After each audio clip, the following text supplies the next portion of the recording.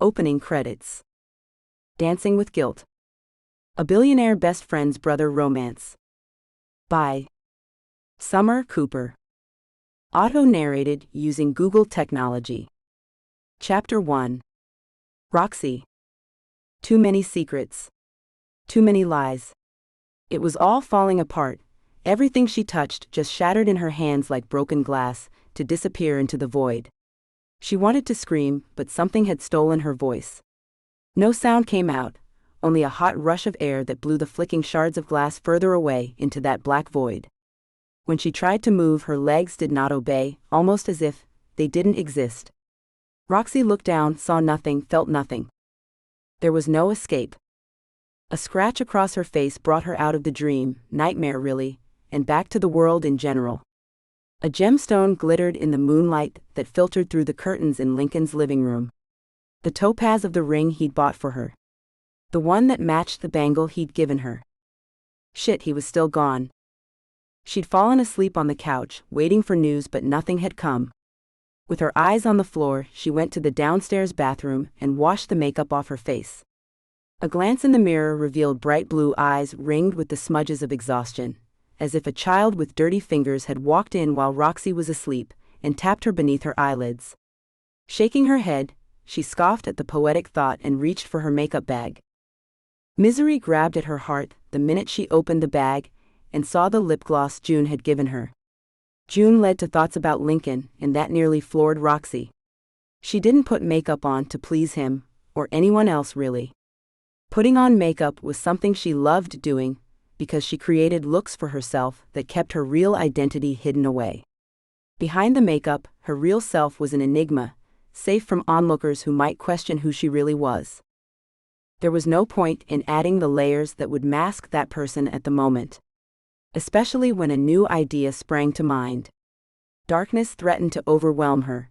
She wanted to sit on the bathroom floor and cry until she could cry no more.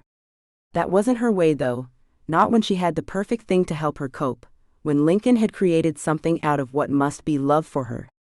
Even if he'd never said it. She headed into the room that had been converted into a dance studio, changed into a black leotard with a gauzy skirt that came down to her knees, and tucked her phone into a pocket in the skirt. With earbuds in place, she set the song she wanted to dance to the most right then on repeat, and waited for the music to begin. An onlooker would see a woman dancing to silence, but the music was in her ears, filling her head with the somber notes of Beethoven's first movement of the Moonlight Sonata. Her feet moved by muscle memory alone through each step, with her arms up and over her head, as the music guided her steps and began to take the thoughts that haunted her from her mind. There were things still left unsaid, things she needed to tell Lincoln, and the thought that she might never see him again was wholly unacceptable. It was more than just the things left unsaid that bothered her, it was an emotion she didn't want to define, despite everything they'd been through. "I care about him," she said to the empty room softly, just in case someone had woken up. "Do I love him?" That was a thought that made her feet stop altogether, and her arms came down at her sides. The reflection in the mirrored wall revealed a shocked woman, a woman too far gone to even know what she was feeling. In love? With Lincoln? Old memories and new sped around in her brain, and rather than face the truth, rather than admit it, she growled at her image and left to change into something less ballet. A pair of blue denim shorts, a loose sage green blouse, and a pair of blue deck shoes with no socks would be good enough. "You're awake," June said as soon as Roxie entered the kitchen, unloading paper grocery bags. Roxie looked over the black playsuit June wore, wondering if it was an indication of June's thoughts about what might have happened to Lincoln. For a moment, Roxie resented the fact that June wore a color more suitable to mourning, but let it go. June was her friend, and Roxie knew that she often wore dark colors, even on happy occasions. Lincoln's half-sister didn't mean anything at all with the outfit. "I'm awake. I tried to get some practice in, but I can't stop thinking about Lincoln." Roxie went to the fridge, grabbed some water, and took a seat at the table. "We have to get him back." "And we will, honey, don't worry." June's voice, a shade deeper than Roxie's, spoke soberly but with conviction. "I'll give up every dime I have to do it if that's what it takes." "I know you will." Roxie smiled faintly in June's direction, knowing that all the money in the world wouldn't keep Lincoln safe from a drug addict who was too high to know what he was doing. I can't believe this has happened. I hope you aren't thinking this is your fault somehow? June asked, her voice sharp now. No, I'm not. I know that, after all, this wouldn't have happened if it wasn't for Lincoln showing back up in my life. But no, I know this isn't on me. Roxie leaned back in the seat, her eyes on the ocean outside, taking in the peaceful morning scene. This is so hard though. It's hard on all of us, June said, politely reminding Roxie that it was her brother that was missing. I expect Mom will show up any moment now, but at least she's stayed away so far. I think she's in Paris at the moment, otherwise I'm sure she and Dad would both be here. I'm surprised your dad isn't here, to be honest, Roxie admitted, turning her eyes back to June. Have you updated him? I have. He's working on getting the money together, and he'll bring it here later this evening, I think. He may come here before that, if he can get the money together. June shrugged, and started cutting up some of the strawberries and other fruits she'd taken out of one of the paper bags. Roxie didn't bother to mention how strange June's family was, she'd known that for years. Liam should be here too, June and Lincoln's brother, the one that Roxie had a crush on all those years ago, but he wasn't either. He was probably caught up in work or something. Or maybe he just wasn't close enough to Lincoln now to be worried. That was a sad thought, but not unheard of in the world today. Roxie didn't let his name leave her lips, she just watched as June sliced up cheese and added it to a plate that she brought over to Roxie. Eat this, June said as she sat down and picked up a slice of apple to chew on. Roxie did as instructed, and picked up a few slices of strawberry to eat. Chewing on the fruit didn't bring Lincoln back, but it did wake her stomach up. She ate a few more slices of strawberry, some apple, and a few squares of cheese, until she felt full, and went back to staring out of the windows. We'll get the money somehow, Roxie, June said, taking Roxie's left hand between hers. We'll get him back. I hope so, Roxie replied, not sure of what else to say. She wasn't religious, or even superstitious really, but she didn't want to jinx anything at this point. Saying she knew they'd get Lincoln back without a problem was asking for fate to step in and smack them all with a dose of heartache. After all, she'd known heartache time and time again since the day her parents died. That was why taking a chance on a relationship with Nathan had been such a big deal to her. He'd been so sweet, so kind when she least expected it, and he'd managed to fool her. Trusting Lincoln had been even harder to do after that experience with Nathan. Now was fate about to teach her another lesson she really didn't want to learn? If Nathan killed Lincoln, it would tear her apart.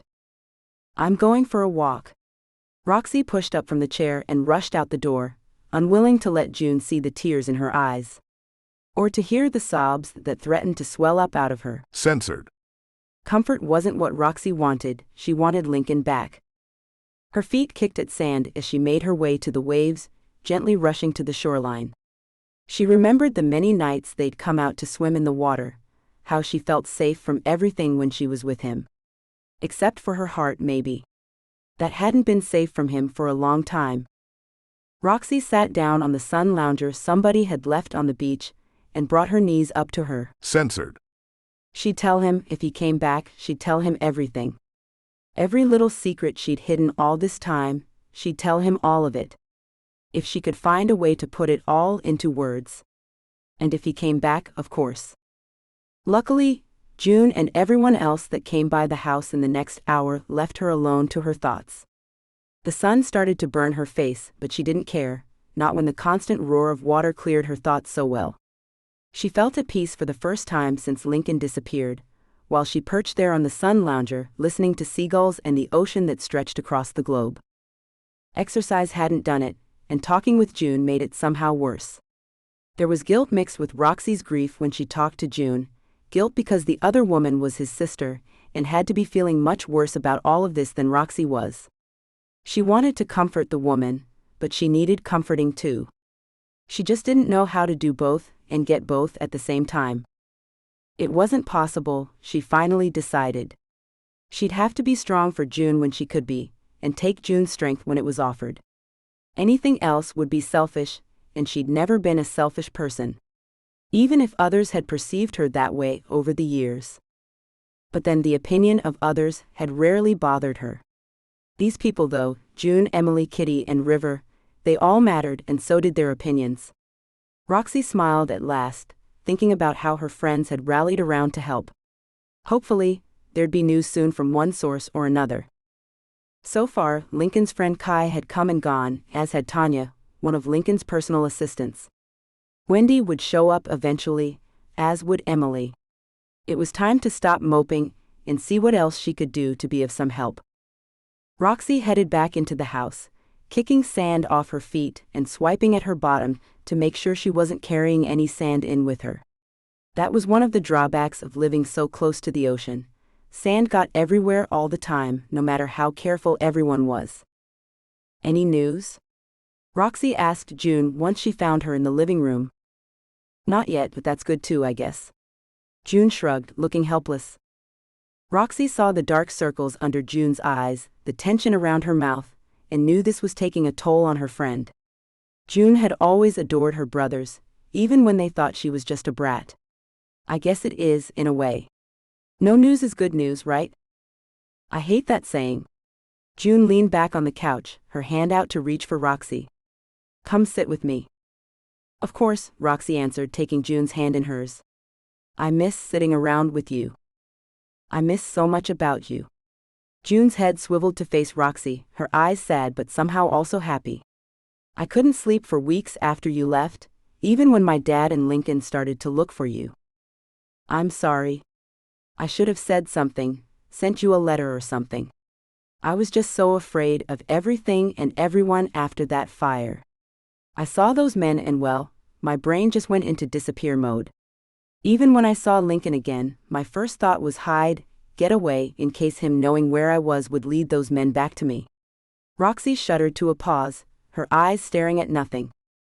Why didn't you go to the police, Roxie? June chided, but Roxie shook her head. I heard what they were saying about my parents, that it was a murder-suicide, or that both of them had killed themselves. I knew they wouldn't believe an overwrought teenager, even if I had some proof that those men were involved. Roxie shook her head, her thoughts on that night once more. I can still remember how they both looked, staring at the flames that took my parents away from me. It must have been terrifying. June reached out for Roxie's hand again and squeezed it. Maybe, once all of this has settled with Lincoln, it's time to go back and talk to the police at last? Maybe. We'll see. I still don't have any proof that my father didn't set that fire. Roxie let her head fall back against the couch and looked at June with tired eyes. It's not really that important right now, is it? I just want to get Lincoln back first. We will. My father won't let this guy get away with it either. He'll make sure he never comes back around again. June glared at the wall in front of them, her thoughts far away now. If Lincoln doesn't kill the guy, that is always a possibility. Roxie couldn't help but laugh softly at the thought. He's threatened to do it so many times now. After this it's forgivable, isn't it? I know the guy's an addict and not in his right mind, but still. They all think that what happens to everyone else won't happen to them, but it does so many times, and that addiction has destroyed that guy's life. It's sad, really. I didn't even know it was happening, at first. He hid it well for a while, but then he couldn't hide it anymore. Lincoln was so worried I'd be the one that paid the price, but it wasn't me. It's him.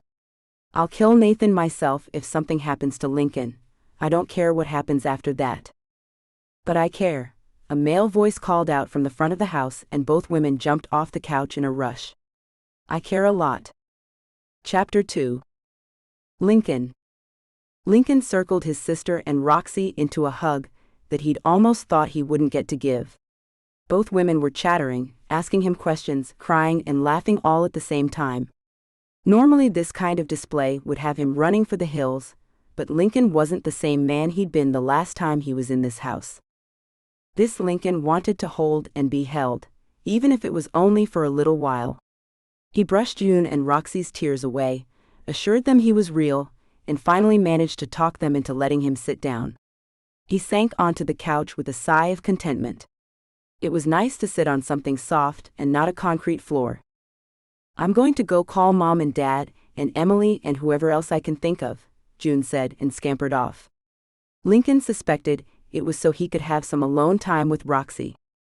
I can't believe you're here, she whispered, wiping at her face with a tissue. She sniffled before she spoke again. What happened? How did you get free? I promised to pay that a-hole what he wanted. I'm having it all put together now as we speak, he answered, not going into detail about what he'd put in motion already. I have a plan, Roxie, don't worry. But what if he comes back? Roxie prodded, obviously not ready to let it go yet. He won't. Kai's working on it with Tanya, I promise. Now can I just hold you for a minute, please? He pulled her close to his side, enjoying the smell of the sea and her perfume as she came to snuggle against his. Censored. I'm home, and everything is going to be fine from now on, I promise. You promise? She asked, and he knew that even if he promised, she still wouldn't believe it. Neither would he if he were her. He knew better now than to walk around as if he didn't have a single enemy to worry about. Of course, he'd thought he was protected, that nobody and no one could get to him because of the protections he'd put in place. Nathan had proved him wrong. But that was for another day. Today, he just wanted to be at home with the people that mattered to him.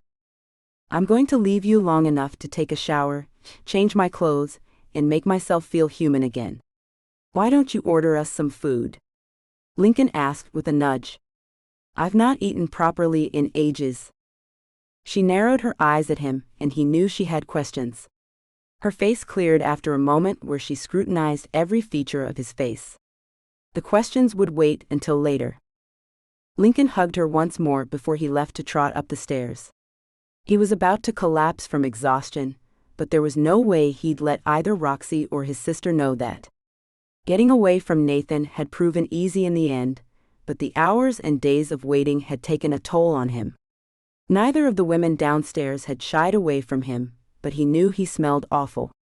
He felt as if his skin was about to crawl off his own body. He was so dirty, but they hadn't minded. He made quick work of undressing, jumping in the shower and lathering himself up twice, before he stood under the powerful flow to let the last remnants of his time in that storage building drift away. The last few minutes of his time with Nathan came back to him as he stood there under the hot water. Nathan had stood near the roll-up door of the storage unit, twitching almost uncontrollably. Lincoln stood strong, waiting, his eyes taking in the mess before him. A mess that used to be a man that Roxie cared about. Now no traces of that man remained. I can end this, Nathan. Stop freaking around and let me put an end to this. Lincoln's words had been steady and even, despite the fact that his legs protested it being used. What do you mean? Nathan replied, scratching at his neck as if he'd suddenly developed a bad case of fleas. I want the money. I don't care how I get it anymore. I have to get out of here. Lincoln smiled a victor's smile, knowing he'd won at last. Give me a phone, let me go, and I'll arrange a safe place for you to go while I get the money you want in a truck that can't be traced to either one of us. And there won't be any funny business? You won't F me over. Nathan's eyes wouldn't stay still, but they did keep coming back to Lincoln. The man was at the end of his rope, ready to bolt. That desperation would serve Lincoln well.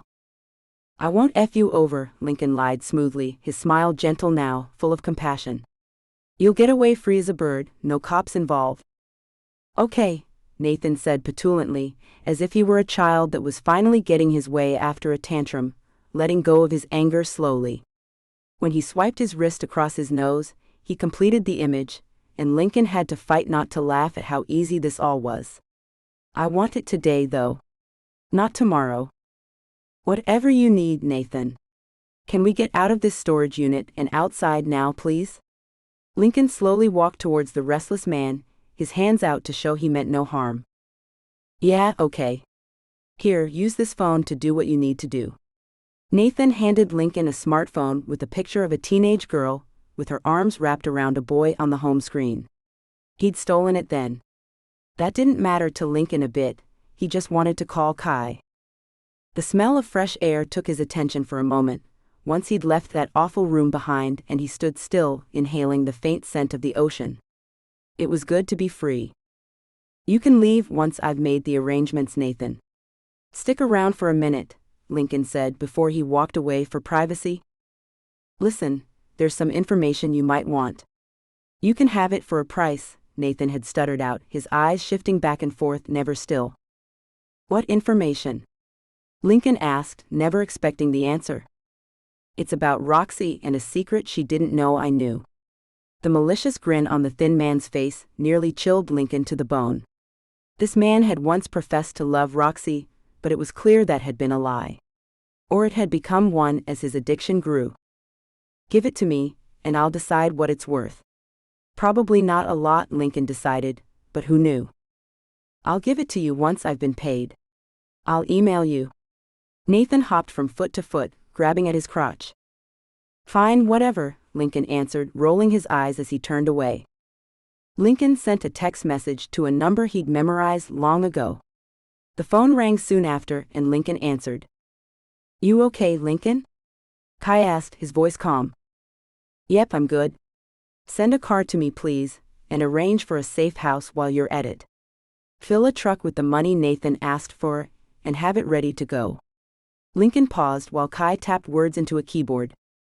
Got a place, I'll send you the address. I'll have a car there in 5 minutes, Kai answered brusquely, always efficient under pressure. Good to hear your voice again, Lincoln. And you, Kai? I'll see you at the house later.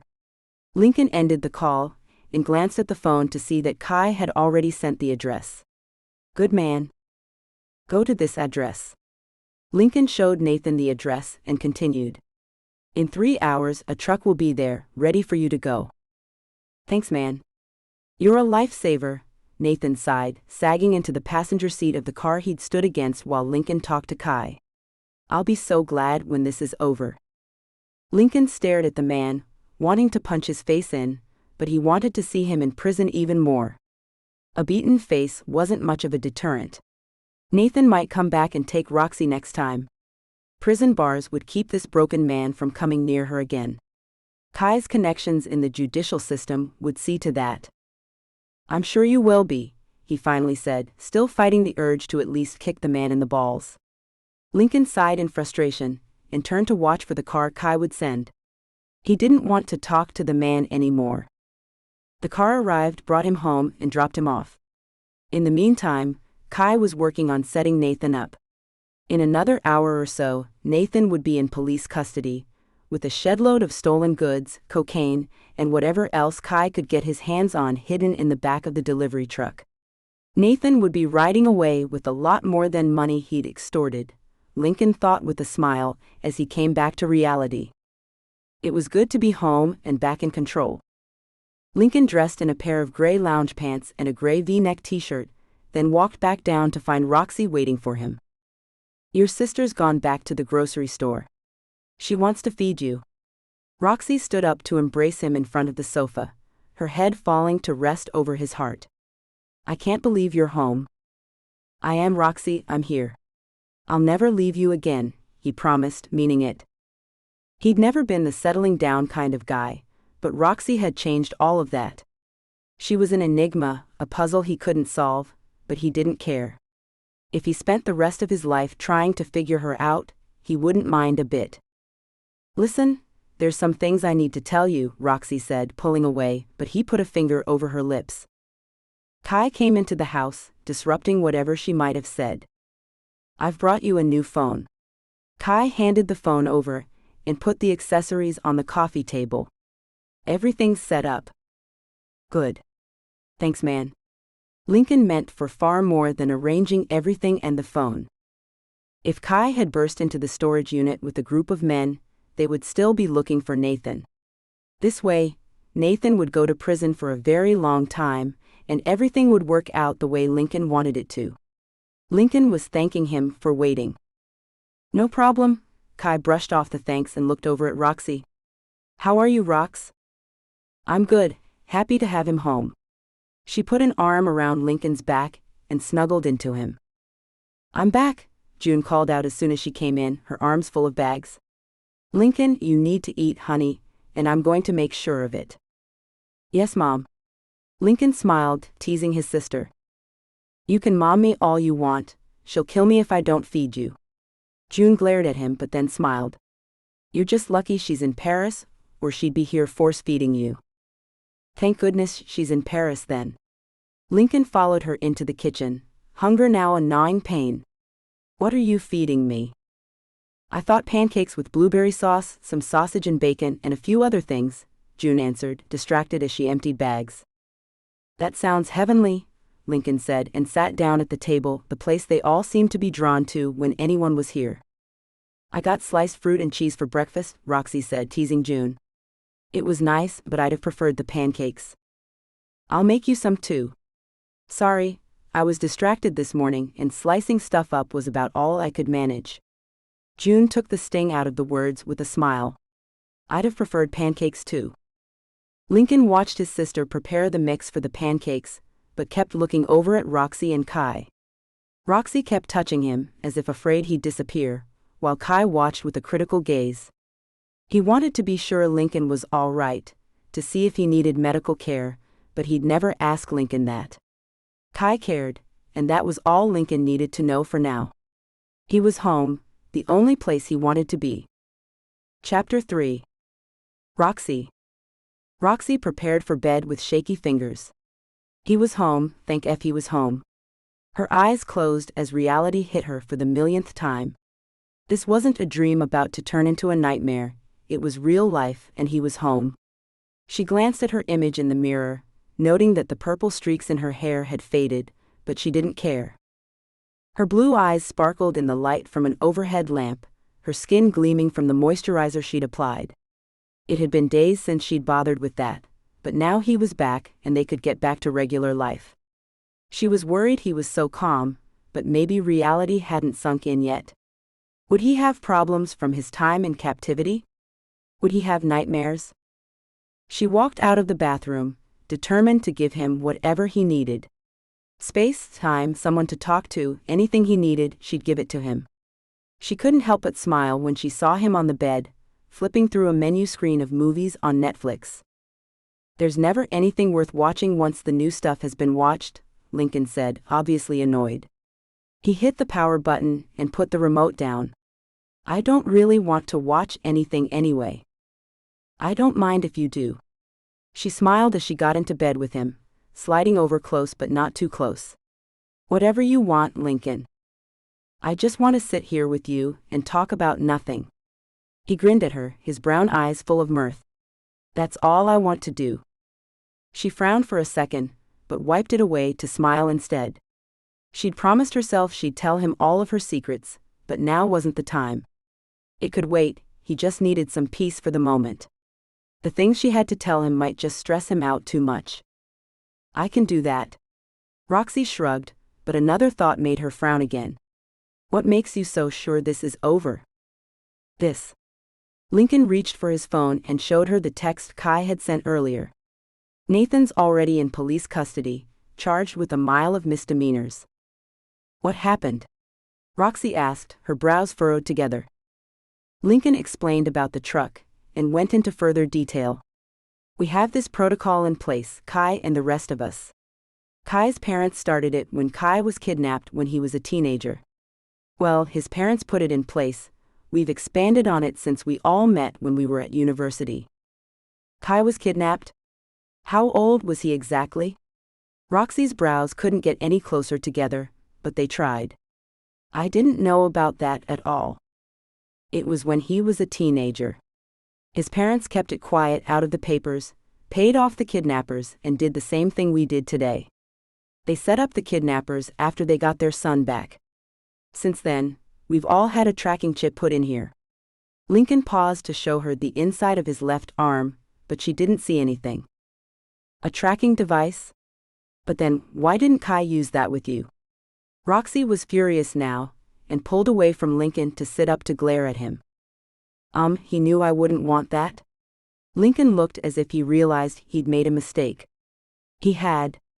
Look, maybe Kai should have told you all that he knew where I was, but But nothing. Mother effer. Roxie got out of the bed, but turned back to glare at him. He knew that whole time and didn't tell us? Roxie, I'm sorry. Please don't be mad. I'm sure Kai had his reasons for not telling you. F you, Roxie said and immediately cringed. Sorry, that was too far. No, I probably deserved it. He put his hand out for her, but she didn't take it. She was still upset, but it was fading away. She sat back down on the bed, her back to him. I was so scared for you. I know you must have been, Rox. Please let's not fight. Not tonight. He pulled her towards him, turning to draw her in between his legs. She leaned back into him with a sigh, and let it go. I'm sorry, she sighed, and meant it. I shouldn't be angry about things that happened before me. It's fine. I'd be mad too if I found out you were taken and could be found sooner, but nobody had done that. He paused for a second, then went on. Well, that sounded complicated, but I know why you're angry. It's understandable. Well, at least I know if one of you is taken again, we can find you. She took in a deep breath and moved to face him. So really, tell me about what happened to Kai. It was back in China when he was 16. Some people knew he was from a rich family, and they took him for ransom. If they hadn't paid, he'd have probably ended up sold off to a family without a child. Lincoln frowned but continued. Since then, we've all watched out for each other. I can't believe I didn't know about that. Roxie tilted her head and put her hand out to touch Lincoln's jaw. He'd shaved and his skin was smooth, just the way she liked it. Did you know? No, but his parents told our parents about it later. They all put money together here, and stashed some in the places we travel to, in order to make sure money was always available. June does have a tracking device, but I don't know if she knows that. Mom probably told her it was something else, knowing how Mom is with June. She's protective, but I don't think she ever had the same, I don't know, feeling towards June as she does you. Roxie knew June felt like she was never good enough for her mother, but that was a secret she'd told Roxie a long time ago. She wasn't about to share that secret, even if Lincoln was June's brother. Mom was always too hard on June, pushing her and pushing. I'm glad her father wasn't the same way. Lincoln moved back to lean against the headboard, his gaze inward now. June's had it rough with Mom, but she's always had her father to turn to. She's lucky to have him, Roxie said, missing her own father now. She is, but I am too. He's still in my life, always there to support me, even if I'm not his stepson anymore. He always did seem very nice. Roxie's gentle smile was one of admiration for the man who'd taken on two sons that weren't his, but never treated them as if they weren't. He is, Lincoln agreed, his eyes on her legs now. You have such beautiful legs. Thank you. She grinned and stretched back in the bed. It's a shame you decided to go back to work tomorrow. Maybe I should stay home, he said, about to reach for her, but somebody knocked on the door. Roxie grimaced at the intrusion, but knew whoever it was wouldn't have interrupted if it wasn't important. She went to the door and opened it to reveal one of his Tanya. What's up, honey? Roxie asked, her head tilted in question.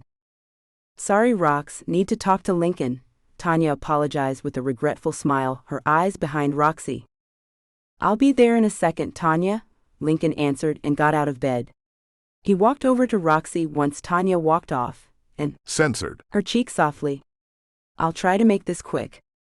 It's all right, I'll go get something to drink.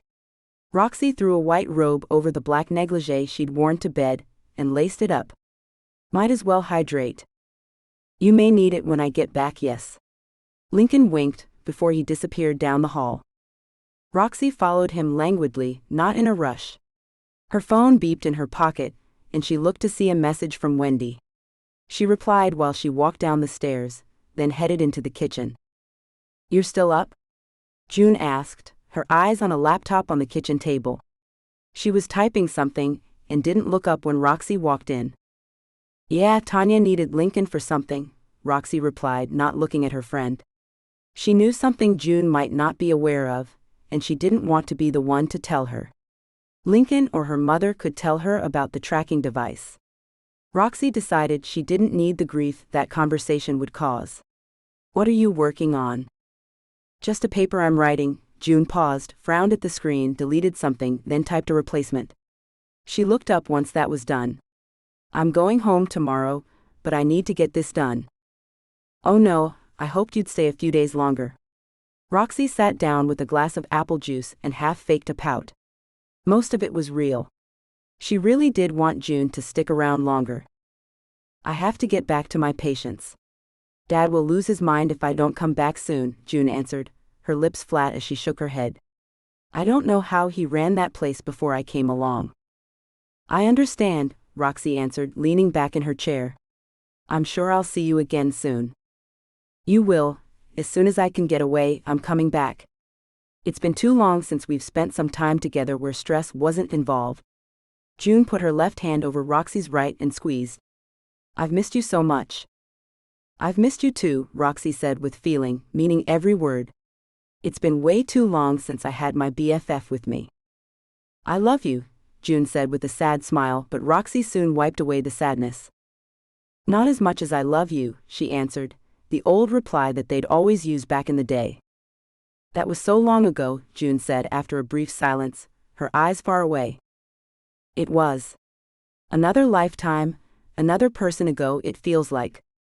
Roxie shook her head, not sure if that was right. I don't feel like Chloe anymore, but I know I used to be her. I think we all feel that way to a degree when we get older.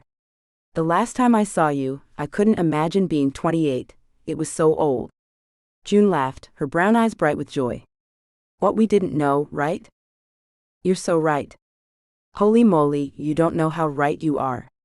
Roxie's eyes sparkled, but inside, 1,000 memories came back to life, showing her just how far she'd moved away from being Chloe. That person was almost someone else, a stranger Roxie wasn't sure she'd ever really known. Years had passed and she was someone better in some ways, but there were things about her old self that she missed. Like how innocent she'd been back then, how open the world seemed. Until the night her parents died, that is. That's when everything spoiled as far as she was concerned, when the world became scary and dangerous. I'm guessing I do, in some ways, Roxie. For years I didn't know what had happened to you, if you'd been kidnapped, or just run away as everybody said.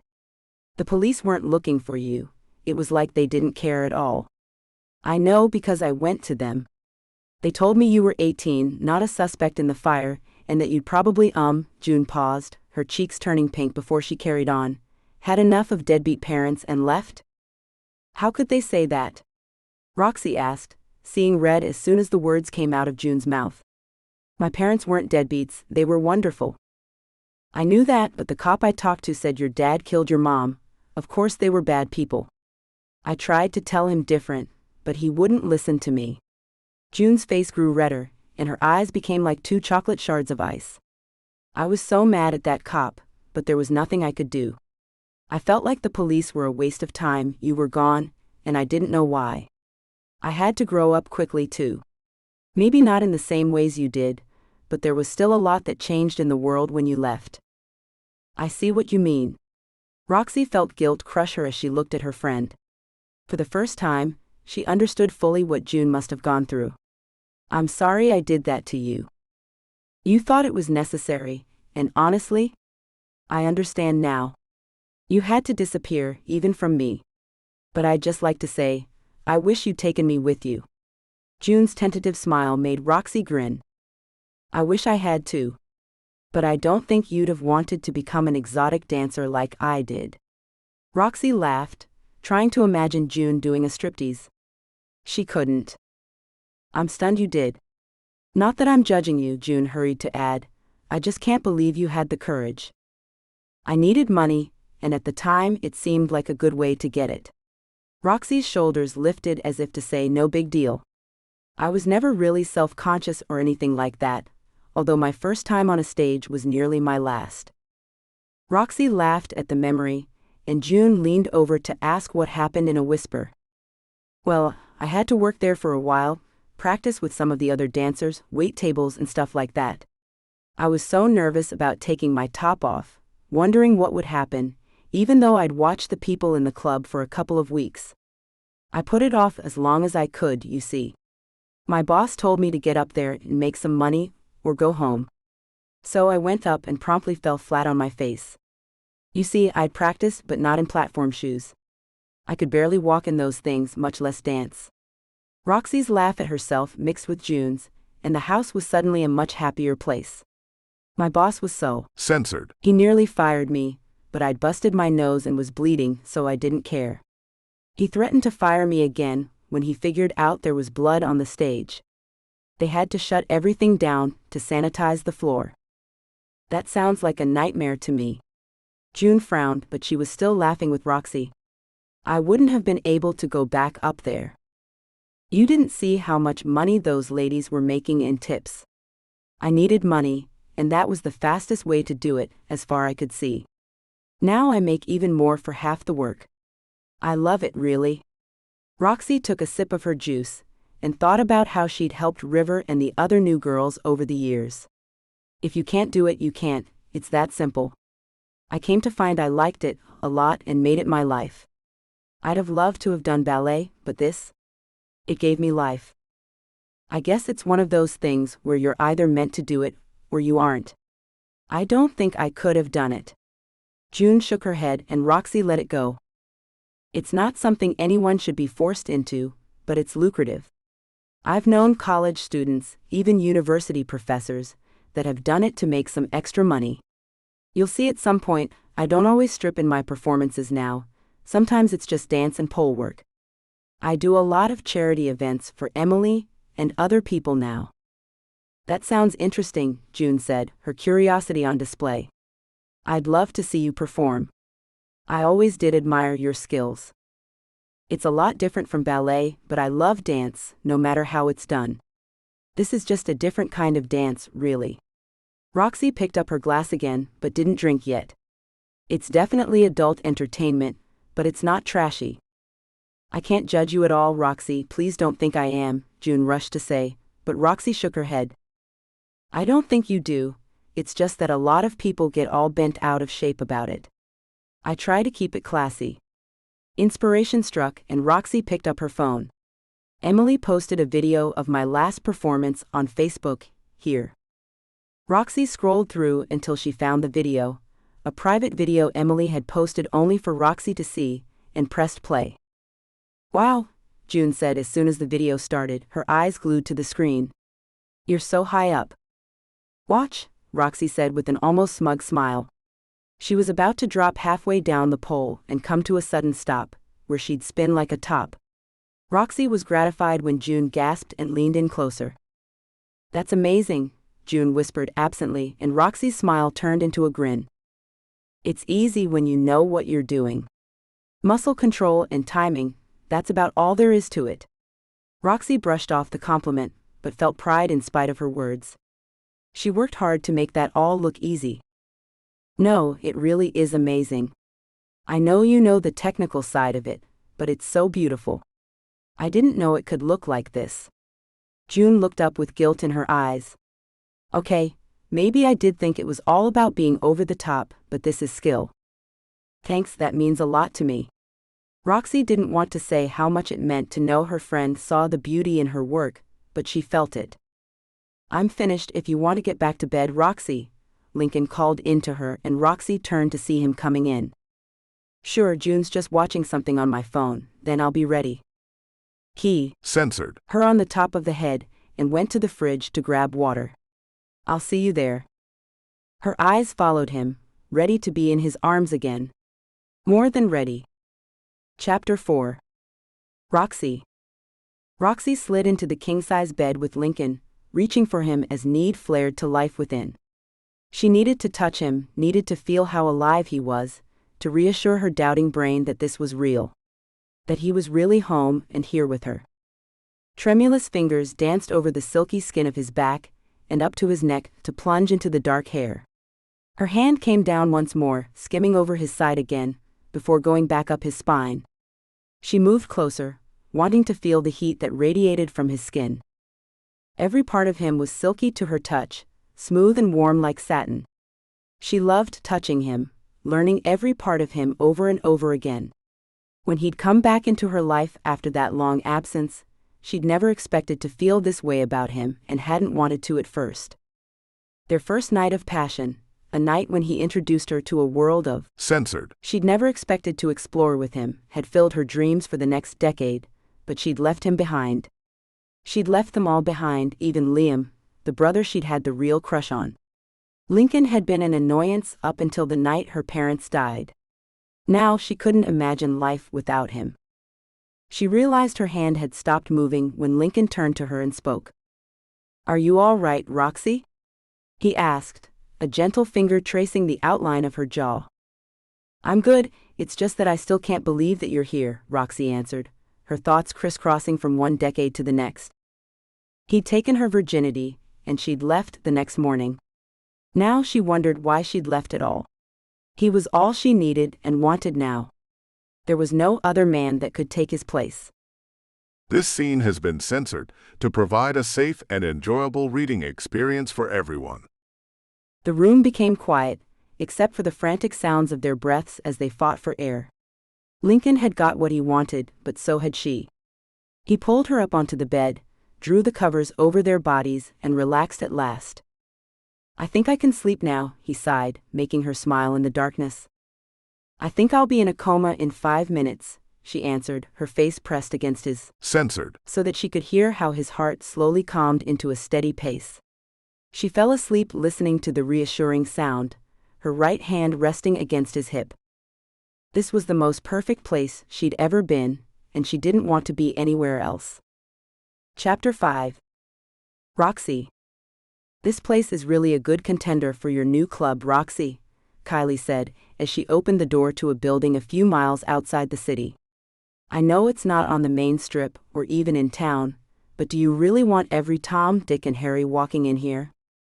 "No, that's a good point," Roxie answered, noting the entryway was just that. A cubicle off to the right, with another more secure door that blocked the path to the rest of the former nightclub. There were 3 floors behind that door. Roxie knew from the photos listed on the real estate website that the first floor contained a bar, private parlors, a small kitchen for snacks and sandwiches customers might want, the stage for the dancers, and lots of seating. Behind the stage was the dressing room, a private office, and customer bathrooms. "It's not bad," Roxie said as she looked around once Kylie put a code into the lock on the door. "I talked to the real estate agent this morning. She gave me the keys and the code since she had another appointment to get to," Kylie explained, her eyes drifting over black carpet that wasn't suitable at all, but that could be changed. "That's fine," Roxie answered absently, walking up to the stage to stare at it quietly. Kylie's all-American, blonde-haired and blue-eyed good looks made her smile seem even brighter as she looked up at Roxie. "What do you think?" "I'll need to see the other floors, but this is good." Roxie hid her anxiety well and pretended that she wasn't distracted. She needed to have a look at this place and make a decision so she and Kylie could move forward with their plans. Worrying about what Lincoln was up to would have to wait. Okay, so it had been a week since he came home and 6 days since she'd seen him. There was nothing to worry about, right? "Let's go up, there's an elevator this way," Kylie said, and Roxie followed her to a door she hadn't noticed before. The elevator was behind that door, and Roxie got in when it opened. "There are 34 rooms up here, although I'm not sure we'd need them all. The 3rd floor is mainly 2 penthouses and quarters for staff, if we need that." Kylie drew Roxie out of the elevator and down a narrow hall that took them to a much bigger hall, with 17 doors on each side. "I like it." Roxie nodded, seeing that all the doors had security locks requiring a code to unlock them. "It's good." Kylie opened the door to show her an empty room, but when Roxie walked in, she saw the room had its own bathroom. That was convenient. "That's great, they all have their own bathrooms?" "They do, and some are bigger than others. The 4 rooms in the middle, 2 on each side, are larger and can fit king-size beds rather than queens." "Good to know." Roxie nodded and headed back out to the elevator. "Let's see those penthouses. I think you'll like both." Kylie had already seen the place the day before. Roxie had let her take over the search, since it would be Kylie and her husband's money that helped to bring the place to life.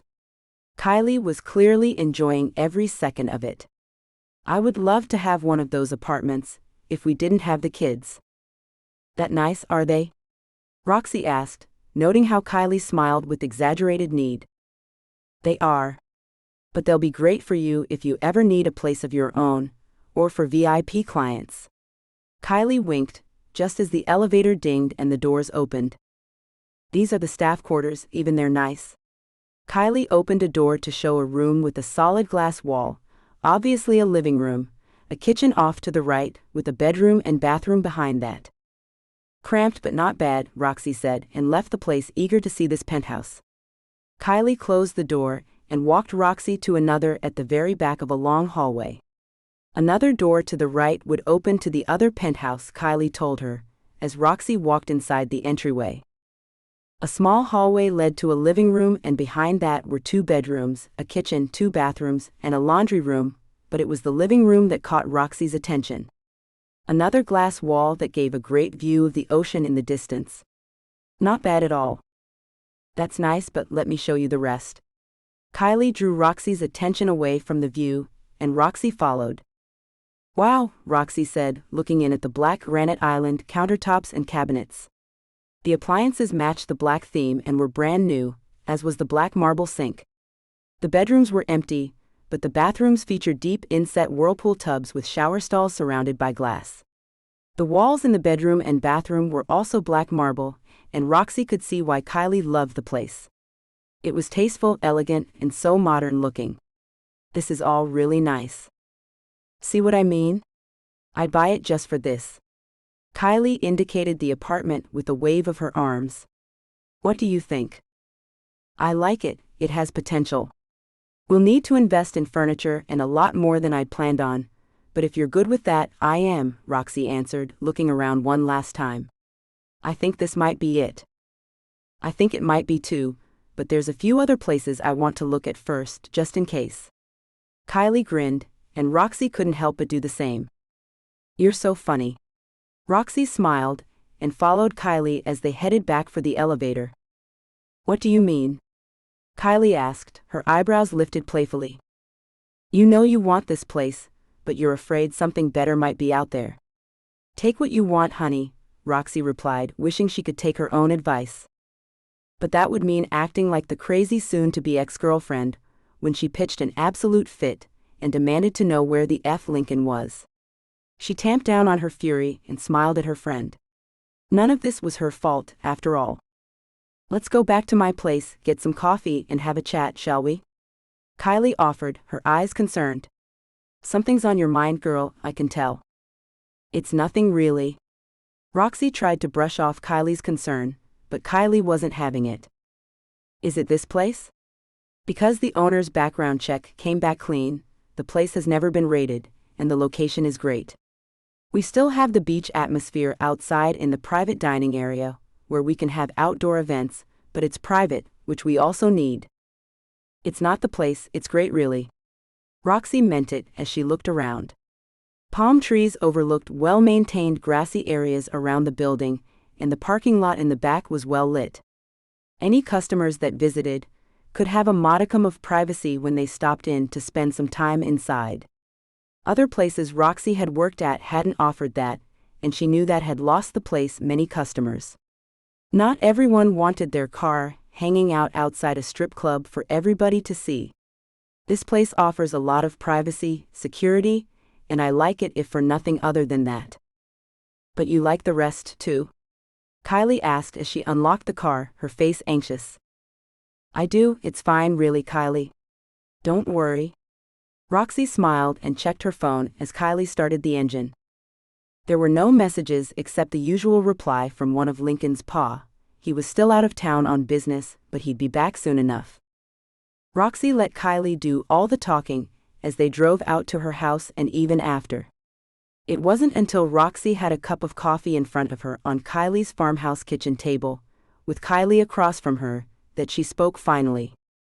Lincoln's fine, I guess. Roxie shrugged, indicating she didn't know how he was really. He's off on some business trip he didn't bother to tell me about, and his pa won't tell me what's going on. But he's calling you, right? Kylie asked, her face full of confusion. No, he's not. Roxie looked down at her own hands, instead of at the woman dressed in a pair of jeans and an emerald green t-shirt.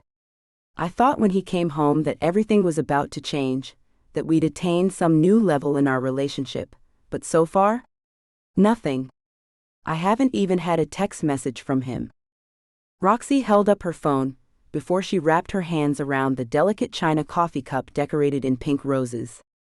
It was obviously antique, but Kylie used them like they were everyday dishes. Roxie wasn't about to judge anybody right then, and lifted the cup carefully. What do you think's going on?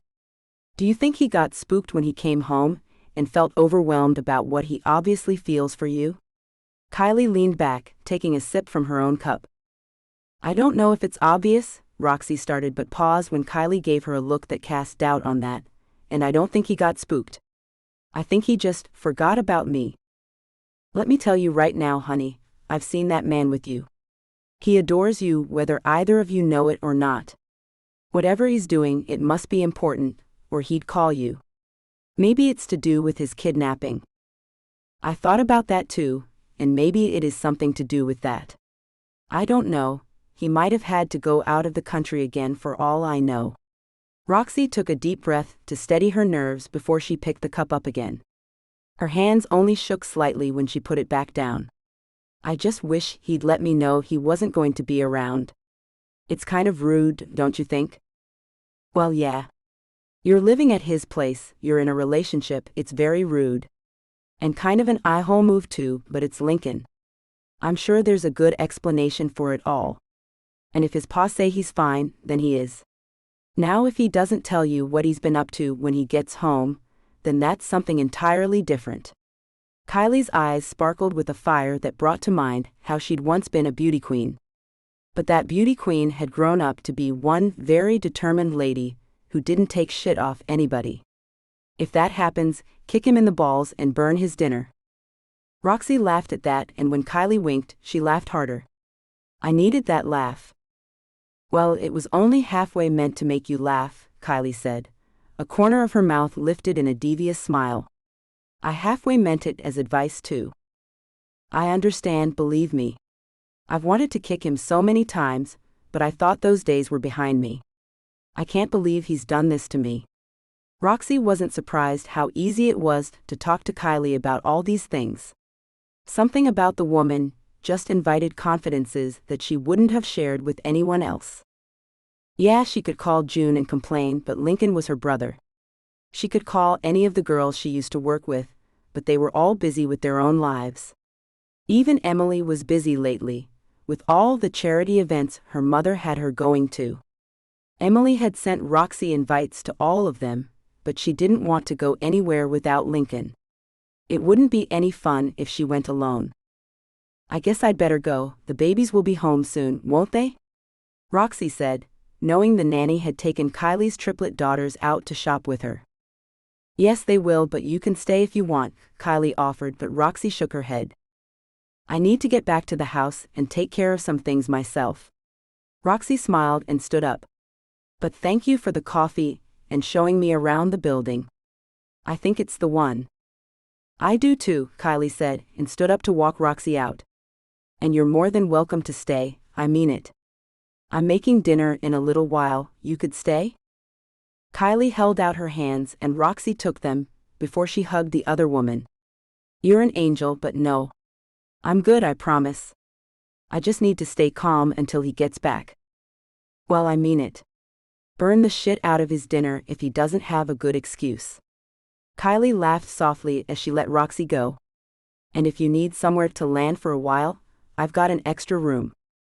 Thanks, I appreciate it.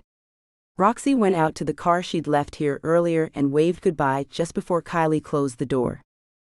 She didn't want to go home, she'd be alone if Lincoln hadn't come back. She thought about inviting Wendy to dinner somewhere nice, but her friend had something going on.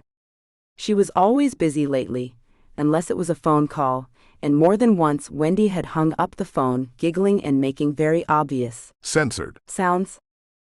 Wendy must have found herself a lover, Roxie thought with a smirk. It was about time. But that also meant Roxie was still alone when she walked into the house. It was obvious nobody was there by the absolute quiet that pervaded the place. Empty, the house screamed back at her when she walked into the living room. Every room was empty as Roxie checked, one by one. Tears stung at her eyes, but she blinked them away and went to the kitchen to get a glass of wine before she sat down on the couch. Pulling out her phone, she ordered Chinese food to be delivered to the house and waited for her lonely dinner to arrive. There was still no word from Lincoln when she went to bed later, her dishes cleaned up and a load of washing in the dryer. When Lincoln came home, she thought she'd never be apart from him for this long again. Even her bones. Censored. She missed him so much, but part of her was starting to get angry too. After what they'd all been through, how the F could he just leave her alone like that? What the F was going on? Chapter 6. Lincoln. Lincoln walked into the house to find it silent and still.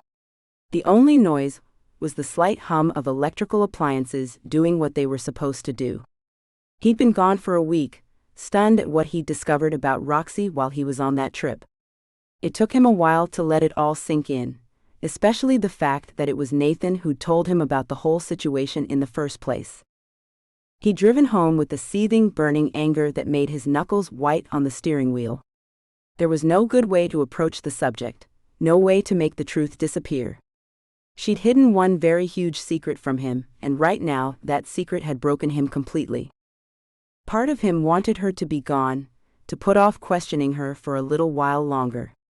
But the other part of him wanted to get it over with, so he could start to put this all behind him and get on with his life. That would be hard to do, knowing what he knew now, but he'd have to find a way. A deep sigh was hidden by the sound of his footsteps as he walked up the staircase to empty his suitcase out. Instead, he pulled the case up onto the bed and unzipped it to pull out a file. Inside were written reports, documents, and photographs.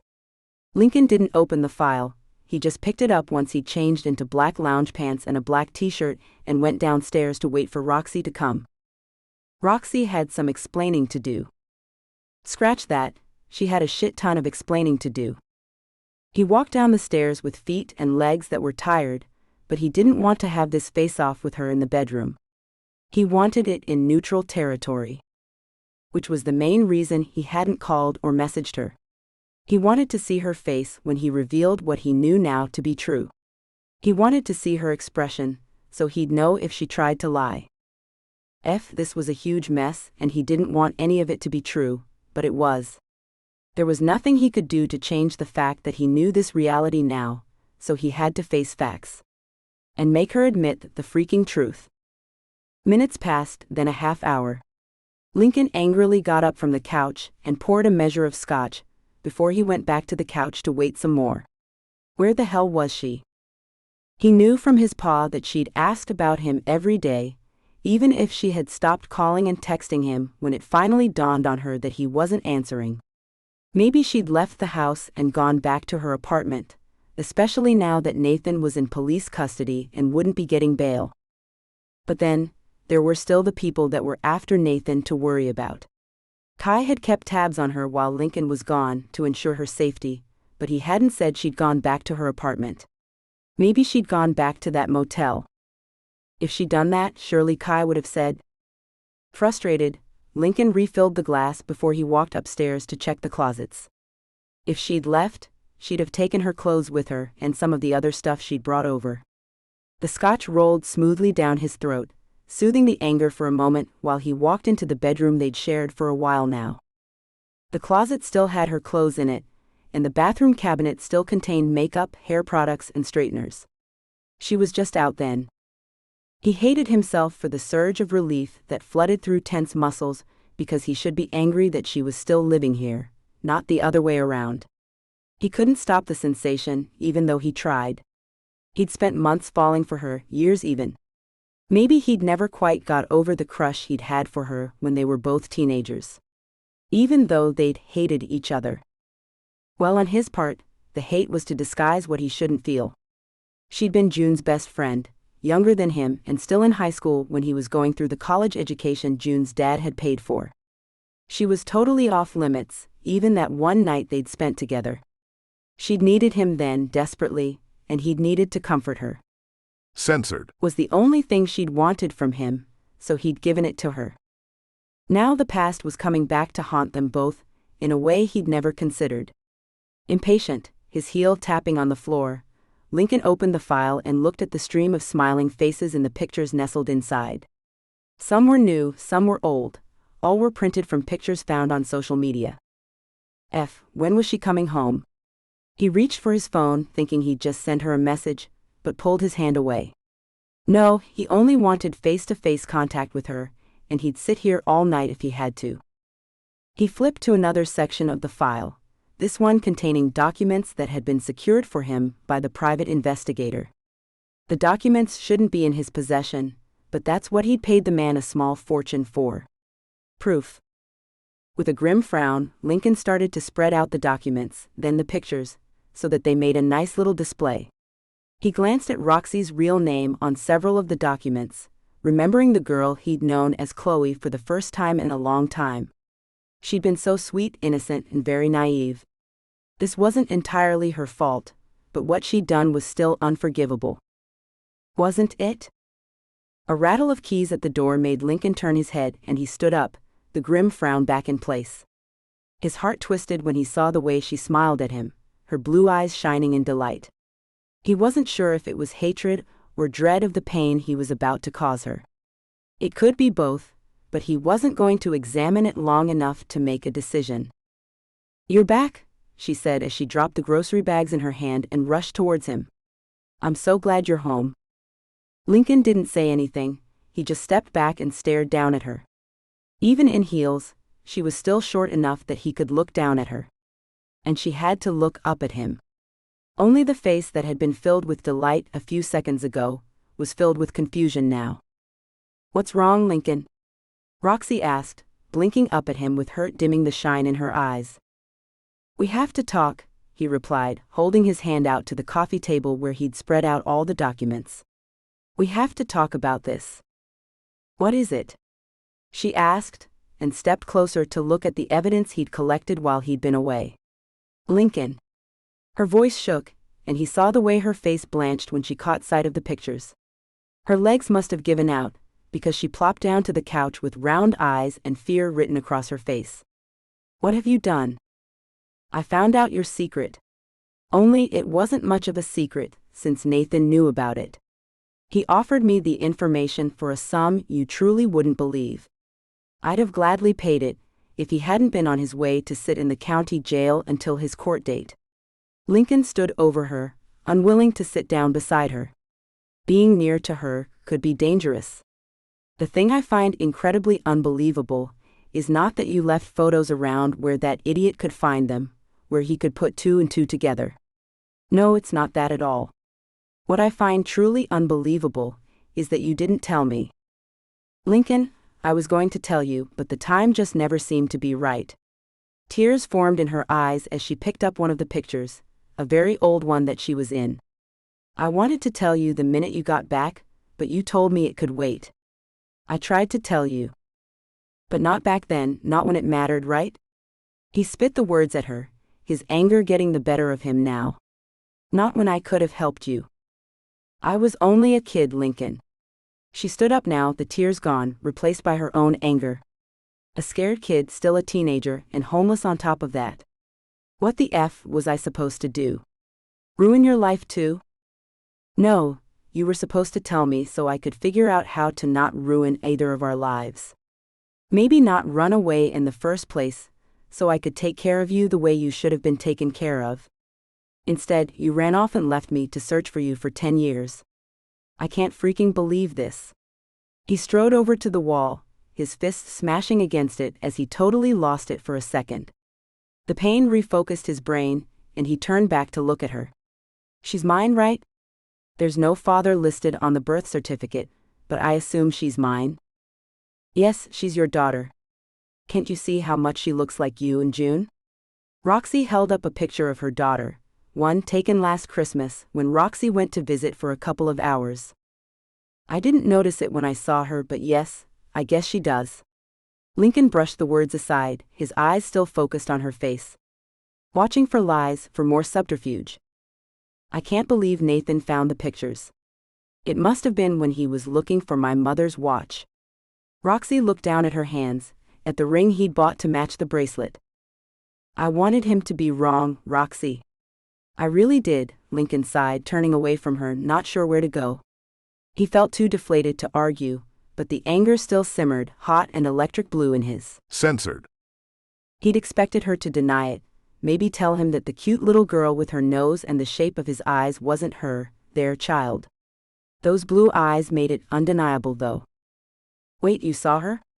Roxie's head joked up, her eyes round with fear again. Yes, why shouldn't I? She's my daughter, I think I had a right to see her. The anger boiled up again, his eyes boring into her to deny him even that. Of course, you decided 10 years ago not to tell me about her, but that doesn't take away my rights as her father. That's why you aren't listed on her birth certificate. I didn't want you to be burdened with her. She's my freaking child, Roxie. Lincoln shouted at her, pushed beyond belief. I had a right to freaking know, but you knew better, right? Well, you were wrong, Chloe. Wrong about a lot of freaking things. She flinched when he shouted, when he said her real name, when he glared at her with hateful fury. Her head went down again, but then came back up. I did what I thought was best in the situation. Aunt Katie managed to survive that night, and I found her at her sister's place. She took Lily for me, hid her from those men. Nobody knows she's mine, except for Lily herself and Aunt Katie. I had to hide her, Lincoln, don't you understand that? Her eyes pleaded for understanding, but Lincoln wasn't in a forgiving mood. No, I don't understand that at all, Roxie, not when you should have contacted me. I'd have been able to keep her safe. If you saw her, then I guess you're right, in a way. Roxie paused to wipe tears from her eyes. I must not have hidden her very well, if you found her. Don't worry, I've got security looking out for her now. That won't be a worry. Lincoln pushed a hand through his hair, pacing as the anger fluctuated between explosive and controlled. I want to see her properly. No, you aren't on her birth certificate and you have no rights to her at all. Roxie stood up, her face set in determination. She's settled in her life with Aunt Katie, she's happy there. Don't go disrupting that peace for her. She's my child, Roxie. He shouted again, not even meaning to, but how could he not make her understand that he wanted to keep the girl safe while being a part of her life? You had no right to deny me that. I couldn't. Oh, for F's sake, Lincoln, how many times do I have to say it? We hated each other back then. Okay, we had. Censored. But that was a one-time thing, and it wouldn't have happened again. You were a grown man and I'd barely finished high school. It wouldn't have worked. It was best to just hide her with Aunt Katie and try to get on with life. I send money for her every week, I send gifts and I go visit when I can when it's safe. I had no other choice at the time. But you did, Roxie, you could have called me. You could have told me what was going on, and I'd have done everything it took to keep you both safe, whether you hated me or not. He didn't elaborate on the admission that the hate had been one-sided. He didn't want to go into that right now. You never gave me a chance to help, you took all of that, everything away from me. He pictured her as she'd been back then, scared, anxious, broken in so many ways. Then he tried to picture her pregnant with his baby, and something melted in his heart. He'd always wanted children, and now he had one. One that she was still denying him. I can get a DNA test and force the matter. I can take it to court and get custody of her. You wouldn't take her from me. Roxie's eyes went wide as she gaped at him. You wouldn't do that. Oh, you mean like you did to me? I damn well would, Roxie. Believe it. He gathered up the file and glared at her. I won't let you do that, she said softly, but he heard the menace behind it. As much as it might make him, censored. He knew she had little money. She wouldn't be able to fight him if he filed for full custody. Plus, he knew a few judges that would be happy to help him out. Try me, he answered, a very dangerous smile in place. The smile only faded when she grabbed up her handbag and left. He'd have one of his pa load up her stuff and take it to her apartment tomorrow. For now, he'd done all he could handle for one night. He picked up the picture of Lily that he'd taken with his phone from a distance, and went up to bed. He had a daughter to get to know as soon as possible. The wheels were already in motion. Chapter 7. Roxie. Roxie was devastated. That was the only word that came to mind as she left Lincoln's house and drove aimlessly. Yeah, she could head back to her own apartment, but she needed to be somewhere quiet where nobody knew her and she could lick her wounds in peace. Lincoln had threatened to take Lily from her, and that was what hurt her the most. All right, so she didn't spend every waking moment with her daughter, and she only saw Lily on special occasions. That was for Lily's protection, not because Roxie was shit at being a mother. Aunt Katie had looked after Roxie while she was pregnant, and had helped her take care of the baby for the first few months after she was born. It had been Aunt Katie that helped her make the difficult decisions about whether to put Lincoln on the birth certificate or not, and whether to take Lily with her when she left to go to South Carolina. Aunt Katie had always wanted a child of her own, and Roxie was terrified of ruining the sweetest little baby the world had ever seen. She was barely 19, and needed to get on with her life, to make a success so that Lily could have everything she deserved. She'd made the hardest decision of her life when she left Lily with Katie that day and drove away. Every day since, she tried to make up for it in some way, but now it might all be in jeopardy.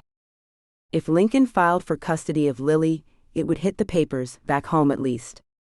If he won, and Roxie had no doubt Lincoln had the money to do just that, then it would definitely be in the papers.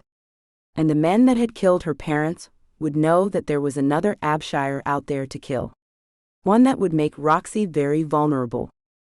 That would make Lincoln vulnerable too, even if he was too angry to see that right now. She could understand why he was angry. She hadn't done herself any favors by floundering for answers. But the cruelty on his face when he'd announced he would take Lily from her had stung her deeply. Even now she felt an censored in the pit of her stomach that just wouldn't go away. How was she supposed to deal with this? Should she call Aunt Katie and tell her to run away somewhere with Lily? Where would she tell her to go to that Lincoln couldn't find her? Holy freaking moly, this was giving her the headache of a lifetime. She needed to stop somewhere so that she could focus on her thoughts properly. Stressing out while she was driving was dangerous. She pulled into a parking lot to stop for a moment and picked her phone up to call Wendy, then decided going back to her place wouldn't be a good idea, even if Nathan was in jail. There were still people that were after him for money. It wasn't safe there. She could go back to the motel, but couldn't really face the place right now. She wanted somewhere secure, totally locked down where nobody could find her, not even Lincoln.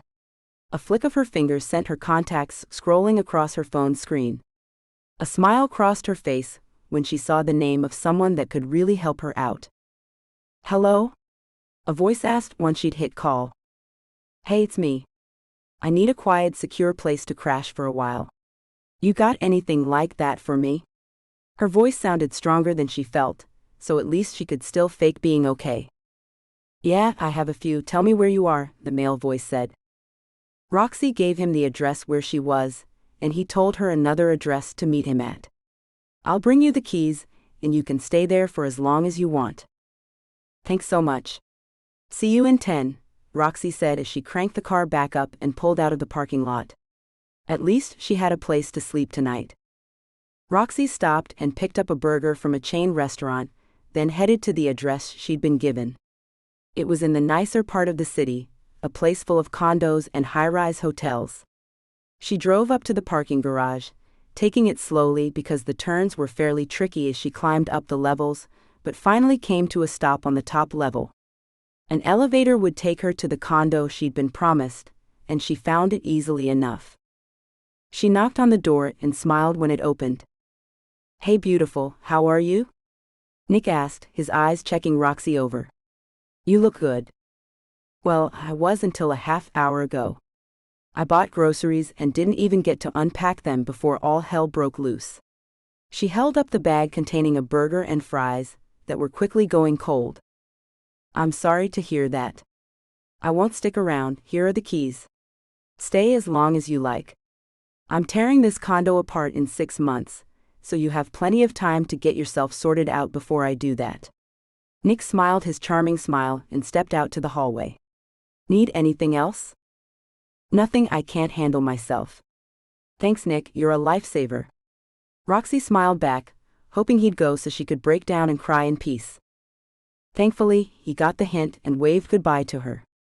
Give me a call if you need anything else. I will, she called out as she closed the door. Roxie walked inside the place and saw it was a small condo with the kitchen behind the door, a bathroom off to the right with a huge tub she would definitely spend some time in, and a living room just past the bedrooms. The main bedroom was a generic but tasteful affair done up in shades of light blue. Light pine bedside tables matched a dresser near the large closet at the foot of the bed. The bedroom was a bit of a squeeze, but it would do for now. The smaller bedroom featured a single bed, a closet, and not much else, but Roxie knew she wouldn't need that room, so she closed the door on it. The living room took most of her attention. It wasn't the large television, or the black leather furniture that drew her, but the sliding glass doors that led out to a large balcony. She could see the ocean from her couch if she wanted to. It was amazing. Too bad her heart was too busy breaking for her to really enjoy it. She stood there with one panel open, to smell the fresh air that blew right into her face. Her thoughts calmed for just a moment, and she closed her eyes to enjoy it. Roxie knew her life was like a train wreck sometimes, and she knew trouble seemed to follow her, but this was just too much. After Lincoln's kidnapping, she'd thought smooth sailing was on the horizon. He'd come home, and everything had been so damned good. Then he left the next morning, and she landed right back on that train speeding towards disaster. Only, she had no idea this disaster would wreck more than just her life. Lily would be ripped from the only home she'd ever known, to live with a man she'd never known. And poor Aunt Katie, this would break her heart. She loved Lily like her own, and if Roxie asked to finally have Lily come live with her, a goal she'd wanted for a long time, Aunt Katie would follow right along behind. That would be fine. But this? Roxie's eyes opened, the blue a dark stormy color, rimmed in red. What was she supposed to do now? Give him time to cool off, she decided, and went back in to sit on the couch. Tomorrow, when he'd hopefully come to his senses, they'd work this out and everything would go back to normal. Right? But what if it didn't? The way he'd snarled at her pretty much told her there'd be no contact for a while. She needed her things from his place, but that could wait. Roxie was certain that one of the paw would contact her about it at some point, but for now, she'd have to find something to sleep in and some personal products.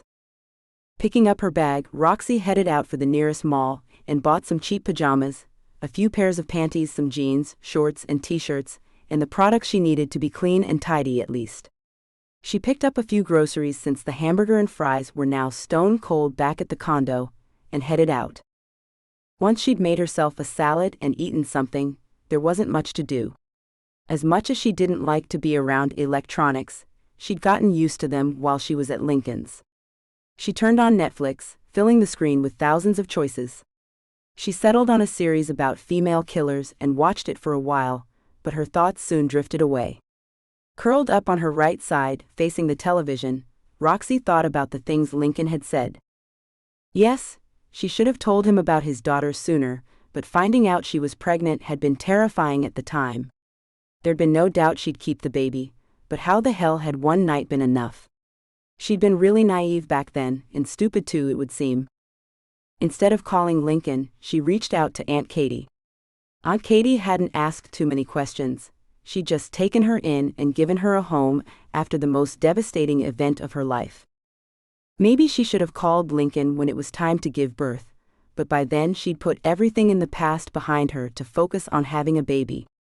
She promised herself she'd tell him after the baby came, but by then she'd changed her mind again. She chose Lily's safety over Lincoln's rights, and that's just how it had been. Yeah, maybe he could have taken care of them all, but he'd been trying to earn a degree.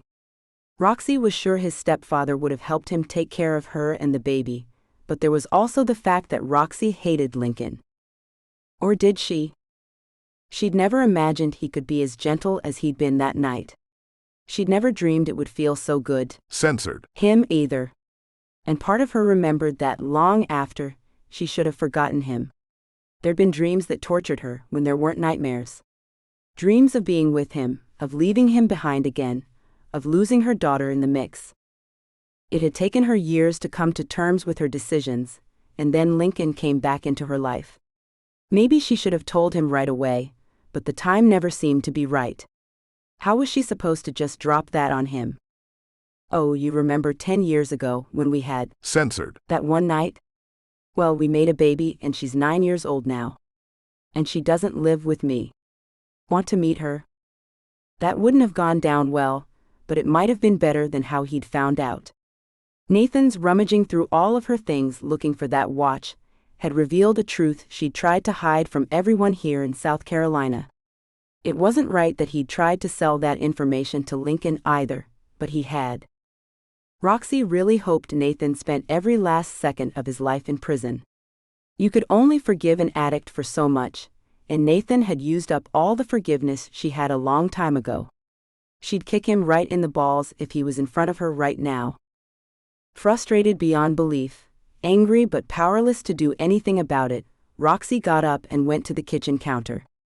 Peach gummy worms taunted her from a bag there. She glared at the treats, and went into the bedroom to change into a pair of black pajamas before she snatched the bag up to take to the couch with her. Gnawing on the treats didn't bring any kind of clarity to her and certainly didn't send any answers her way, but they did distract her with each yummy bite. Until she remembered how she chewed through a bag of them the night her parents died, as well as all of the other stressful moments of her life. What she needed was answers, but there'd be no answers coming her way that night. Lincoln was royally Censored. angrier than she'd ever seen him, in fact. That was her own fault, she had to admit responsibility for it. If this broke them, after everything they'd already been through, she understood that. But did that mean he had to take her daughter from her for good? Because that's what Lincoln meant. He wanted full custody of his daughter, and Roxie wouldn't have any rights to see her at all. Turnabout might be fair play, but she hadn't kept Lily from Lincoln to be malicious. She'd done it to protect them all. It was doubtful she'd ever make him see that, though. He was so angry when she left, she knew he probably wouldn't cool off for a long time. Roxie chewed on her last gummy worm and stared at the television blankly. A woman on the screen was accused of killing her husband after she found out he was having an affair, but Roxie didn't hear any of it. Her thoughts were caught up on just how hopeless this situation was. She could call June, explain things, and see if her friend hated her too. After all, Lily was June's niece. Probably not the best idea. Wendy? No, she'd been really busy lately. Kylie? Would the former beauty queen offer to help her, or would she judge her for leaving her daughter with someone else? Roxie wasn't sure that would happen, but moved on anyway. Emily? Also busy, with a family of her own to look after. Which meant there was really nobody who could help her. Roxie was alone again, with no idea who or where to turn to. At least that place was familiar, she thought, as she put the bag in the trash can and went back to the couch. Pulling a blanket over herself, Roxie closed her eyes and waited for the world to just disappear and leave her alone. Chapter 8. Lincoln. Hey big brother, how are you? June's voice banged into his head like a hammer on speed. What? What time is it? Lincoln asked, sitting up in bed, his eyes clamped tightly shut against any light that might be in the room. Hungover wasn't even the word for the way he felt right now. He'd finished an entire bottle of scotch after Roxie left the night before, so the hangover wasn't a surprise. What was a surprise was that June was in his bedroom. I came over to spend some time with Roxie, but she's not here. Where is she? I don't freaking know, June. Please speak quieter. Lincoln put his palm to his left temple and grimaced. Please speak quieter. What's going on? June walked closer, apparently close enough to smell the scotch fumes because she frowned and took a step back. What have you done? I found out the truth. A truth I should have been told 10 years ago, but Roxie decided I didn't need to know. Lincoln didn't care if that made any sense at all. He wanted a shower and coffee. He wasn't surprised to find himself dressed in yesterday's rumpled clothes, and peeled the shirt off as he got up from the bed. The shirt was discarded as he headed for the bathroom. At least June said the only words he wanted to hear as he walked away. "I'll make coffee." She was an angel.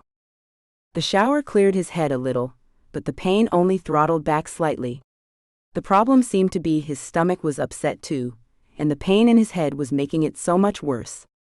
And none of that touched the Censored. In his. Censored. With his right hand on the shower wall, his head under the thrumming pressure of hot water, Lincoln remembered the first time he laid eyes on his daughter. Something broke in him. A wall he hadn't known was up around his heart. He'd loved her the instant he saw her, even if that sighting was from a non-threatening distance. And amongst that love was anger, dark, malicious anger. Roxie had lied to him. She'd looked him in the eye on so many occasions with innocent eyes, not telling him the most important secret of all. A secret that could have changed the world for him a long time ago. The second he set eyes on Lily, everything had changed, and Lincoln knew that if Roxie, Chloe back then, had told him about the baby, he'd have been someone completely different. He might even be a better man than he was now. There'd have been no anger about the fact that she got pregnant. He was the stupid one who didn't make sure to use a condom. He could have protected her all these years. But maybe she hadn't wanted to be protected. That thought intruded into his brain, and he turned the water off. She was fiercely independent.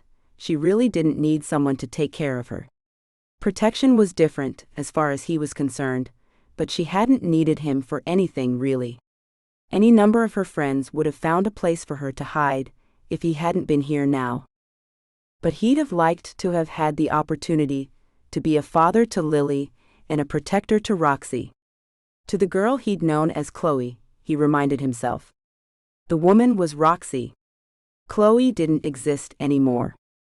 He went downstairs after he put on fresh pajamas, to find June had made coffee and toast. He took portions of both and joined her at the table. "What's going on, Lincoln?" June asked, sliding two acetaminophen over to him. Lincoln took the pain relievers gratefully, gagged them down with a swallow of coffee, and looked at his sister as if to judge how she'd take the news he had to give. After another sip of coffee, the decision was made. 10 years ago, I helped Chloe escape. He couldn't remember now if he'd ever admitted that to her. His brain hurt too much, but he knew the next part had remained a secret. At least on his part. Roxie might have told her, but Lincoln knew he had never told a soul. We were also intimate that night. Intimate? June's arched left eyebrow just added more doubt to the tone in her voice. You and Chloe? You and Chloe, who hated each other, were intimate? Yes, June. He put the empty coffee cup down and glared at her. Why's that so hard to believe? Well, Lincoln, you hated each other, that's why. June sat back in her chair, her face twisted in doubt, but the doubt cleared away after a moment. Okay, it doesn't matter if I believe it or not. Why is that important? It's important because she got pregnant that night. And had a baby. And didn't tell me a freaking word about it. He looked at her, watching for her reaction. June's pretty face twisted from disbelief to surprise, and then to understanding. Oh. Yes, OF. Lincoln gnawed at a piece of toast, tasting none of it, but he knew he needed food. What did she do with the baby? June asked gently. Lincoln knew it was because June was the one person who knew how much he wanted children. He'd never wanted a wife, but a warm home filled with the sounds of family and happiness. Yeah, he really wanted that.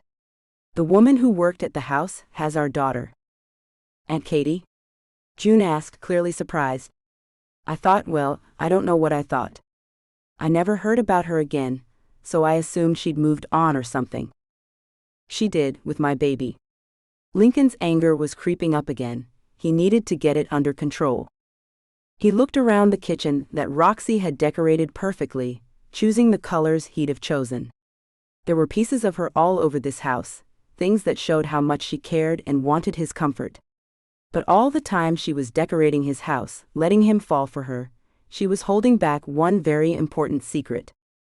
I confronted her about it last night, and she gave me a bunch of excuses about how she'd been terrified for the baby, that she was young and didn't know what to do, some other stuff about how she didn't want to ruin my life.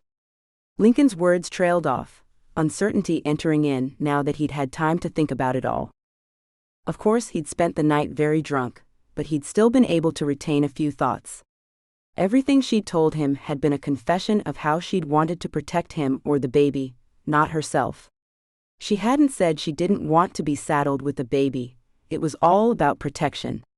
That was, well, kind of understandable in the cold light of morning.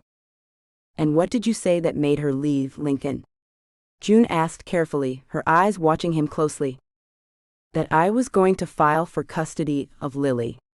That I was going to take our daughter from her. Lincoln closed his eyes and pinched the bridge of his nose, where the pain seemed to have decided to take up residence and throw a party. That's effed up, Lincoln, June said, disappointment in her eyes. She's been through so much already. And how did you find out about the baby anyway? Nathan told me, sold me the information. He'd found some pictures when he was tearing Roxie's place apart. Lincoln let the words trail off. June's point was made with that sentence. You have a right to be angry, Lincoln, but surely you can see what she was going through. Has been going through? She nearly fell apart when you were missing. I've never seen her that lost, and the day after you came back you ran off and left her alone again. Then, oh F me, Lincoln, you're more of an a-hole than I'd have ever believed. June paused, looked like she was about to be sick, but went on. Then you came back and unloaded on her about something that must have terrified her even more, something that must have nearly broken her. I can't believe you. June got up, put her dishes in the sink, and then stood there glaring at him. Right, you would take her side. Lincoln twisted out the verbal knife she'd stuck into his censored with her words and threw it back at her. She's your best friend. I'm your freaking brother, but you'll still take her side. No, Lincoln, that's not what I'm doing at all. I'm seeing the truth.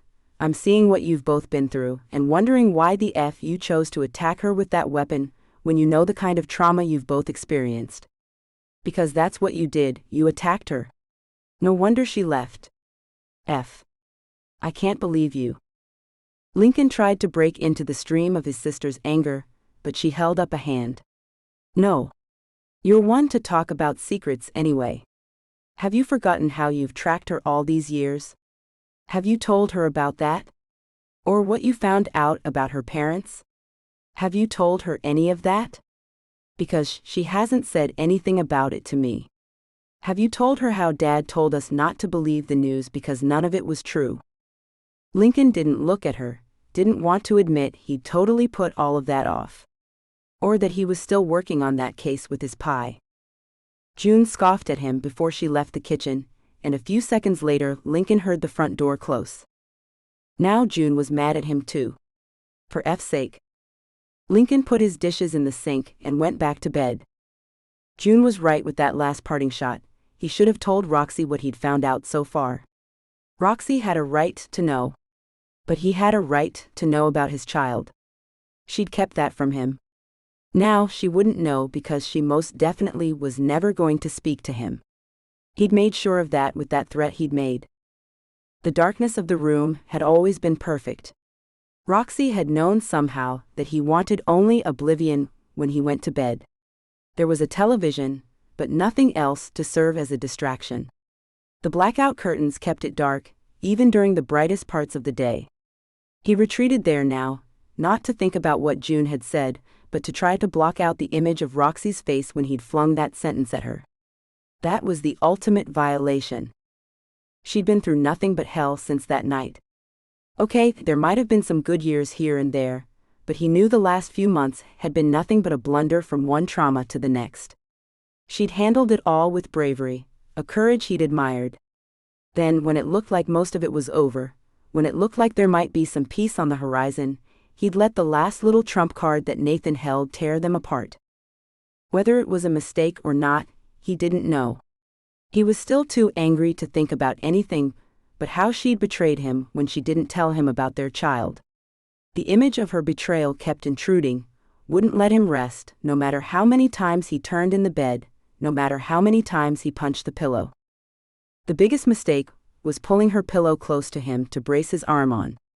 It smelled of her shampoo, her perfume, the essence of her scent lingering to torment him further. "Fine, I'll get up," he said to the otherwise empty room. He sat on the edge of the bed, staring into the darkness. The smell of Roxie wouldn't leave him alone, so he got up, angrily snatching at the bedding, pulling at the pillowcases until he nearly tore one. With rushed steps, he went downstairs to the washer and threw everything inside. When that was done, he went back up to the linen closet to pull out fresh bedding. New bedding took away her smell, sure, but not his memories of her in that bed. Lincoln stared down at it, and wondered if he'd ever be able to sleep in it again if he was sober. It was too early to start drinking, and he needed something more substantial in his stomach than toast if he was really going to drink himself into a stupor again tonight. What if he was wrong? That question gnawed at him while he drove out to get some food. It plagued him as he put each tasteless bite of whatever it was that he'd ordered into his mouth. And later, when he sat staring at the churning ocean, as angry as he'd felt yesterday, sipping at a brand new bottle of scotch, he questioned again. What if he was wrong? Did two wrongs make a right? She'd not told him about Lily. She had her reasons. Were those reasons enough? Especially now, when she knew he could protect the girl better than anyone else could. His pie found her quite easily, therefore anybody could if they knew about her.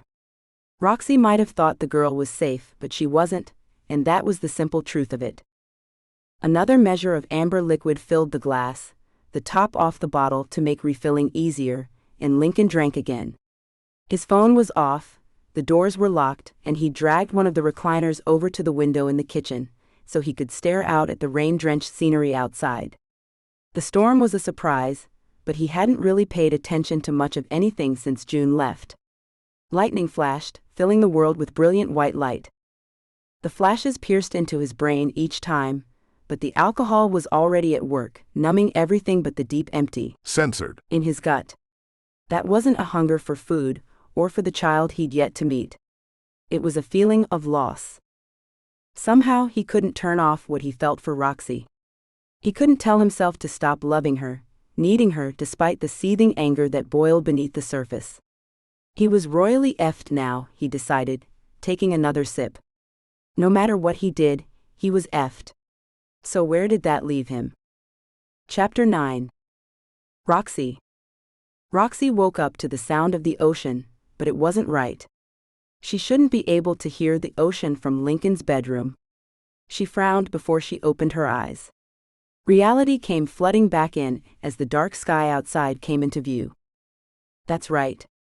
She wasn't at Lincoln's house, she was at one of Nick's places. Hiding. From Lincoln. Not out of fear, but because she couldn't be anywhere he could find her. He was too angry with her, too hurt, and the pain of knowing he was that upset with her was one of the worst hurts she'd ever felt. Nothing would ever trump losing her parents, or leaving her daughter with Aunt Katie, but this was a different kind of hurt. She'd spent most of the day lost in thought, to the point she'd ignored her phone. Then she'd fallen asleep. Something woke her up. A stronger knock at the door than the one that woke her sounded. Roxie knew it had to be Nick, nobody else knew where she was. She was still dressed in last night's pajamas, but it didn't really matter. She had a bra on, that was all he was getting as far as being properly dressed went. He smiled, obviously relieved, when she opened the door. "Hi, I'm so glad you answered the door finally. I've been trying to call you all afternoon." Nick was tall, really freaking tall, at 6'5" and slim, but not in a way that made him look like a beanpole. Rather, he had a broad, Censored. deep blue eyes that were certainly good enough to drown in, and silky blonde hair. He was a god amongst men, but not what Roxie wanted. She wanted Lincoln, even if that was done and over with now. "Sorry, it's been a shitty day for me." She opened the door to let him come in, and closed it behind him.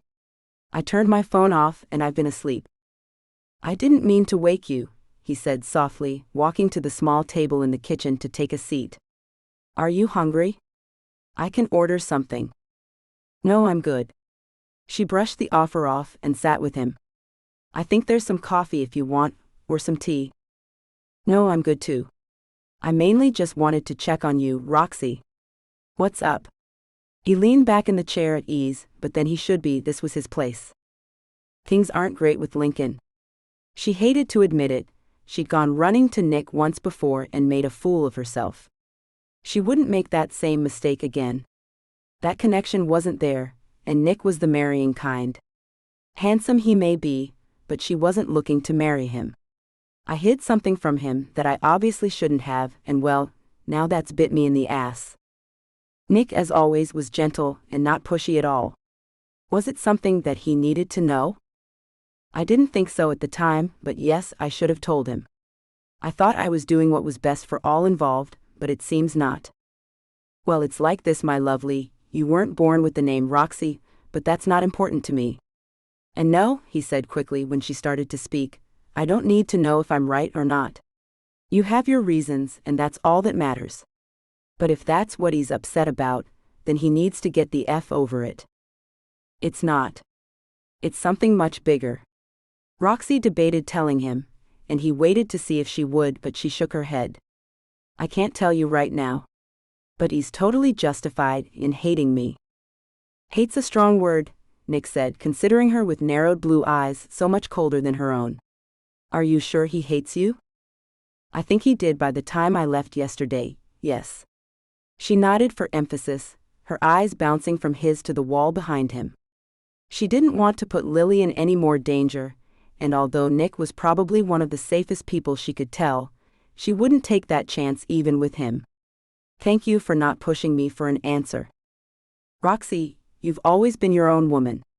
You know your mind, and I still think if you hid something from him, you had your reasons. Whether they were justified or not, I guess is up to him, but I know you. You wouldn't hide something if it wasn't important to do so. His eyes bored into her now, and she realized, not for the first time, just how much he cared about her. If only she could love him, life would be so simple. She could get Lily, find a home for them all, and live a life of luxury. But the only love would be what she had for her daughter. Nick deserved more than that from a wife. I thought it was important at the time. Very important. And I kept meaning to tell him, but the moment was never right, Roxie sighed and got up for a glass of water. I know he didn't mean to keep brushing off the moments when I said I wanted to talk, or when I said I needed to tell him something, but well, it's been one hell of a ride lately. We've not really had time to do more than breathe. Well, until yesterday. It all came out, and he was not happy. I'm still sure you had your reasons. Nick crossed his arms over that very broad Censored. of his, and gazed at her levelly. You aren't a malicious person, Roxie. You're actually very giving for someone who's had to take all the shit you've had to take lately. You don't know the half of it, she muttered, but he heard her. Then tell me? He asked. It wasn't a demand. My parents died in a fire when I was a teenager. It really ruined my childhood, and all those early years of my adult life were colored by it. I didn't have someone to run home to, or parents that could bail me out of trouble. I was on my own, and whatever decisions had to be made, I made them. Ah, that's why you've always been so independent. He nodded as if things made sense now. Pretty much, yeah. I had to hold my own hand so many times that I got used to it. Nathan really effed me up when he ghosted me that first time. I thought he was different. Then I became involved with Lincoln, and well, that's a shit show that I can't explain a lot about. Roxie sat back down and looked at Nick. He didn't look upset or bothered by anything she'd revealed so far. Would he help her if she asked? No, she couldn't take advantage of him like that. He'd do it because he adored her, no matter what it cost him, and it might cost him far more than money. She couldn't put him through that. She'd have to save every penny she had, and fight Lincoln for her daughter if it came down to it. But would it really be such a bad thing? Lily deserved to know her father, and Lincoln did have a lot of money to provide the kind of security Lily would need to protect her. Not at the cost of never seeing her daughter again, though. That was a price she was unwilling to pay. "How can I help, Roxie?" His eyes implored her to tell him anything she wanted, but she didn't have an answer. "You've given me somewhere to hide for a little while. That's the best gift you could give me. I need time to think, to plan a strategy, and I can do that here." "Are you sure that's all?" He didn't seem convinced that was all he could do. "I can't think of anything else, Nick." She laughed softly, shaking her head. "If I think of something, you'll be the first to know. I promise." "Good. Now, are you sure you won't want dinner? I can take you anywhere you want to go, or call somewhere and order in." He held up his phone, but she shook her head no. "No, I'm not hungry. I ordered Chinese earlier." She hadn't, but he didn't need to know that. She'd had a sandwich, and that was enough for today. "Okay. Can I sit out on the balcony with you for a while then? I could use some company if you can stand me." Nick let his facade of easygoing nonchalance slip for a moment, and Roxie just couldn't say no. "Sure, what's up?" She got up, and they walked out to the balcony. At least the rain had stopped at some point. A quick check showed the brown wicker furniture was dry before they sat down. "Nothing much. I've just been running on empty for a while and need a break." He sighed but held a hand up. "Don't worry, I'm going on vacation next week. I'm going to Germany for a week." "Oh wow, lucky you." She smiled over at him across the square glass table that separated them. "I'd love to go there." "I could take you with me?" "No strings attached." He smiled at her invitingly, but Roxie knew there were always strings attached. Of some kind. "No, I've got things to sort out here before I take off for a week." She shook her head with regret, but knew it was for the best. A trip like that would only cause her more problems in the end. They sat quietly for a while, watching the surf crash and pound the shore. Nick made motions to get up after a while and excused himself. "I need to get back home and get to bed. It's late." "Thanks for stopping by, Nick." "I'm fine and will be, I promise." Roxie brushed at his elbow with her hand and smiled. "It really will." "I hope so, for your sake. I only want what's best for you, you know?" He looked unhappy for a second before his face cleared. "No matter what you do or who you end up with. I just want to see you happy, Roxie." "Thank you, Nick. I wish the same for you." Even if that meant she lost his friendship to some woman who wanted him all to herself. It would only be fair, she decided. He deserved a woman that wanted all of him. "Take care, Rox, I'll see you before I leave." He waved goodbye and she closed the door. Roxie went to the couch and slumped down beneath a cover. The breeze was a little cool and she should close the door, but she liked smelling the salt in the air. It reminded her of being at Lincoln's. Which wasn't the smartest thing to remind herself of right now, but F it. Why shouldn't she drown in her misery? She was a grown woman, her bills were paid for this month anyway, and she'd just been brutally dumped. That had to have been him breaking up with her. There was no point denying it, even if she wished it was all different. If he'd only let her tell him when he came home, but he hadn't. She'd wanted desperately to tell him about Lily that night, but he wouldn't have it. Which reminded her.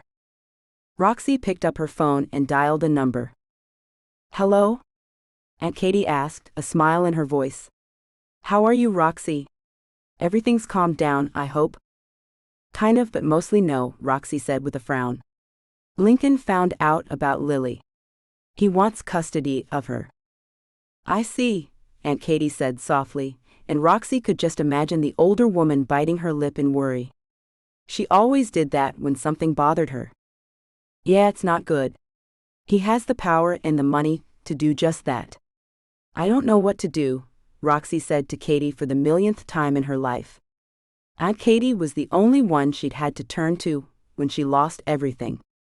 To her credit, Aunt Katie never complained. "We'll do what we have to, what we must, honey, as we always do," Aunt Katie answered using the comforting pet name. "We can't fight a man or a family as powerful as they are. We'll just have to try and fight for what we can." "I know. I'm just afraid of him taking her from you, Of never seeing her again, Roxie said the words she'd never expected she'd have to say. If Lincoln had just let her tell the truth that night, none of this would have happened. He'd insisted, however, and that had been a mistake for all of them as it turned out. Part of me wants to tell you to pack a bag, and I'll come get you both. We could run for Mexico. He'll have to find us first, demand a DNA test, and then file for custody. You know that will only make things worse, honey. No, we have to stay here and face the music. Lincoln isn't a bad man. He'll come to his senses once the anger has eased a little. He knows you're her mother. She loves you, and taking her from you permanently will only make her hate him. I'll tell him that myself if it comes down to it. Aunt Katie might be sensible and loving, but she wasn't a total pushover. She just knew what common sense was and what wasn't. I guess you're right. Roxie didn't want to admit it, but that was the truth. She was going to lose custody of her daughter, but not right away. For now, we'll leave things as they are. I may come up there, I'm not sure yet. I'm still hoping there might be a way for me to fix this. I don't know how, but I'm hoping. If anybody can do it, it's you, honey. I have faith in you. Thank you, Aunt Katie. Censored. Her good night for me. Roxie knew it was already past Lily's bedtime, but she also knew Aunt Katie would do just that. I will, honey. Good night. Aunt Katie hung up, and Roxie put the phone down. So much was at stake, making the wrong decision now could prove fatal. It was best to do as Aunt Katie said, and try to find a balance. Find a way to fix the unfixable, basically. But how? Chapter 10. Roxie. The next morning found Roxie holding a hand to her. Censored. Trying to remember how to breathe. She just received a text notification from June, and she was afraid to open it. Sitting at the little table on the balcony, a coffee cup full beside her, Roxie wondered if this was more trouble coming her way or if her one-time BFF was about to prove she was still just that. Roxie inhaled a shaky breath and flicked the lock screen away to tap on the message.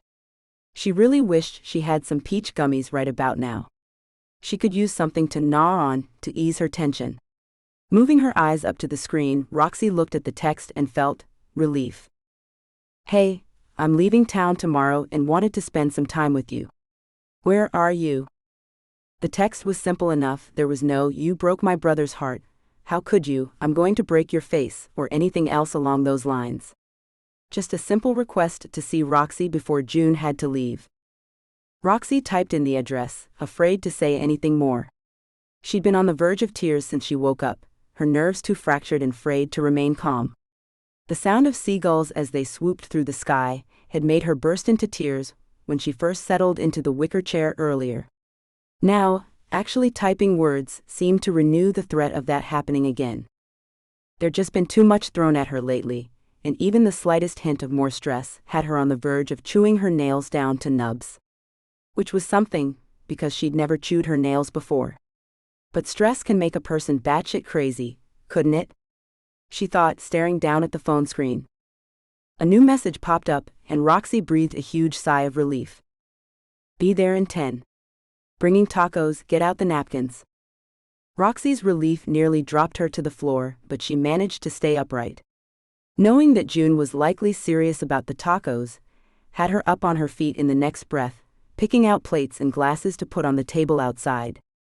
There was also an entire package of napkins, so Roxie took that out to the balcony. She waited in the kitchen, almost putting some music on, but changed her mind. June would obviously want to talk and would have 1,000 questions. Music would just be a distraction. A quick run to the bathroom revealed her hair was still in the messy bun she'd put it in earlier. Her white t-shirt was clean, as were the denim shorts that skimmed her upper thighs with ragged tendrils of cloth. She looked like she was 12 years old without a speck of makeup on, but it was June. She didn't need to look like a cover model, did she? A discreet knock on the door had her rushing back to the kitchen to open it. Hey girl. Nice place. June's bright smile put any last worries Roxie had to rest. It's my friend Nick's place. Roxie brushed off the compliment and closed the door once June was inside. And who is Nick? Should I be mad at you?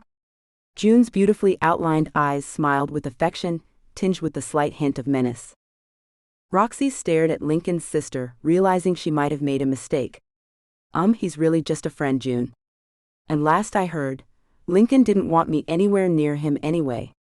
Roxie spoke carefully, but with the determination she'd learned to face the world with a long time ago. Calm down, calm down. I was only teasing. June held up 2 plastic bags filled with food and drinks. Taco truce? Taco truce. Roxie smiled, happy the moment was over with. She knew there'd probably be more to come, but so far so good. They were down 6 tacos each by the time Roxie sat back, calling time on the taco extravaganza. I can't eat any more, even if they are tiny. They're good, aren't they? It was some little place that the online reviews said I shouldn't miss. And I have to admit, I thought you might not be able to say no to tacos. June wiped her mouth with a napkin, the gimlet shine of mischief in her eyes now replaced with sadness. Lincoln told me about Lily. I thought he might have. Roxie picked up her glass of iced tea and stared at it before she spoke again. I guess you're mad at me too. Not at all, Roxie. You were a child, a traumatized child. Okay, so we thought we were grown at 18 and 19, but we weren't, were we? You made the choice you thought was best for everyone. The sad eyes were filled with understanding now. And I know Lincoln, you probably tried to tell him and he just barged through whatever you tried to say. Yes, he did. Roxie's words trailed off, her brain suddenly empty. She struggled to get her train of thought back, grabbed one more taco and unwrapped the paper from around it. I should have told him though. Finding out from Nathan must have been heartbreaking. I know we haven't really talked a lot about what happened, but if you changed your name and moved this far away, you must have been terrified. And not taking the baby with you was smart too. Those men might be looking for you, and if they found you with your daughter, who knows what might have happened. June's head tilted as if to say, what can you do? It must have been a really hard decision for you. She's the only family you have left. How do you always see the good in the crazy decisions I make? Roxie asked, the tears threatening again. I think I could murder a stranger, and you'd find a reason why they deserved it. You're probably right, but I know you, Roxie. I've known you since you were Chloe, and I know your heart. June reached for her hand, something they always seemed to do with each other. Their friendship wasn't just about talking and listening, it was about human contact and affection that made them more sisters than friends. That had always been the case, time and distance hadn't changed that. You aren't a bad person and you aren't evil, Rox. You always want what's best for others. You think of yourself last, even when you should be thinking of yourself first. That's why. You make me sound like an angel, and I promise you that I'm not. Roxie clenched June's hand in return, but she shook her head just the same. I'm not perfect. No, you aren't. But you try to be good. That's what matters. We both grew up with privileged families as our role models. We knew what snobbery was, and when racism reared its ugly head at school and people made fun of my eyes or how short I was, you never backed down. I still remember you punching Stephanie Meadows in the nose when she called me that nasty name. June's eyes became distant, and she laughed quietly before her gaze came back to Roxie. Whatever you chose to do, it was the right decision. Don't let Lincoln make you think any different. I hope he'll calm down at some point and not be so angry with me. Roxie picked the tea up and gulped what was left. I can't keep crying like some lovelorn teenager. Do you want to patch things up with him? June asked softly, her lips pursed as if she wished she could draw the words back. I would like to, but I don't see how he'll ever forgive me. Roxie shook herself and focused on June. I'm tired of talking about him. Tell me more about your life now.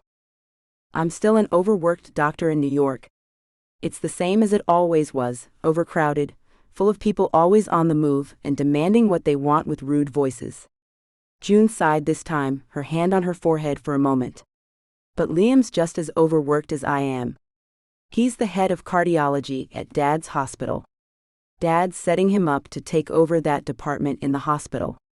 I'll have the infertility treatment center to deal with. It's a lot of work for both of us. Roxie smiled at the mention of Liam, but she didn't push for information. That crush was a dream she'd left behind a long time ago. She still had the last note he'd left in the birdhouse for her, but it had never been a serious relationship. Even if the letters contained some of the sweetest words she'd ever read. I'm glad Liam's doing well in his career. He is, and Dad wants him to hurry up and take over so that he can retire. Dad has a new girlfriend, and they want to travel the world together. June rolled her eyes with a smile. At least this one is of sensible age.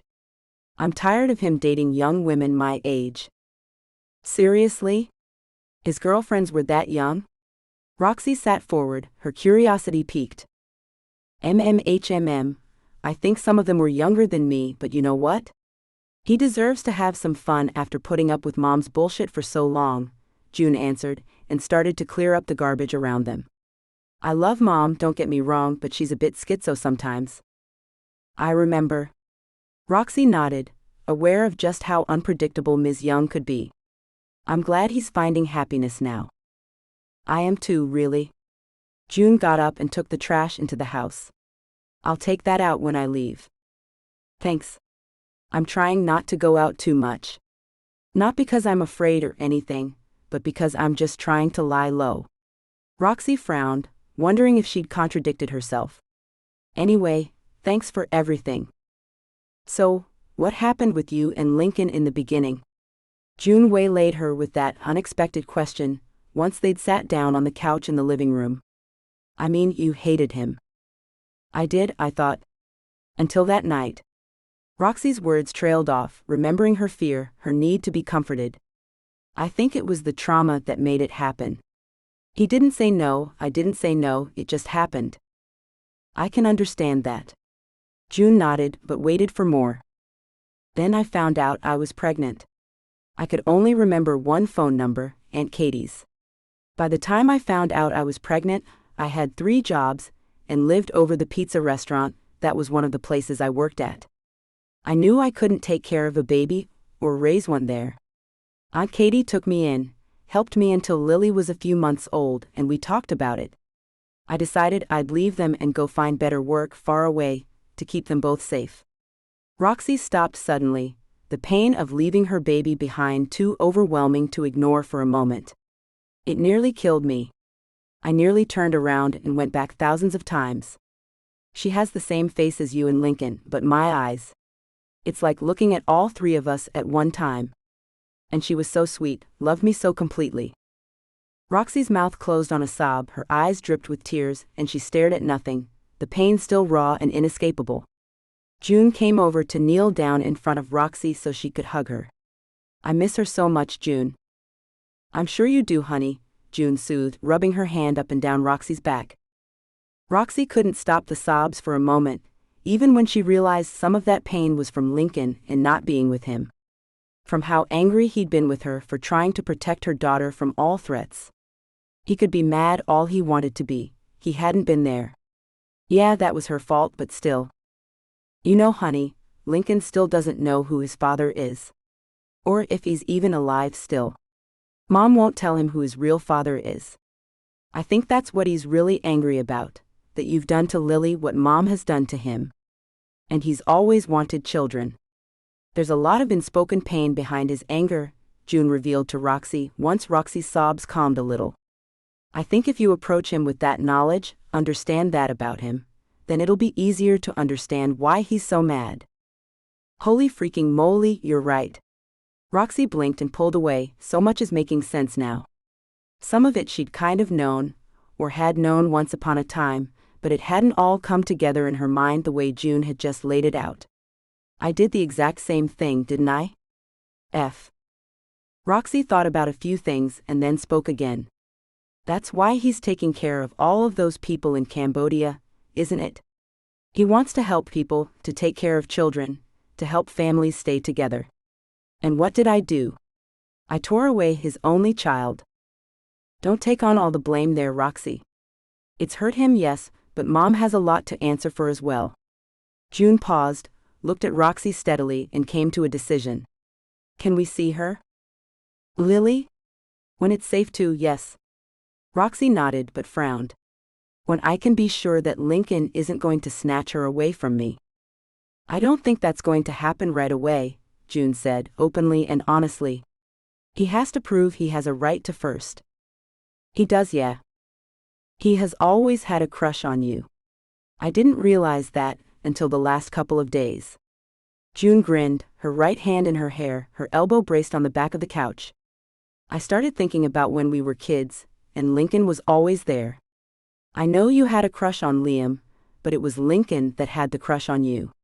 It didn't make sense back then why he was always around because all he did was pick on us, but he'd always find an excuse to be the one to pick me up from your house.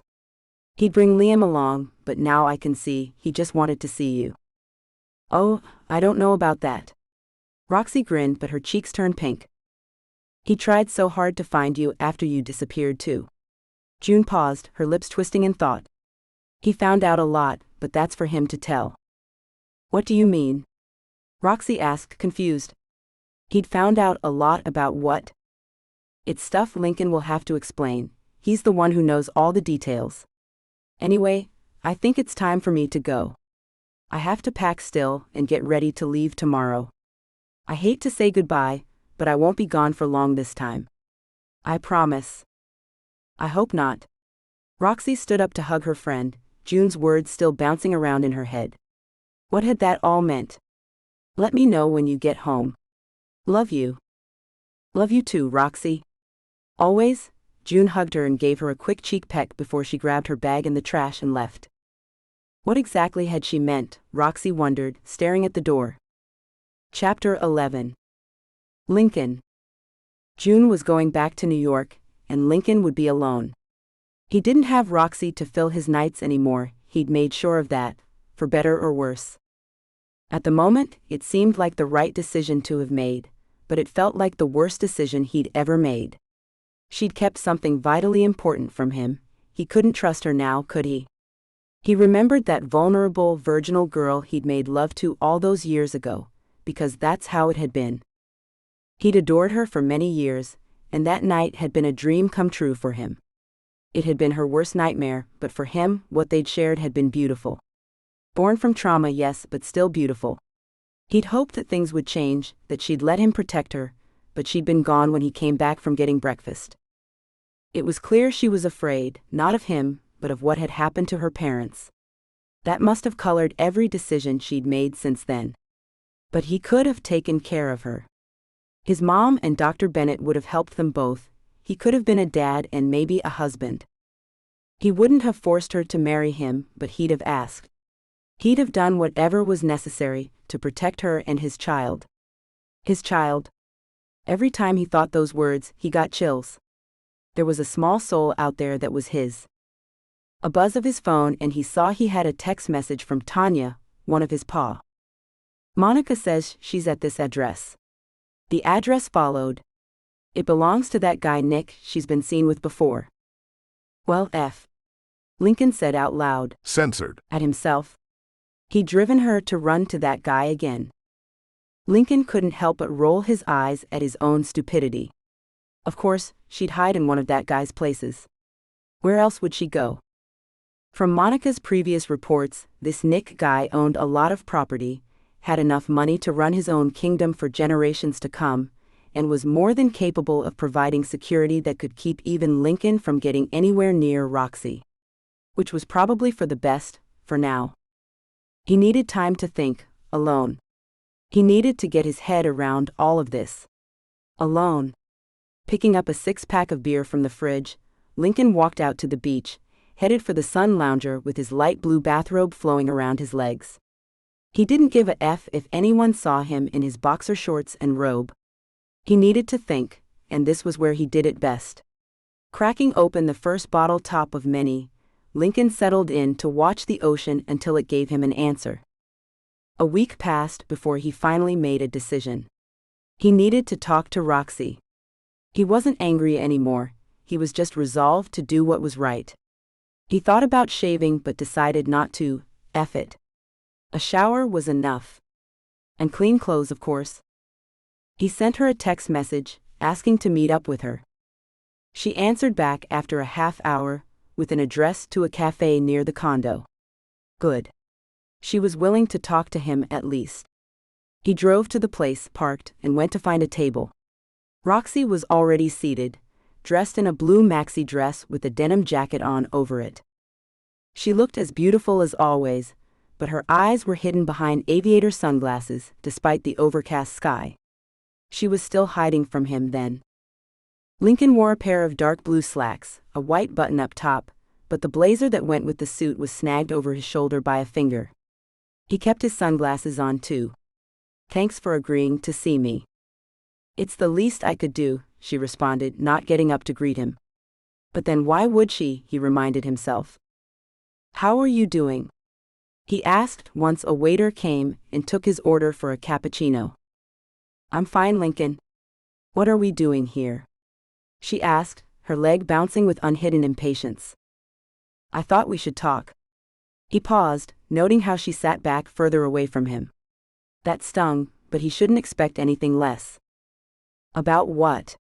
"About how you plan to take my daughter from me for good?" Her eyebrows peeked out from the top of her shades, making her point. She was censored, and that was one big clue. "No." "Yes." "Rox, please." "Let me explain." He went quiet as the waiter brought his coffee, waiting until the man was gone before he spoke again. "Tell me about her, please." "She loves ballet, like her mommy. And piano like her dad," Roxie said blankly, but then her lips twitched. "She's always putting on plays she's written, and loves talking to me on video calls. I see her at Christmas, her birthday, and when I can during the school holidays. I don't get back to New York often enough to see her, but that's for her own good." "So she won't get too close to you?" Lincoln asked, a little snottier than he planned to. Her frown made him wince. "So I won't expose her to anything bad that might follow behind me, you a-hole," Roxie hissed once she'd leaned forward, the angry purse of her lips probably not as deadly as her eyes were. It was good she still had those sunglasses on. "Sorry, I deserved that." "You did." "Oh, she plays the violin as well," Roxie mentioned, leaning back, not quite relaxed but not on the verge of clawing his eyes out now. "Really well. She plays so beautifully it brings tears to my eyes." "I want to get to know her," he said hesitantly, not wanting to set her off again, but he wanted to make his intentions clear. "She deserves to know who her father is." Roxie didn't say anything for a long time. "If you take her, make me one promise, Lincoln. As her mother, as someone you used to care about, please do one thing for me." "What's that?" he said, not committing to anything just now. "That you'll take Aunt Katie with her. She knows Aunt Katie loves her and Katie adores Lily. Separating them might be even worse than taking me from her permanently. She'd hate you forever if you took Katie from her too. I promise you that." Roxie's words shook a little but steadied as she carried on. "If you want to form any kind of bond with her, uprooting her and taking away everything she knows and loves will make sure you do the opposite." "I see your point," Lincoln conceded, nodding his head. "I agree." "Good. But I do know what it's like to grow up without a father. Lily doesn't have to endure that. I can keep that pain from her life," he offered, still not sure about what he was going to do exactly. He did know he wanted his daughter with him, where he'd know she was safe.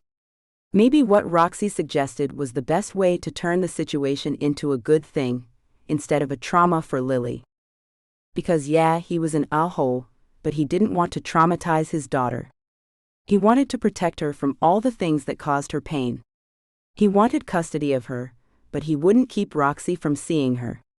That's what he'd decided, after a week of staring into the ocean for an answer that never came.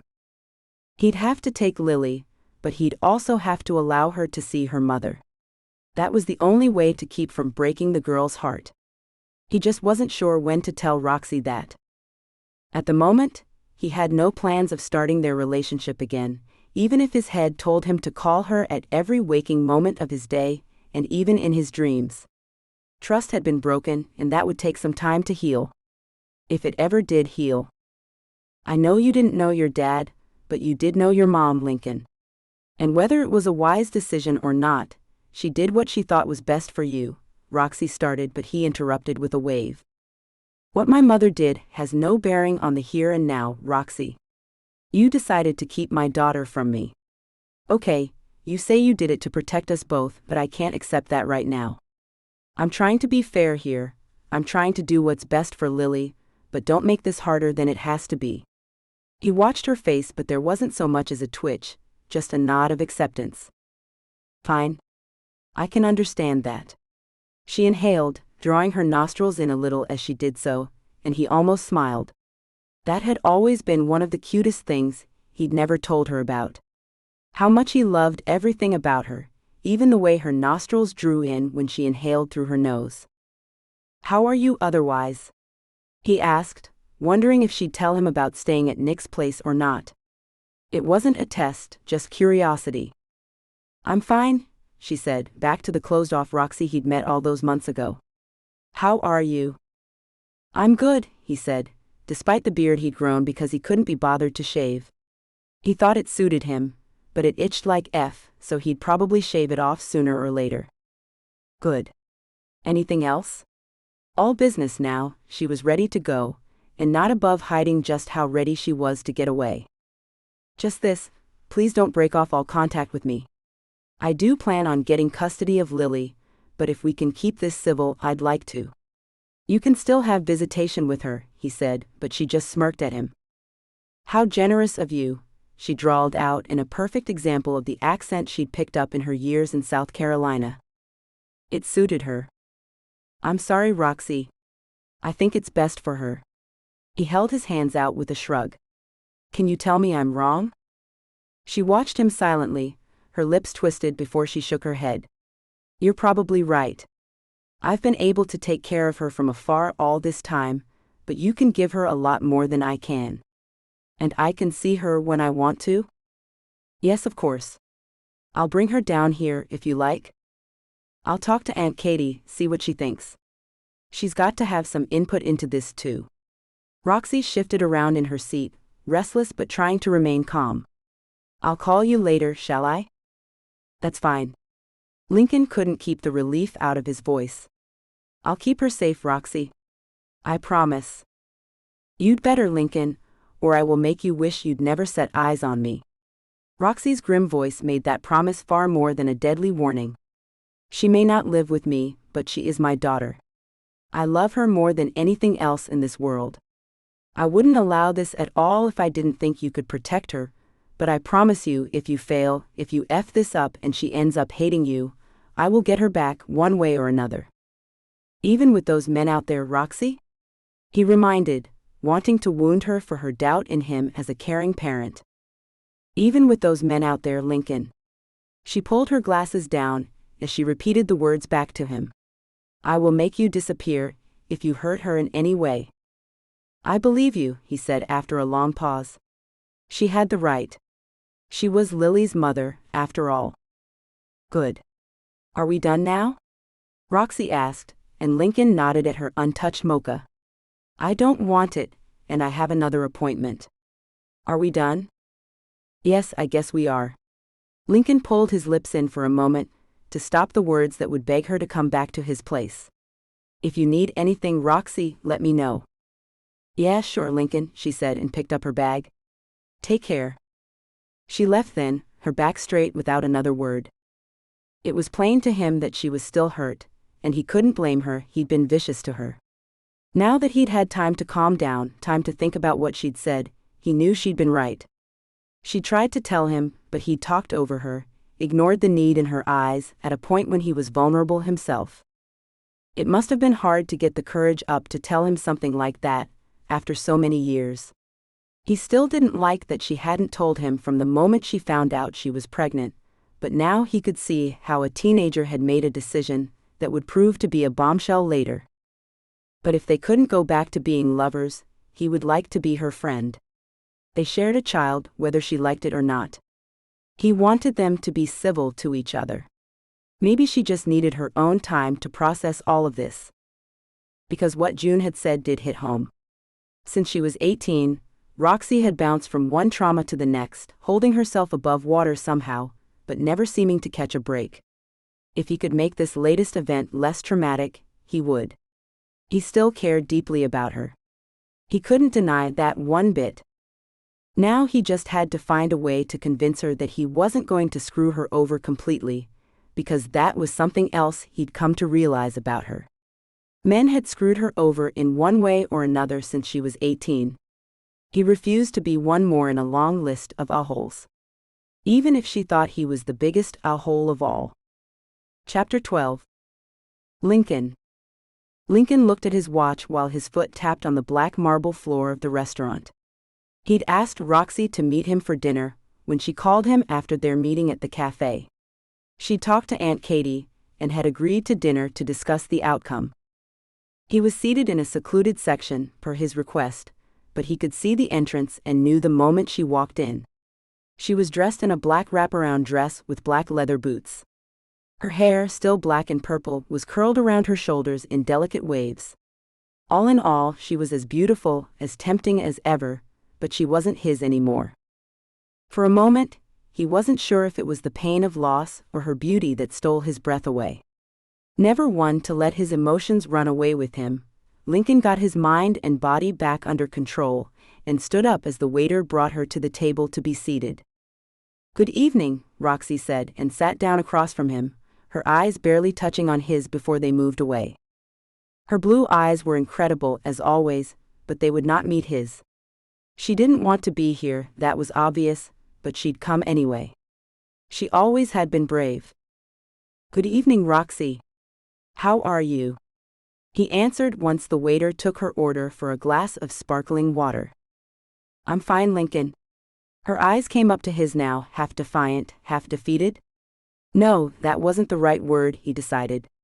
Resigned perhaps, but not defeated. "I spoke with Aunt Katie. She and Lily will be on a flight tonight. She'd like to introduce Lily to you, before we go any further. Lily has a life in New York after all, friends at school and lessons that she may not want to give up. I think we should allow her to decide whether she wants to live down here with you, or stay in New York. In which case, you'd have to go back to New York permanently. There wouldn't be much point in taking her from her life, if you planned on staying down here while she's up there. Would there?" "I see your point, yes," he conceded and clasped his hands together on the table between them. "If she wants to stay in New York, does that mean you'd be moving back?" "No, it doesn't. I don't have a life there anymore, and I don't think I'd have an easy time making contacts there. It took me years to build up the following that I have now. An older face on a fresh scene isn't going to get much attention in my line of work." She frowned at him, looked away, and put her hands together in her lap. "I would like to be near Lily, but I don't think I'd ever be able to call New York home again after my parents' deaths." "I understand." It was an awkward conversation for two people who had been emotionally connected only a few weeks ago. He hated that things had turned out like this, but this was the situation they found themselves in. "Would you like to look at the menu?" "Yeah, sure. Their plane won't land until after 9 p.m., so there's time to kill." Roxie picked up the black menu and started to read. Lincoln watched her for a moment, pondering what to say or ask. There was only one real question he had. Does she know she's coming to meet me? "Not yet. I'll explain it later when I go to pick her up." Roxie's face was so tight, it looked like it might shatter if she moved any muscle around her mouth too much. "Let me have her for one more night? Please?" "Sure, of course." Lincoln wouldn't have been so agreeable a few days ago, but now that he'd calmed down a little, he could be a little forgiving. "But I would like to meet her tomorrow. Come by my place around lunchtime then. I'll have had time to explain things to her by then." Roxie put the menu down and brought her eyes up to his. "I owe her an explanation as much as I owed you one. All right?" Lincoln nodded, seeing her point. Even if he really hadn't wanted to hear her explanation at the time, she had given him one. Lily deserved that too. "Just text me when you're ready then." "I will." She didn't look pleased to be here, but who could blame her for that? She was in a position she couldn't get out of. They ate their dinner in silence, a dinner where Lincoln kept thinking about how he'd meet his daughter properly the next day. He finished eating, wiped his mouth with a napkin and pushed his plate away. "You know, I always wanted to know who my father was." "I can imagine so," Roxie replied, a slight frown marring her forehead. "I used to ask my mom who he was, but she'd never tell me. My first stepfather definitely wasn't my dad. He barely even acknowledged I existed. I called him Daddy a few times, and he got so angry about it, shouted at me to tell me he wasn't my father, and I wasn't to call him that. Every time my mother picked up a new man, I wondered if he was really my father and she'd gotten back together with him. And then she married June's dad, and I couldn't have had a better father. I wanted very much for him to be my dad. He tried at least, even if he wasn't my real father." Lincoln's words tapered off, lost in thought. Roxie remained quiet, and Lincoln finally picked up where he'd left off. "I think Mom thought that as long as I had a male role model, it didn't matter if they were my blood relative or not. She didn't get that I wanted to know that man, to see what my future might be, to, I don't know, have a bond with him. She would brush off my questions and tell me that I didn't need to know him." Lincoln's words became heated as he continued to speak, the words and anger unacknowledged and unspoken for so long pouring out of him. "You can't do the same thing to Lily, Roxie. You don't understand how incomplete she'll feel." Roxie, quiet until then, spoke up. Lincoln frowned, wondering what had brought the fire to her eyes and the blood to her cheeks. She leaned forward and spoke with a quiet hiss. "I think I know just how incomplete a person can feel without their parents, Lincoln." He had the good grace to look away then, and felt shame as a sharp sting in his neck. Of course she was right, she'd lost both of her parents. He wanted to point out that she'd known them even for a short time, but that would be crass and cruel. "Is there a problem?" a male voice asked. Lincoln looked up and immediately saw red. "Nick. Just great, the man that wanted Roxie for himself was here barging in on their conversation." "No, there wasn't until just now, actually." Nick's eyes narrowed at Lincoln's words, but he turned his back on Lincoln to face Roxie. "Shall I take you home, Roxie?" "Yes, please," she said softly as she stood up. "Lincoln, I'll message you tomorrow. Thank you for dinner." Lincoln watched as Roxie left with Nick, the guy she seemed to prefer to be with right now. He swallowed down the angry words he wanted to say, clenched his fist by his side, and let them go. Once he'd calmed down, he signaled the waiter and asked for the bill. It was time to go home, alone again. It was only when he was sitting in the kitchen, looking out at the ocean later, that he realized just how thoughtless he'd been. He'd been trying to explain to Roxie what it would be like for Lily to grow up without him. All the while, she'd had to grow up very quickly because her parents had been murdered. Which brought up the matter of how he'd still not told her about that, or the evidence he'd managed to get together since she disappeared. June told him that he needed to tell Roxie about the whole situation, but he forgot about it every time he saw her. Even tonight, he'd wanted to bring her back to the house and strip her out of that beautiful but way too concealing dress. And the secret room there, where she'd shown him a variety of ways to give pleasure through pain, exquisitely beautiful moments that he wouldn't have erased from his memory for any amount of money. Then he found himself in the studio he'd had done up for her. There'd been a plan forming in his mind when he had this room created. A future that he hadn't quite named yet, but a future nevertheless. The news about Lily had done a number on him, and now he'd destroyed whatever future there might have been between them. Now there would be the kind of tense dinners they'd had that evening, and Roxie going home with another man. Lincoln was certain Roxie wasn't sleeping with the guy, but what if she was? He had no right to her anymore. He'd made that clear the night she left the house for good. He'd all but driven her into that guy's arms. At least he was a decent man. He'd learned that much when he had Nick investigated. Lincoln hated Nick because he was a threat to what he'd had with Roxie, and as long as that guy was around, there'd probably be no hope of rebuilding his relationship with her. The guy was way too protective of Roxie, as she deserved, to let Lincoln get anywhere near her. Which was probably for the best at this point. He couldn't ask her to come back to him, not after the way he'd treated her. His anger had burned hot, but it had burned out fast. With Nick in the way, there was no way to get Roxie back. For now, he'd focus on Lily, making sure she was happy and could settle into a life with him as her father. Who knew, the girl might hate him for taking her away from her life, for intruding on it. Just because he'd longed to know his real father didn't mean she did it? Doubts began to eat at him, and for the first time, Lincoln wondered if he'd made a mistake. Would Lily hate him if he made her come live with him? He was her father, yes, but he was a stranger. Would it matter to her when he was just a strange man who took her from her life? Doubts ate at him, and he ended up leaving the studio his daughter could now use, to go sit outside on the deck at the back of the house. He'd have to empty out the playroom. There was nobody else he'd want to take in there but Roxie, and he knew she wouldn't be coming back to him for a while, if at all. For now, he'd leave the room. There were too many memories in there, too many emotions he needed to put away. He was a father, something he'd always wanted, so now he'd have to think like a father, act like a father, and put the hopes and plans he'd had for the girl's mother to the side. He wanted to call Roxie, ask her what colors Lily's favorites were so that he could have a room prepared for her. He knew she liked playing piano and the violin, that she was in love with ballet as much as her mother had been at the same age, but what else should he know about her?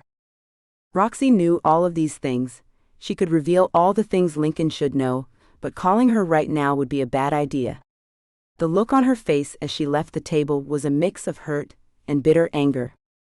Lincoln couldn't blame her for that. He'd stepped his foot in it big time. He checked his watch and walked back into the house. It was after 9 p.m., Lily's plane should arrive any minute. He wanted to go and see her now, to demand Roxie let him come to her place tonight, but she had to explain the situation to Lily. Would it be easy for her, he wondered, or would Lily be upset with her mother? Lincoln hoped his daughter would be excited to meet him, that she'd want to find out who he was as much as he'd wanted to know who his own father was. That missing link still gnawed at him sometimes. It was doubtful that his mother would ever tell him the identity of the man who'd created him, and that left a hole in Lincoln's life. He didn't want that for Lily, so while this may all take some getting used to, some time to adjust to, he wanted his daughter to have what he would never have. If he had to walk through broken glass to do it, he'd make sure she grew up knowing that he wanted to be a part of her life and that he'd always be there for her. Lincoln's phone buzzed and he picked it up, hoping that Roxie had changed her mind and wanted him to come tonight. That wasn't the case though. It was just some company that wanted to talk to him about his car's extended warranty, and Lincoln had to clamp down on the urge to throw his phone. The tedium of life brought reality home to him though. At some point in the future, he'd know all of this stuff about his daughter, he'd be used to having her with him, and all his worries about whether she'd like him or not would be in the past. Their life might become as mundane as that stupid email he'd just got on his phone. Would he ever really take having Lily with him for granted though? That would be awful, and he doubted that he'd ever do that. Only time would tell. Instead of spending the rest of the night mooning over what might or might not be, Lincoln went into his office and opened up his laptop. He'd get some work done and then head to bed. Maybe he'd sleep late, so he wouldn't pace all the next morning waiting to hear from Roxie. One could hope anyway. Chapter 13. Roxie. Mommy, why are we here? Lily's girlish voice asked as Roxie drove them back from the airport. Well, I know I usually come up to see you, but there's someone you have to meet tomorrow. A person that is very important to you, Roxie answered, not wanting to get into the conversation right now, but Lily had the sense to know that being there with her mother meant something was different. She was a smart cookie, Roxie thought with pride. Okay, Lily answered, and went back to staring out of her window in the back seat of Roxie's car. How are you, honey? Aunt Katie asked, and Roxie glanced over at her with a faint smile. I'm handling it all, I guess, Roxie spoke softly, not wanting Lily to hear too much. I told him he could come over at lunchtime tomorrow. Okay. Is he still as handsome as he was when he was a boy? Aunt Katie asked with a charming smile on her lined face. She'd aged in the 10 years since the fire they all had, but she wore it well. Katie's hair was long, but she always kept it pinned up in a neat bun, and her clothes were always clean and elegant. They might not outshine high society labels, but they were good quality and serviceable. It was Katie's complexion that had always fascinated Roxie, though. Even with the lines of age creeping across her face, it was unblemished and peachy in color. "He is as handsome as he always was, Aunt Katie," Roxie finally answered, knowing she couldn't stall the questions the older woman would have. "I suppose he's anxious to meet her?" Aunt Katie asked quietly, her eyes darting back to Lily before coming back to the front of the car. "He is. I keep expecting to get a message demanding I bring her over to him tonight, but I think he's calmed down a little. For now. Who knows what tomorrow will bring? It's Lincoln, after all. He's not used to being made to wait." "He's waited this long, a few more hours won't kill him," Aunt Katie sniped, but her anger wasn't directed at Roxie. That was totally reserved for Lincoln. "He might be handsome and smart and rich, but this is really so stupid of him." "It's okay, really?" Roxie took one hand off the steering wheel to pat Katie's left hand. "Now that he's calmed down, what he says makes sense. He has things I can't provide for her. And he should get to know her anyway." "I know you're right, but I just feel so angry about it all." Aunt Katie moved around in her seat, adjusting herself until she found a more comfortable position. I don't know what I want to do, but I want to do something."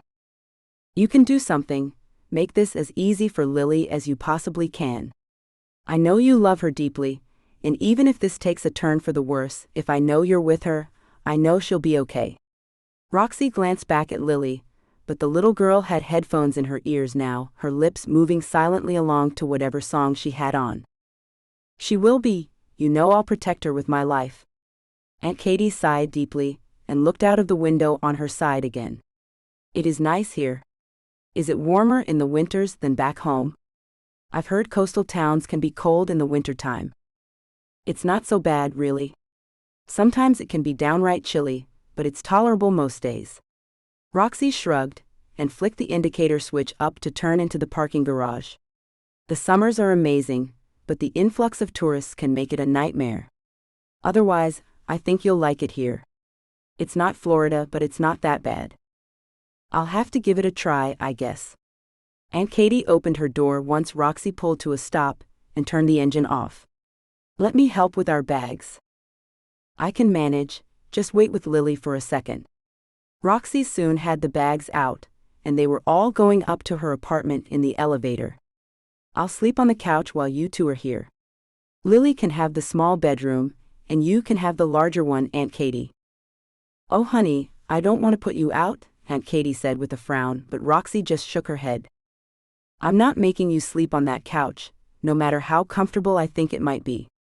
Your back won't tolerate sleeping on that thing for long." Roxie opened the door to the apartment and brought in her guests. "It's only a small place, but it'll do for now." "Wow, Mommy. Is that the ocean?" Lily ran to stare out of the sliding glass doors at the ocean beyond. "Can I go out there?" "In a minute, honey. Let's put your stuff away first, okay?" Roxie called and Lily came rushing back to help. "Can I go swimming tomorrow?" Lily asked as Roxie opened up the first suitcase filled with her daughter's clothes. They were good quality and all in good shape. Aunt Katie didn't waste the money Roxie sent her, and she knew it. "I don't know, baby. It's been kind of cold lately, and you have to meet someone tomorrow." Roxie looked over her shoulder as she hung the clothes on hangers to see Lily staring at her solemnly. "Who is this person I have to meet, Mommy?" Lily's eyes looking, her mouth set in an unhappy line. Roxie had seen that same look on Lincoln's face a dozen times, and on June's even more often. It nearly broke Roxie's heart looking at how upset her daughter was, and that made the decision for her. She'd tell Lily tonight about her father. There was no good to be had in making Lily wait. "Well, you're going to meet your father tomorrow, Lily," Roxie replied as she came to sit beside her on the narrow bed. "Oh," Lily said very quietly, her brows furrowing deeper together until even her forehead was wrinkled up a little. "I have a father?" "Well, yes, honey, of course you have a father. Do you want to see him?" Roxie pulled her phone out of her back pocket, grateful that she'd come home to change before she'd gone to pick up her rather untraditional little family. Wearing jeans meant she could keep her phone on her all the time. This is him. Roxie scrolled through her pictures until she found one from their time in Cambodia. Lincoln was smiling a carefree smile, and laughter lit up his entire face. Then she scrolled some more and found a picture of him on the beach, sitting in the sun lounger, just enjoying the warmth and the sunshine. This is him. Lily held the phone, her hands over her mother's, as she stared at the man she hadn't known existed. But that was because Roxie had never told her who he was. Of course, Lily had never asked, but she must have wondered. He's very handsome, Lily said, a small finger coming out to touch somewhere around Lincoln's face. Do I look like him? You do, and your Aunt June too, his sister. She was my best friend all my life until I turned 18. We lost touch for a while, but she's in my life again. You'll meet her soon too. I'm not sure when, but you will. Aunt Katie came to the door and Roxie looked up, lost and unsure of how to tell Lily the next part. Aunt Katie's lips pursed in a be-strong kind of way, and she nodded at Roxie. After a deep breath, Roxie continued. If you want to, you can come down here and live with him. Or you can stay in New York and live with him there. But I live with Aunt Katie, Mommy. I can't live with my daddy. Lily shook her head, and gave Roxie a look that questioned whether her mommy was silly or not. Well, soon you're going to have to go live with him. Aunt Katie will be coming with you, I promise. Roxie rushed to add in that last bit. And if you come down here, maybe I can see you every day? Oh, that would be wonderful, Lily spoke with excitement now and happiness shining in her eyes. I miss you when you're gone, Mommy. And I miss you, baby. I really do. Roxie pulled Lily close and blinked away tears she didn't want to shed. Tears might upset Lily, and Roxie wanted to avoid that at all costs. So, if I like my daddy, I'm going to stay with him? What if I don't? Lily pulled back from her mother to ask. Roxie's eyes shot up to Aunt Katie's and begged for an answer to give her daughter. Aunt Katie shrugged, as lost as Roxie was on that one. Well, honey, I think you're going to love your dad, and you won't have to worry about that at all.